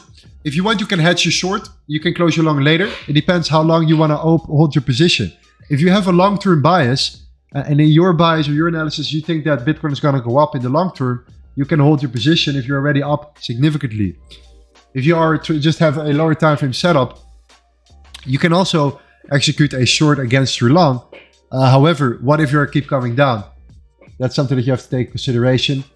This is definitely possible. But again, I leave this up to you. Profits are profits. In my opinion, it's always good to take profits. But I do believe that there is a chance that we are creeping down here and that there is a chance that we're going to look and test some of these lows below that level right now. As we know that the 2 hour chart right here was already rejection point of the point of control of this whole range right there. And that was the 2 hour. Now we're just looking at the lower time frame. We're taking out the liquidity and we're now creeping up towards the point of control of this particular range right here, that internal range that we had right now, with this gap still there. Okay, so coming back down to at least the 26,626 is, in my opinion, a realistic target right now. Two ways you can take it. You can either short it and place your stop loss above the highs, or if you want to have a higher risk reward, you go for that, pullback and you look for the continuation. I also leave this up to you here. The Tether Dominance right now is starting to look stronger. That's a great sign. Total market cap is starting to look weaker. We have closed just now the 1 hourly candle. So in my opinion, a little push up first would still be possible to then come back looking for lower targets or looking for the rejection.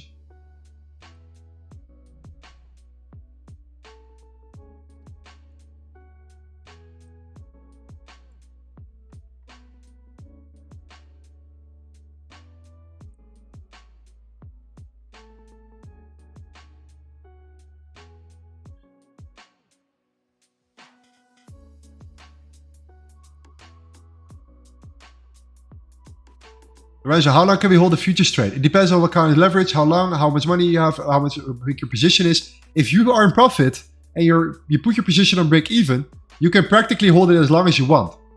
Because even if you have to pay some fees, overnight fees, for example, which is a minor percentage, you can cash out some of these profits to cover that. So as long as you secure yourself, you can hold it, in my opinion, as long as you want here if you're in profit. If you're in a loss when you are on a 1x leverage and you don't have a liquidation price, same thing. Okay, very important. However, a 1x short that can mean that you can get liquidated. Okay, to take that in consideration. A 1x long cannot mean that you can get liquidated. The beautiful thing about it is that you can actually enter a long position on a 1x leverage without any leverage whatsoever. You use your whole margin of your account. You do not have a liquidation price. You do not have to put a stop loss.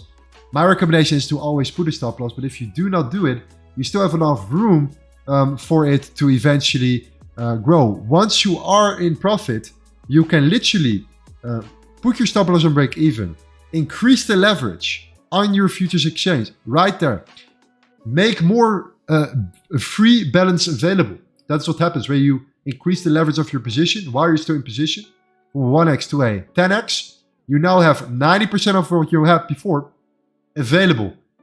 Because your stop loss is already on break even or in profit, you can already look for the next position. And you can build multiple positions out right there to scale up the market only when it makes sense here. That's why you lose leverage. You try to take advantage of the other people's liquidity and money that you borrow. However, you need a very good solid strategy here, because if you do not use proper risk management, money management, and you do not have a proper strategy, then this all doesn't make any sense. Okay, so make sure you use it safely, but if you use it the right way, there are tons and tons of ways why futures trading has a massive advantage over spot trading, in my opinion, out of my experience. However, again, keep in mind, it requires, for sure, first and foremost, a lot of experience. And second of all, you need to play by the books, like very, very strict rules in order to make sure that you secure yourself.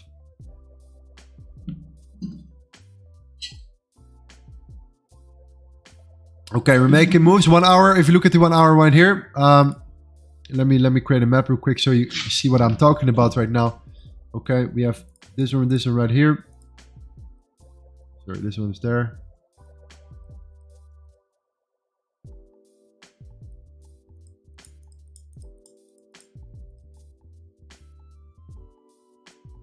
Okay, let's wait for that pump. Let's wait for that decrease, that remove here, so we create some sort of a wick there. You close below, you execute, and we're gonna go short here.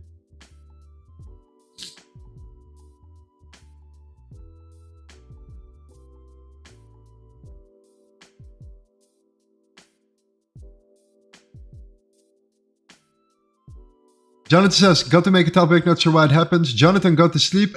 Night. I'm same time zone as Lorenzo. It's midnight. Midnight, be kind to him. He gives so much. Thank you, man. Appreciate it, Jonathan. You are a fantastic guy, super active. Really appreciate your input as well, man. Thank you. And where are you from? You're talking about the same time zone.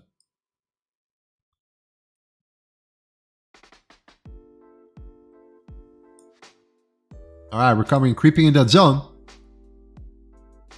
Lorenzo, you're shorting Bitcoin. I'm looking at the short right now. We are coming closer and closer. Yes, sir. Waiting for that reaction right here. I'm starting to like it a lot. Tether dominance probably coming down a little bit. There we go. Okay. We still have not broken that high.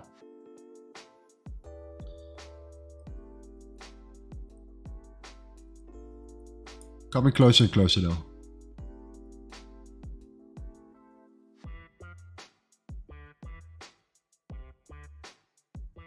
Complicated, but still thanks for the information, man. That's why we have created that free course that you can access, my man. Just to help you out here. It's a lot of information. Once you get it, it's actually quite simple. It's actually quite simple.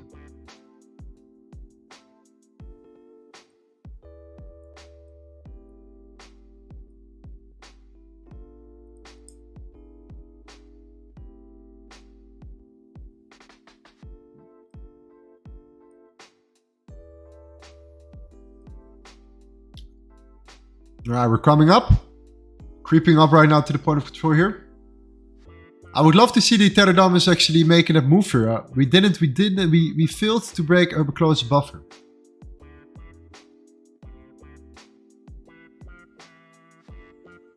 Are crypto fundamentals the same as Forex fundamentals? No.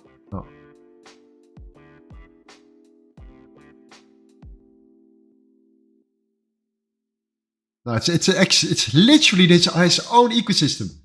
It's completely different from the traditional market. It has some macro correlations. We're talking about this also a lot. It had some macro correlations with either gold or the stock market. However, the internal correlations are completely different. Money moves in very different ways, very interesting ways internally. From narrative to narrative, okay?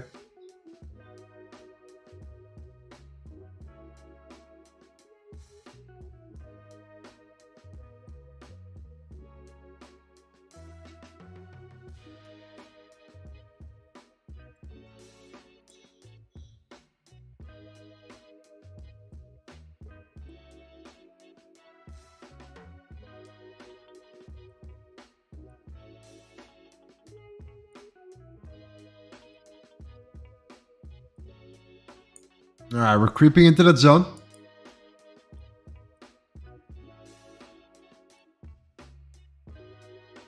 Still holding here. You see that the total market cap is still holding around that time. We failed to break that last internal low. I think at some point we will. I think we will break these lows here. We have that gap in between. We have these equal lows right now built up here as well. Same for the Tether dominance is exactly the opposite, of course. So not yet. Wait for that confirmation that we're looking for. No confirmation yet. That break and that closure is actually a fantastic confirmation on both ends here. So let's say total one closes right now a candle below here. The Tether dominance closes a candle below there, above there. And Bitcoin is coming back down, getting rejected. Then I'm looking to short instantly Bitcoin right here. But we are now already creeping into this zone. And with not enough volume in the market, we might see it already getting rejected from there. But in order to just get that extra confirmation, you can wait for it. It's up to you. Leave it up to you here. But that confirmation will be a nice confirmation from the total one and the Tether dominance here in order to get what we want here.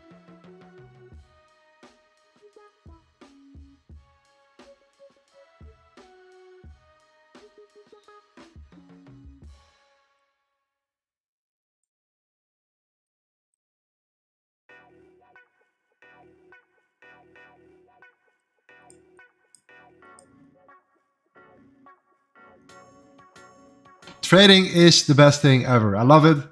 I love trading Forex. I love trading gold. I love trading the stock market. I love trading indices. I love trading.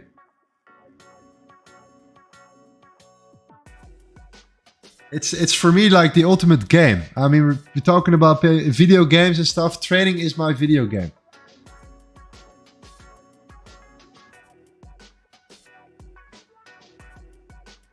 Bro, if you want to short a stock, for example, Tesla, what correlation can we look to have better confirmation? So this is the thing about stocks, right? There is much more fundamental information necessary in order to make these type of decisions there. We can short from higher time frames. In my opinion, a lot. I think if you trade stocks on the higher time frames, I think there are tons and tons of great examples of how you can short it and what kind of confirmations you need. You know, looking at the index, the overall index of that exchange. So just not look only at Tesla, look at the Nasdaq in general. What is the narrative doing? What is the narrative telling you? All right, are more companies doing the same thing? But you know, what about the quarterly reports or the monthly reports, the earnings reports and stuff? There is much more fundamental information needed in order to make these type of decisions here. But it's about the narrative, right? A narrative, you know, are moving here. Now it's AI. Everything talks about AI here. You see Nvidia right now crushing it, taking over the game. AI related, right? What is next? That's the thing you're looking for. So, in general, in order to short something, you need much more information in the stock market. I do avoid trading stocks on the lower time frames.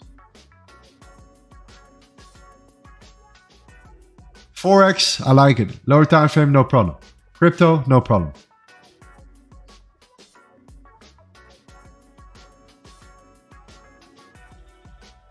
Cowboy, my man, thank you so much. Appreciate you, man. Can you do correlation strategy on the higher time frame, like 1 hour, 4 hour? Absolutely. Absolutely you can. Yes. Absolutely. Even better. You want to see something? It's fantastic. I'll show you something right now. Total 1. Daily time frame. Right? Tether dominance. Daily time frame. What do you see here? Let's pick lines. Let's pick lines. Okay. And let's pick these major dates right there. This is the level right here. This is at the 18th of April. 18th of April. Let's pick this 11th of March. Let's pick the 31st of December. Oh, and 10th of March we did eventually. Right here. 31st of December. Right there. What do you see right here? Okay. Total market cap came up. Tether dominance came down. Tether dominance came down. Total market cap came up. Total market cap came down. Tether dominance came up. Fantastic. Negative correlation. What are you looking for? Crucial levels of support or resistance on each, the Tether dominance or the total 1. Total 1 is the total market cap, excluding stablecoins. Tether dominance is, of course, the amount of money in Tether against the total market cap. If that happens, and look at now the reversal inverted scale, it's the exact same chart. It's not identical. That's what makes it so beautiful. It's not identical. It's relatively similar. Okay? That's what you're looking for.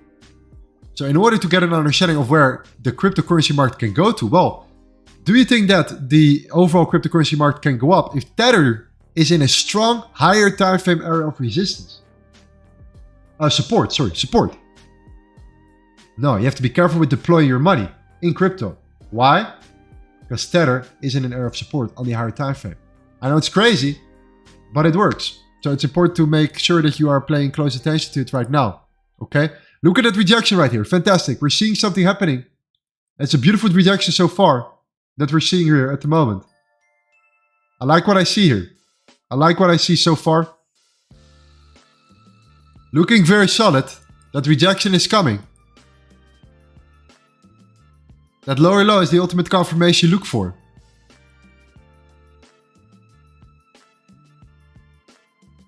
Tether dominance, and I need to go back to the lower time frame here. But I hope that makes sense here, okay? Just to clarify, one more time. Let's go back to where we restarted here. Yeah, Tether dominance is breaking out right now. We're trying to push it. We're coming up. Great candle structure, great expansion. Total 1 came down. We're closing below. It's starting to look better and better here.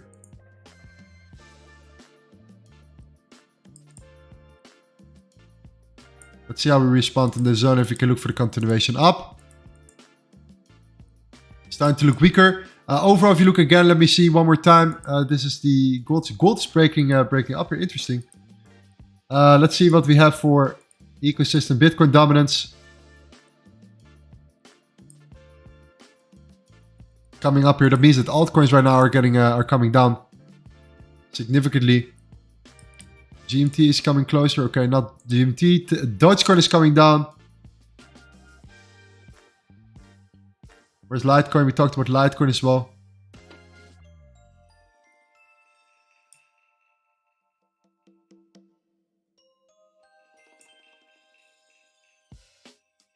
Let's quickly go over Litecoin. Let's see where we're at right there.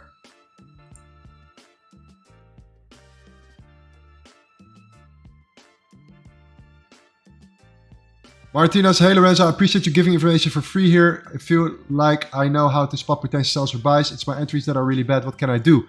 Great question. Market structure is key. Go to understand market structure. If you type in on YouTube, market structure, higher highs, higher lows, lower highs. Get this really nailed down. Super important on the lower time frame as well. If you want to look for your entries right here, it's one of the most important things you can, in my opinion, can look out for here. Due to the fact that if you understand market structure, you have done 70% of the work. Truly.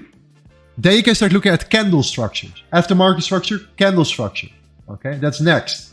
What are the candles telling you when you understand market structure? After that, what is the liquidity in the market? What drives the market? All right. Fuel. Okay. What kind of fuel? Orders, liquidity, money. Money drives the market. Follow the money, follow the liquidity. Where are the stop losses built? Okay. Next layer. Imbalances. What are imbalances? Understand what imbalances are in the market. How to spot inefficiencies. Combine market structure with inefficiencies, with liquidity, with candle structures, and you have eventually start getting a very good understanding of potential entry scenarios. Then it all depends on your risk to reward. You are a higher risk to reward trader, lower risk to reward trader. Higher risk to reward trader, lower chance of succeeding, higher win rate, or higher profit margin on each trade. Lower win rate, lower profit margin, higher success rate. Okay? Low risk to reward, sorry, not win rate, low risk to reward.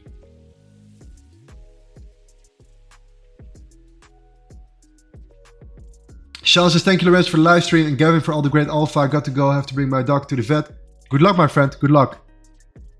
Hope everything is well. Thank you.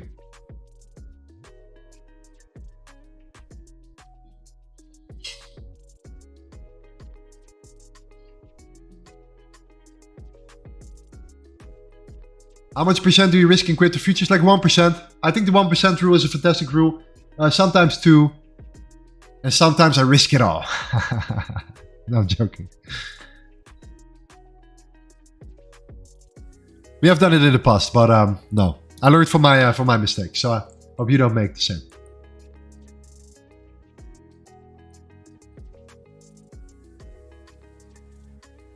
All right, Tether dominance. Tether dominance is the most important one. We are starting to look better and better. I like what we're seeing here. It's really waiting for the breakthrough moment here. Okay, you see already on the 30-minute chart. This is the breakthrough moment that we're looking for. Pretty much, you have this overall range. You can now below that range. So if you close above it, that's the true reversal sign here. It's important to mention that you have to still use horizontal support and resistance. I still tend to use it. Why? Because it just it works. It works, okay? I trade supply and demand, but I'm aware of the horizontal support and resistance levels. Not each individual small level, that horizontal support and resistance level traders, leverage or use. No, the major levels. The major levels on a time zone or a time frame. And the way I spot these levels is by simply looking at a box, right? An area of consolidation. And then a break out of the resistance. So many crucial points that are related to that level already. Okay, it wants to break through. Once it does break through, you will see the market coming down very rapidly. If you decide to come up or come down, it's a different story. So my suggestion is to wait for that that closure above, and that is the trigger to sell. Bitcoin is starting to look weaker. I like it so far. It's following what we're doing here, and what we're doing as well is we're building now liquidity to the downside. So this is also great. We are starting to build liquidity to the downside right here. Same as what we were doing here. You know, on a smaller scale, we're waiting for it to come and tap into that zone. We're reaching the point of control. We have not even tapped. We have actually tapped into the point of control right here. Look how perfect. Okay. Coming into that range. Tapped into it once.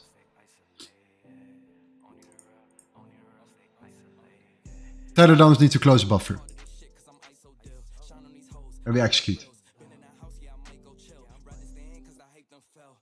Have you ever used the exit charts? Yes. Yes, exit charts, for the people that know what exit charts are, it pretty much tells you the volume of each individual candle. So you have a volume that's based on time. Then you have volume that is based on a range, like the fixed return profile. And then you have volume of each individual candle, where you can read the amount of volume coming into a candle to make a decision here to actually confirm how strong a push or a rejection actually is. Tend to use it before a lot, but in this case, I have pretty significant confirmation here with solid market structure closures right now. We're looking to come up. So far, no trade. When first starting with a small account, you should be only risking 1 to 2%. Well, what you should first focus on if you tried a new strategy is to see if it works. And to see if you have the data that proves it up. Wow, okay. This is no trade so far. Look at how Tether is coming down. Still getting rejected from that 30-minute zone we were talking about.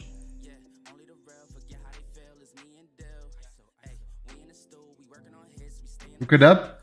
That means that we're going to see Bitcoin coming up. Yeah, massively coming up.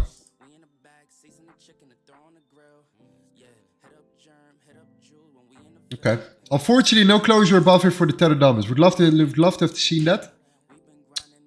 In this case, what I'm going to do, I'm going to look for the last low that created at last high. So the 7.64%.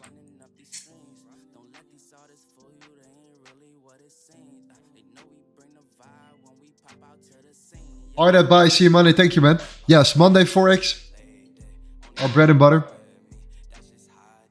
And what says, bye for now. I need to sleep. I need to go to university tomorrow. The trade looks a bit less volume, I think. Yes. Have a good night, man. Success tomorrow. Or good luck tomorrow. David says, who's that gentleman in the back? Have a look at the beginning of the stream. We did a 1.5 hour practically session here. You will get to know him. You'll get to know him. I think you know him already from the community.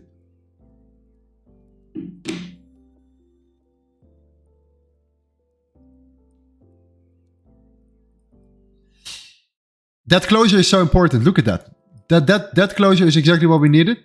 The body closure. A body closure can make the absolute difference in your trading career. That's why, I just switched from stop orders to body closures because it saved me so much more than the amount of money I made over a long period of time. When I was trading with stop orders, I was making money, but I was losing also more trades. The moment I started waiting for more closures, I missed out on some trades. But at the same time, I missed out on more losing trades as well.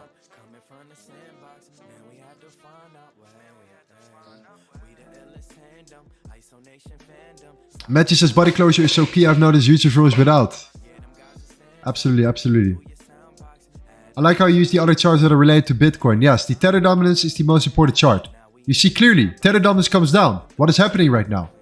Tether dominance got rejected at that zone. We failed to break above it. Immediately, total market cap is coming up. Immediately, Bitcoin is coming up. Right? The Bitcoin dominance then decides, okay, what is coming up more? Well, the Bitcoin dominance came up. So total 1 probably came up a little bit more than total 3. So in this case, actually, right now, you see that more money was flowing into Bitcoin rather than into altcoins right here.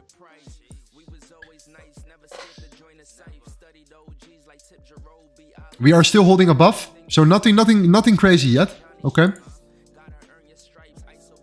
We're still holding in that zone. We can still come up. The moment we come up and we close the body above, we will do what we have to do, and we're gonna do what we want. This is just consolidation. If we can expand, fantastic. So it's still not done yet.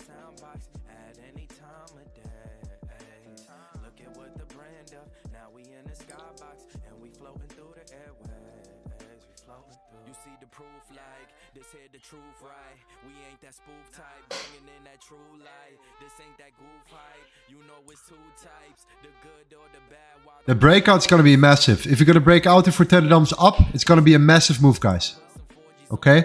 So be patient and wait for the breakout of the Tether dominance. That's the key confirmation you need. The only confirmation you need right now is that breakout. If you see that breakout, short Bitcoin. That's the moment.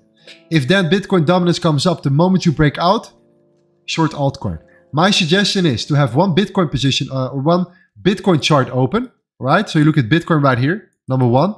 And then you have another chart open of a cryptocurrency that you like as well, which is an altcoin. And then you look at both of them. And then you look at, okay, what is the Bitcoin dominance doing? Is the Bitcoin dominance coming up or is the Bitcoin dominance coming down? If the Tether dominance is coming up and the Bitcoin dominance is coming up as well, then of course you're looking to short altcoins. If the Bitcoin dominance is coming down while the Tether dominance is coming up, you should look at short Bitcoin. So you know what to short at that given moment. Exactly when you break out on the Tether dominance. Right here. Okay? The breakout is key. That's what we're waiting for.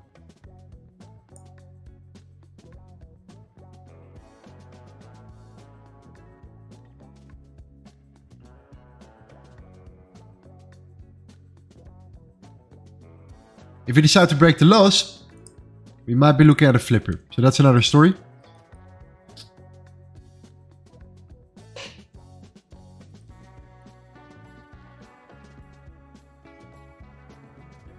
USDT 1 minute and 3 minutes bullish OB. Yeah, we have these ones right here. This one is an interesting one, okay? This one you have to take in consideration. This one you have to take consideration right here. Why? Why this one?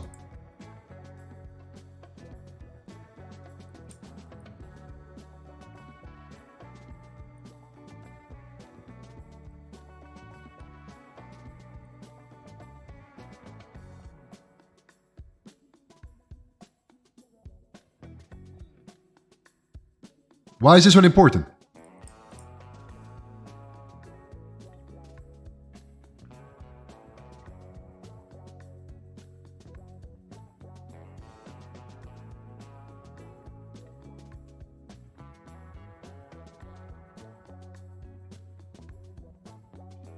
Anybody.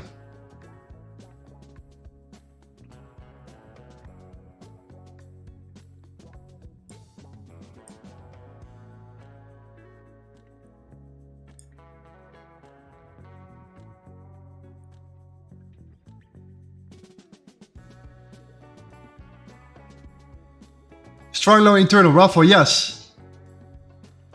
Exactly. Fantastic. Send me your tether address and send you $25. $25 USDT right now.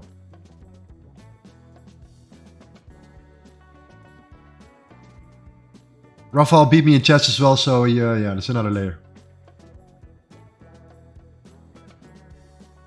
This guy Rafael, he's crushing it in chess. He beat me. We had 5 or 6 games. I think he beat me.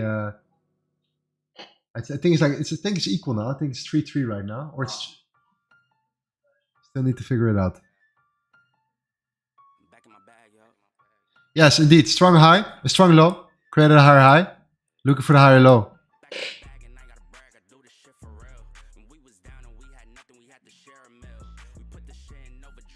Okay, check ARP. Yes.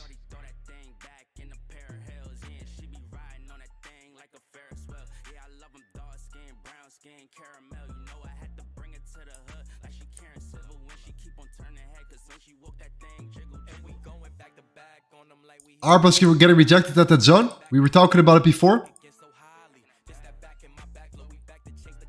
Again, so I really like it. I think that there is potential here. We're breaking that low. That last low right here on the 5 minute, it makes more sense. This is that last low. We're building liquidity though. And we have equal highs there. You know what the problem is? We need to really break above and then come down. We need to take out the highs first. So we're talking about the liquidity that's built up here and above here right now. We're building liquidity for a reason. So what I want to do is I'm going to take it out internal structures, lower low, coming down here, creating an overall bearish trend. If you then look on the 10 minutes, it's more looking like a reversal pattern. Then come down towards these lows, taking out the imbalances, come back into that range, the previous range where we had that expansion from, and then see from there.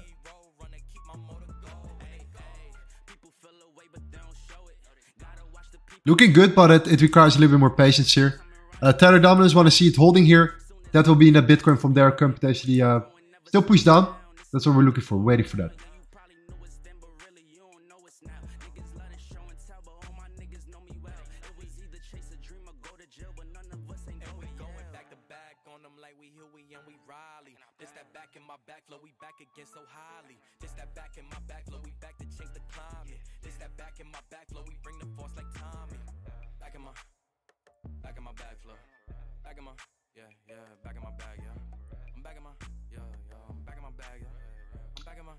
Beautiful, we have 300 likes. I'm gonna do a giveaway right now, guys. Looking forward to that. I'm waiting for my man Gavin Dentis right now. I don't know where he is at the moment, but once he's back, I'm gonna ask him what we can do. You're here. What we're gonna do for the giveaway? Oh, let's do Twitter.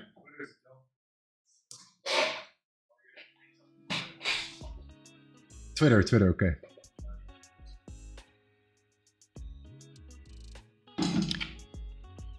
Can you set up a post?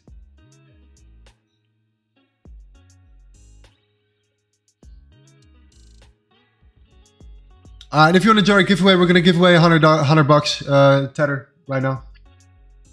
That's actually what you need in order to get access to our free course. You need $100. You don't have to send it to us. You need to sign up with a link on one of our exchanges right now. Then you deposit $100 on that account. And then you can apply, and then we give you access. And then you can use that money with the information that I then provide in the course to trade with. So I'm going to give away 100 bucks to one of you guys in the chat here. And if you're not in the course yet, you can do it and use that money for that straight away.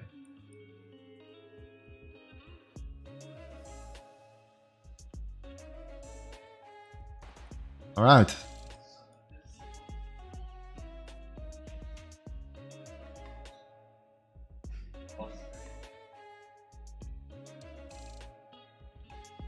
Yeah. Okay. Small group of people today. Normally we were with like 700 people live, of course. In this case, we have around 250 people here because you guys are the best fam ever. Okay. We have a Twitter poll right now up. It's very straightforward. Okay. Do you trade crypto? Yes or no? Just for us also to understand for the community right now. Like if you trade crypto, yes or no, simple. If you do, it's good for us to know. We're going to pick a winner. So retweet this tweet, okay? And like this tweet. Place a comment under it if you want to. And we'll pick a winner in like 15 or like, let's say 10 minutes from now. Okay? Give $100 to you. Give me then your address in a message. Because I sent it from the profit I'm going to make right now.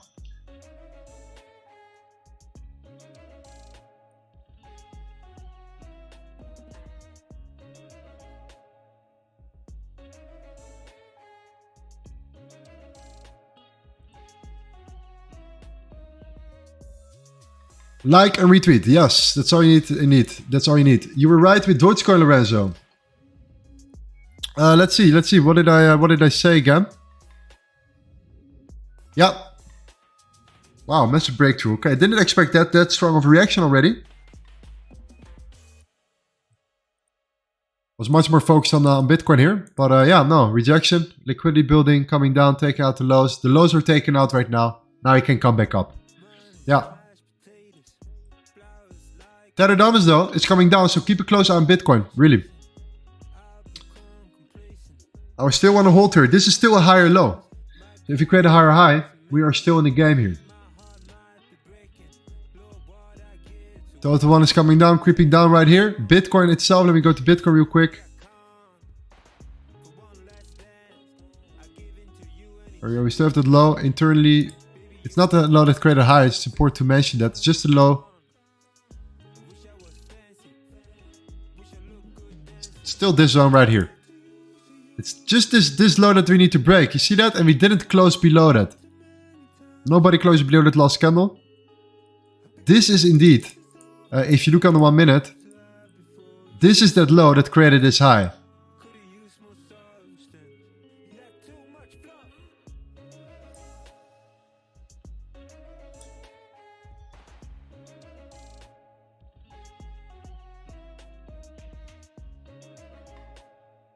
How to set a stop loss? Crypto eats stop loss.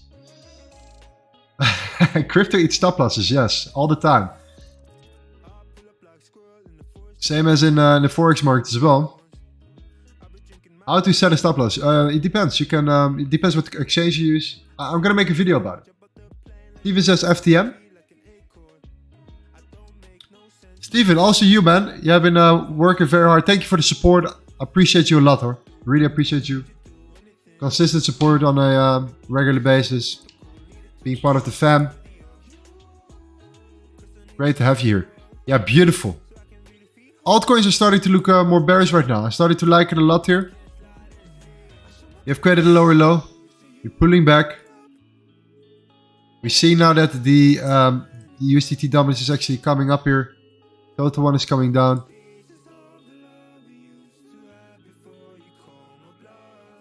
Actually looking very good. Let me quick look at a couple other ones right now. Let me score real quick.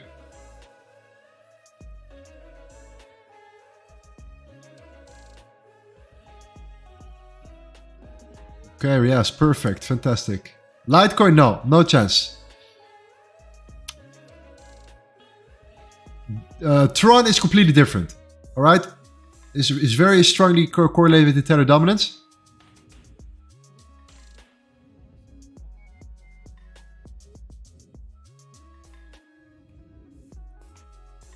Look at that reaction in AVAX.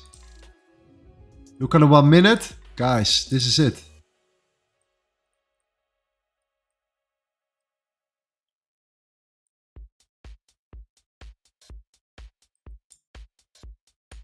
Tether dominance, the Tether dominance is still there. Needs to get a higher high.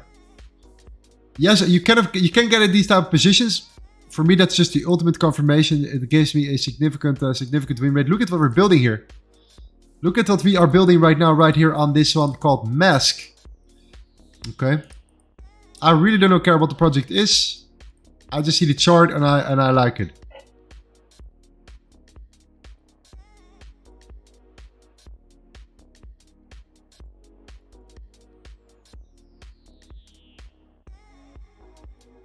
This is part of control for sure. Yeah, part of control for sure. Fantastic. Okay. 2 minutes. Look at this candle. Okay.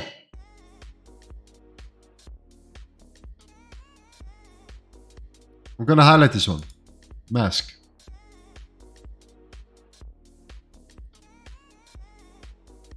Okay. Pepe.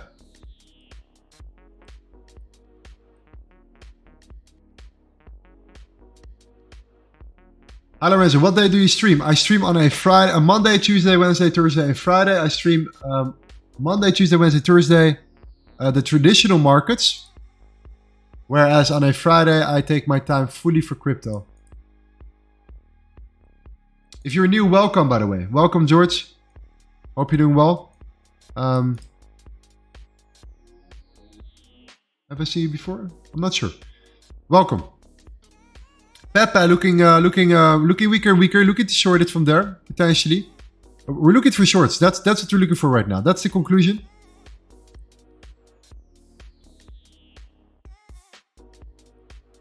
I'm gonna highlight this one as well. Kava, fantastic. Beautiful lower low. There we go. This is fantastic, guys. Okay. That's what we want to see. That's the pullback we want to wait for. That's the initial rejection we already had before. There we go. Any pullback. Continuation to the downside. Okay? Kava. Keep a close eye on this one right now. That is the higher high and the lower low we're looking for. SMC is actually working scary, like, well. Actually, significantly well. And much better than I initially thought when I tried it out on crypto. With the correlations, you have the ultimate confirmation. So that's actually what we're trying to do here.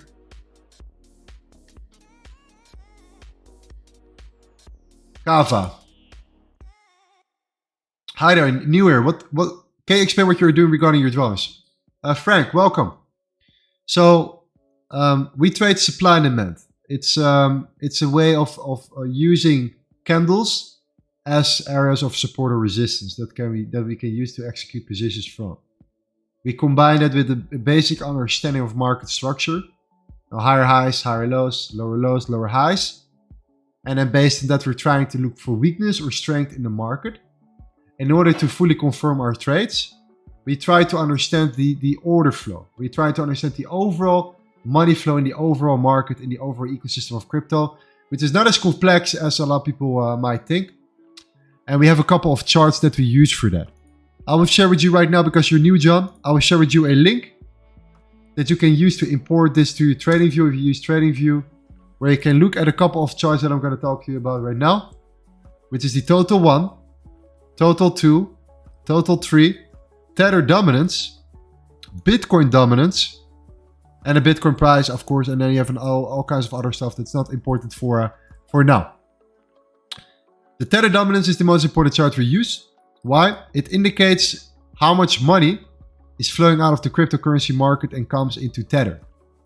Because people are selling crypto for Tether, and we know that Tether finds support, or in this case, because we trade supply and demand, we're looking for an area of demand. Okay? We know that, hey, we might be slowing down. And this is exactly what we did. We came into that zone, we slowed down, and now we're looking for shorts. Now we're just waiting for Tether to break above these highs internally on the lower time frame, to have a breakout or some sort of such, to then look for potential short opportunities in the market. And then based on other charts, we look for a couple of them that are interesting. Some altcoins, Bitcoin, depending on how the market is moving, what is selling off more. In this case, I'm just scrolling through some charts and I came across a couple of them. I'm looking at Kava right now. Kava is looking extremely, extremely interesting right here. And it's aligning extremely well with what I currently see in the market as well. Bro, did you find any speciality in the 10-minute time frame? No. The 10-minute time frame is irrelevant itself. It is about the candles structures. So that can be on any time frame. Is the USDT dominance making downside liquidity on the 1 minute for the bullish 1 minute OB?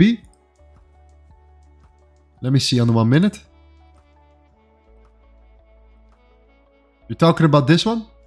So we bounced from this 1 minute OB.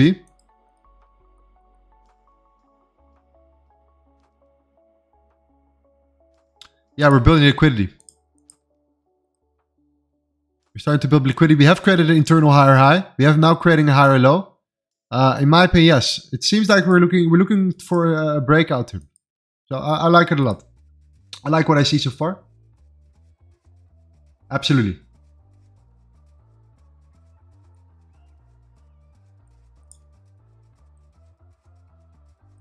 I'm starting to like it as well. I've started to like Bitcoin as well right now. I started to like what I see here. I see a couple of very interesting moments in the market right now where I think we're going to come closer and closer to our position.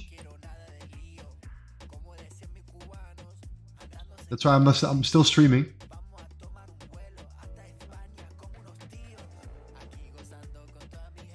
Let's see how many guys joined the giveaway.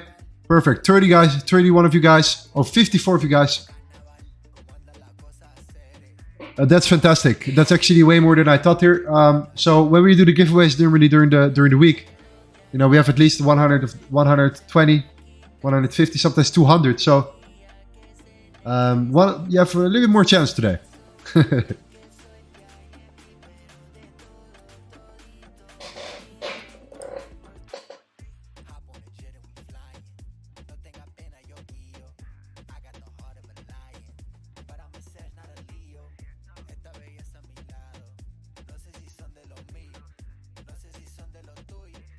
For you're making the chart complex, it's actually not as hard as it looks. It seems maybe very complicated, but it's actually not as hard as it made seem right now. Once you get it and you understand why it's important to mention, you know, it's important to. If you talk about the 30-minute time frame, right? It's a completely different story. Like it's even easier. It's much easier to think about it. Because then you can just simply use like areas of the month and stuff, and it's very easy to just wait for that connection, the tap of the Tether dominance into this zone, total one into this zone, and then a Bitcoin short. But in case on the lower time frame, you want to look for higher risk reward setups, you want to have a little bit of a more higher, want to make more money. We have to understand the lower time frame, and that can be a little bit more choppy. But in the end, it's not that hard. It's not that hard.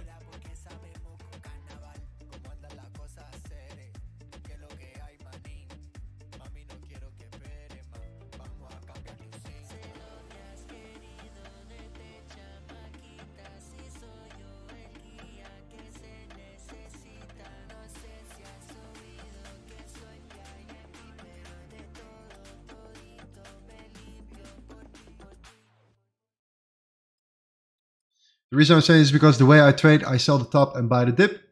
This is how it works for crypto. I'm talking based on the experience. Great. You have found your way. Beautiful.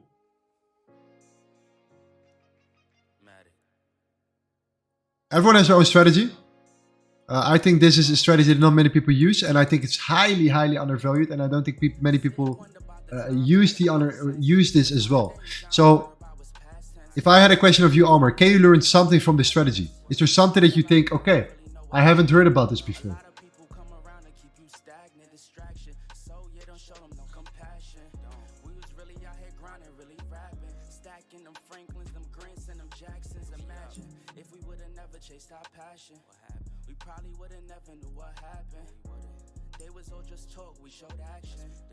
Once they leave, don't you let them back in. Just pack up all their stuff and send them packing. I'm blacking on anybody thinking they could act up with me. This vibe ain't for free, cause where I'm at in life, I'm only focused on me. Note the self, know yourself, focus on your health. Waiting for the breakout? Do it by yourself. Don't give them no excuse to put you on the shelf. If it's me, myself, and I, then it's no one else. Yeah. Hello, I just came here to say hi. I'm sure I've missed a lot. We had a fantastic session. My recommendation is definitely to look at the first hour. It's quite a nice conversation we had. It's very, very nice. Very, very nice.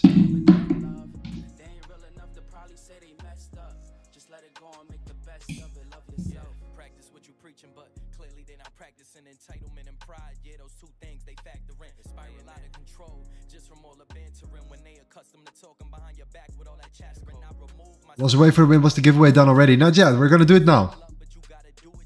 Let me know if you guys ready. Shall we do the giveaway?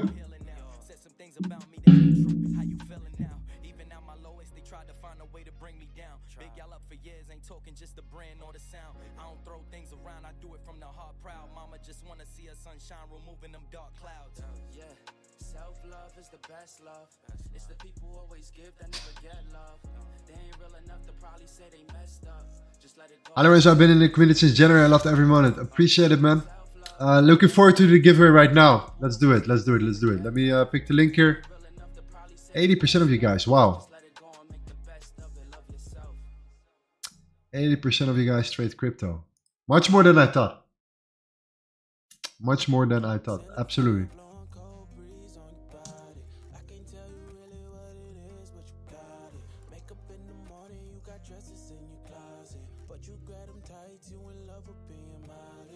All right, let's pick a winner.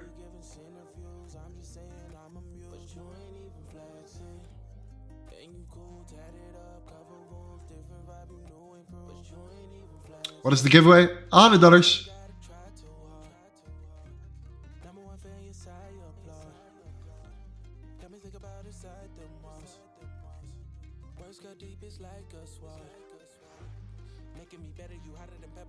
Pro picture? I think so, yeah.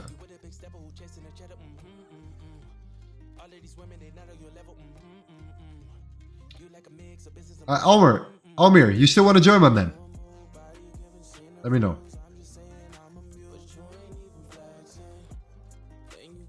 Make sure that everyone is in.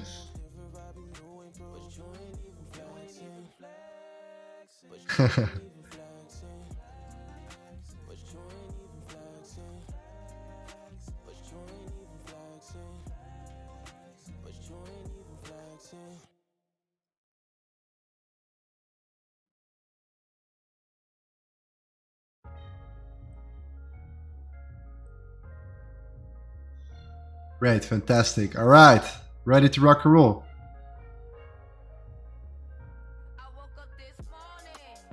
Oh, you haven't not joined. Okay. So again, get everyone in now. I want to have everyone in right now. Come to my Twitter. Links in the description. Retweet this this tweet right here. Do you trade crypto? Give it a like, and we'll pick a winner. I know it's not crypto, but I think you really like US30 shorts right now. Okay, we can look at it still. No problem.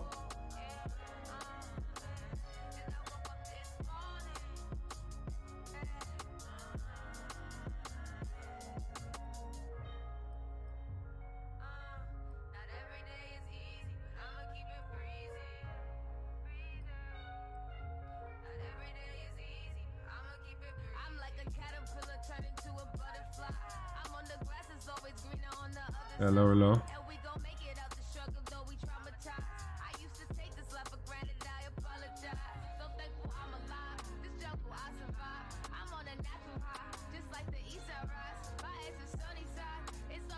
I will set an alert here.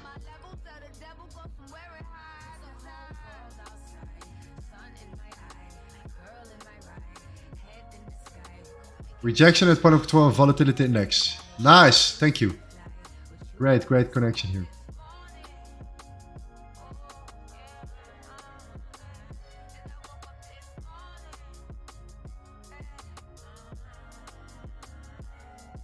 Beautiful. Okay, we're gonna do it.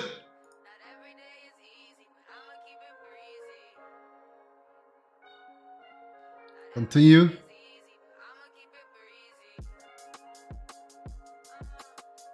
ARP has been running all day. I think it's at resistance right now. What do you think? Yes. We just did Arbitrum indeed. I think we're gonna come. We're looking to come down a little bit. Let's go. Let's see. Where's the drum?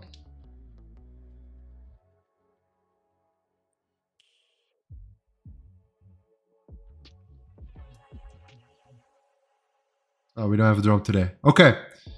Let's go. Let's pick a winner right now. Beautiful.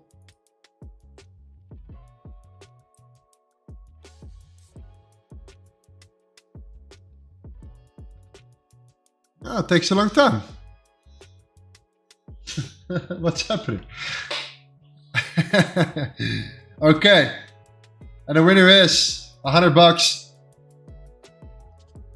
Mr. Banjo. My bro. Banjo, you know Banjo? Yeah, exactly. Banjo. Tell that story, it's so cool. I don't know, where's Banjo, man? Is he here? Are you in the chat, my man? Let me know if you're in the chat.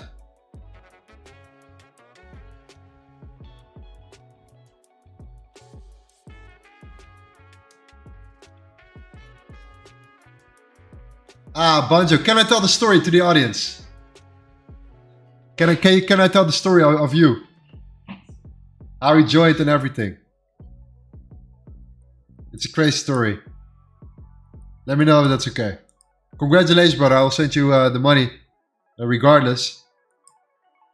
So Banjo was watching the live streams. Can I say it, bro? Okay. Banjo was watching the live streams from jail. Alright. He was in jail. I don't know how he did it, but he was watching the live streams from jail. And he joined the community in jail. The live trading sessions. He was live trading with us when he was there. So it's kind of an interesting story. I've never heard that one before. And now he's out of jail and everything is good, I hope. And now he's full time in the community with us. And it's actually the best guy ever. Always there, always positive. Being part of the fam, you know. A beautiful story.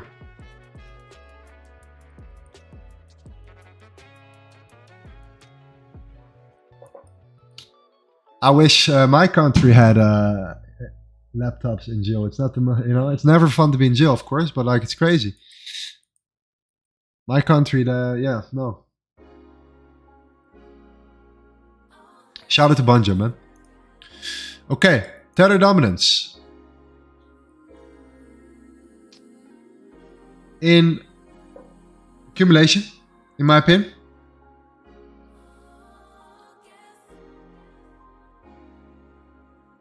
Waiting for the breakout. If the breakout does not come, no strong like bullish closure and like a good amount of volume coming in when we break, then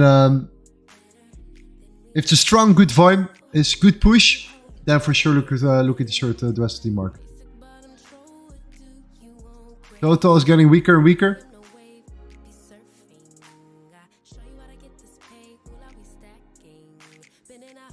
I do like to use 30 indeed, as well. Could you potentially check on DOT? Yeah, sir. How long have I been streaming already? We've been streaming for almost 5 hours. Okay, wow. We're seeing a lot of consolidation happening right now. If you break out at some point, fantastic. But I have to close stream very, very soon though. Anyways, we're gonna do a couple of them. So DOT, one right here, rejection. 10 minute zone rejection. Area of consolidation. Expansion right here. We have this zone right now. That candle structure is interesting. Go to the lower time frame. I think it's the 1 minute. Yeah, 1 minute is good. It's very low as well of this range. 3 minutes could be even better. So look at this this range. Now look at this one right here. We have this range right here. We got reject already at that one. Looking at this range right here. Lower low, fantastic. Broken the lows. Coming back, looking for a pullback, looking for the continuation. So that's all we're looking for. One pullback. One continuation to the downside. The overall target is these lows right now.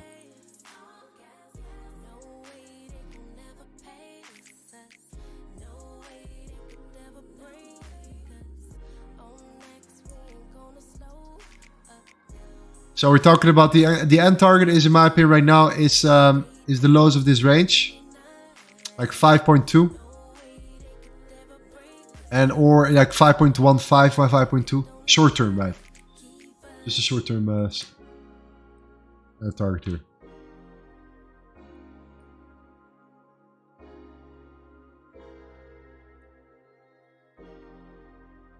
Okay, what about Algorand? Algorand, people talking about it. Kusama. No, Luna.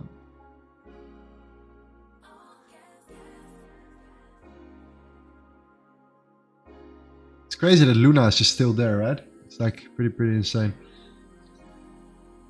Okay.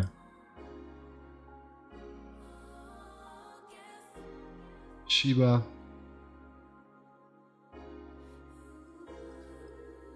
Which one? CS? CSPR. This is only spot.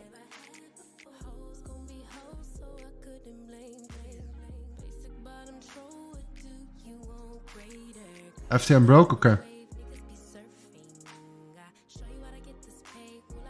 Yeah, we broke it. Okay, fantastic. We broke the lows.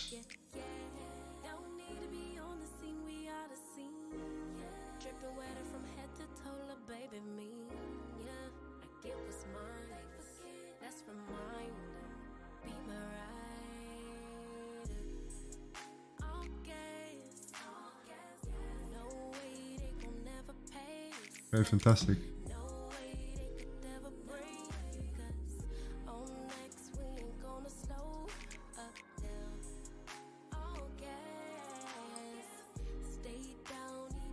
Also, quickly want to look at Bitcoin as well. So I'm going to set an alert here. But quickly look at Bitcoin.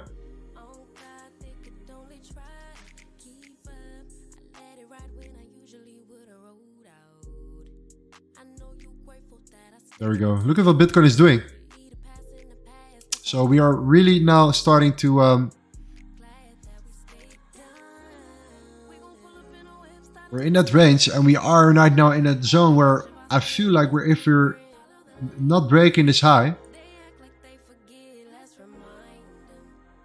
especially not this high, we're now in that range. If you now come down below and the tether dominance, again, it's the tether dominance. If you just break out and we come up to fill up that gap,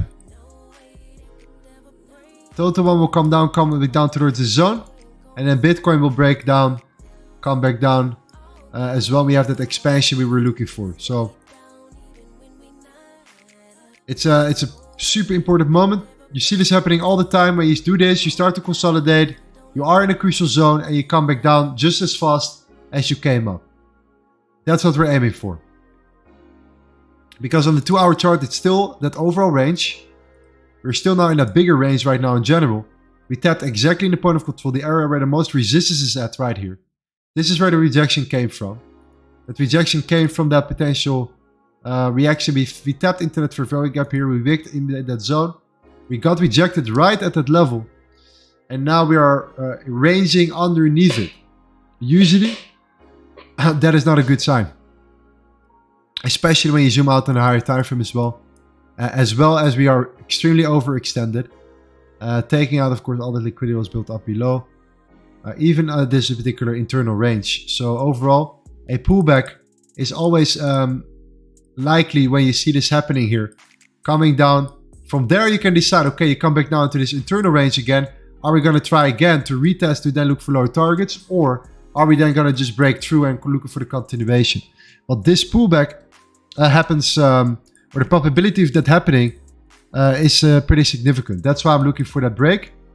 And that confirmation of the tether dominance and a breakout from there. Because the moment the tether dominance will break out, that will be a lower low for total one, which then includes, of course, Bitcoin coming down. If that happens, then the question is, will then altcoins come down faster or less fast? That depends on the Bitcoin dominance. In this case, to keep it simple, don't overcomplicate it. Tether breakout means Bitcoin short.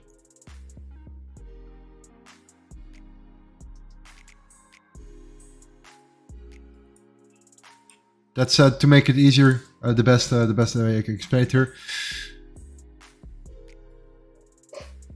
Lorenzo, could you say that we can look for buys on Kava since it did a time upside chunk on the 5-minute time frame? So, if you see the tether dominance right now, at this particular moment, okay? And you see now that it's still there, it's ranging on it's kind of created still that higher high, okay? So, tether created a higher high and a higher low, okay? If it's going to create a higher high again, then tether dominance looks actually better. Then I would not trade against the tether dominance here, potentially making another higher high. Then I would just simply wait for, you know, an actual... I'm actually look for shorts potentially rather than highs. You're talking about Kava, right? So if you look at Kava right here, we're coming closer right now. We're seeing that almost breaking out. Kava. We're talking about Kava in a second, right? A second ago here. Yeah, so we had that expansion. I do believe that at some point, yes, we can go look for a potential pullback. To then look for shorts.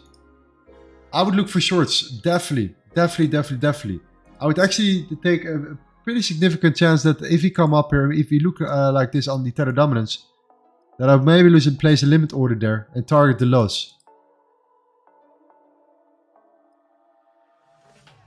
Pulling back into that last candle that put in the work, that impulse to the downside. That was that low that we were talking about. We're talking about this high that created this low. Taking out the internal highs, then the lows, retrace, fulfilling our, how do you call it, head and shoulders, coming down. That's how head and shoulders are created. In terms of market structure, it is a higher high, higher low, higher high, lower low, lower high, lower low.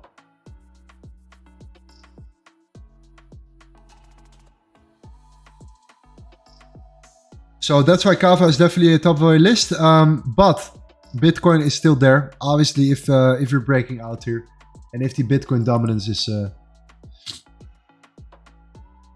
is coming down a little bit as well, we definitely increase the chance here.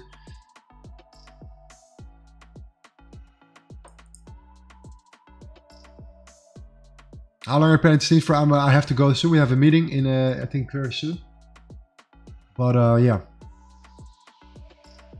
we'll still give you guys a couple of setups regardless. I'm gonna share them in Discord, so you guys are updated there. Many of you guys are in the channels here already. Hopefully, if you're not in yet, get in. Okay, it doesn't cost you any money. Or you don't have to buy anything from us here. It's just you need to have money on your trading account. That's all you need in order to get access to the course here.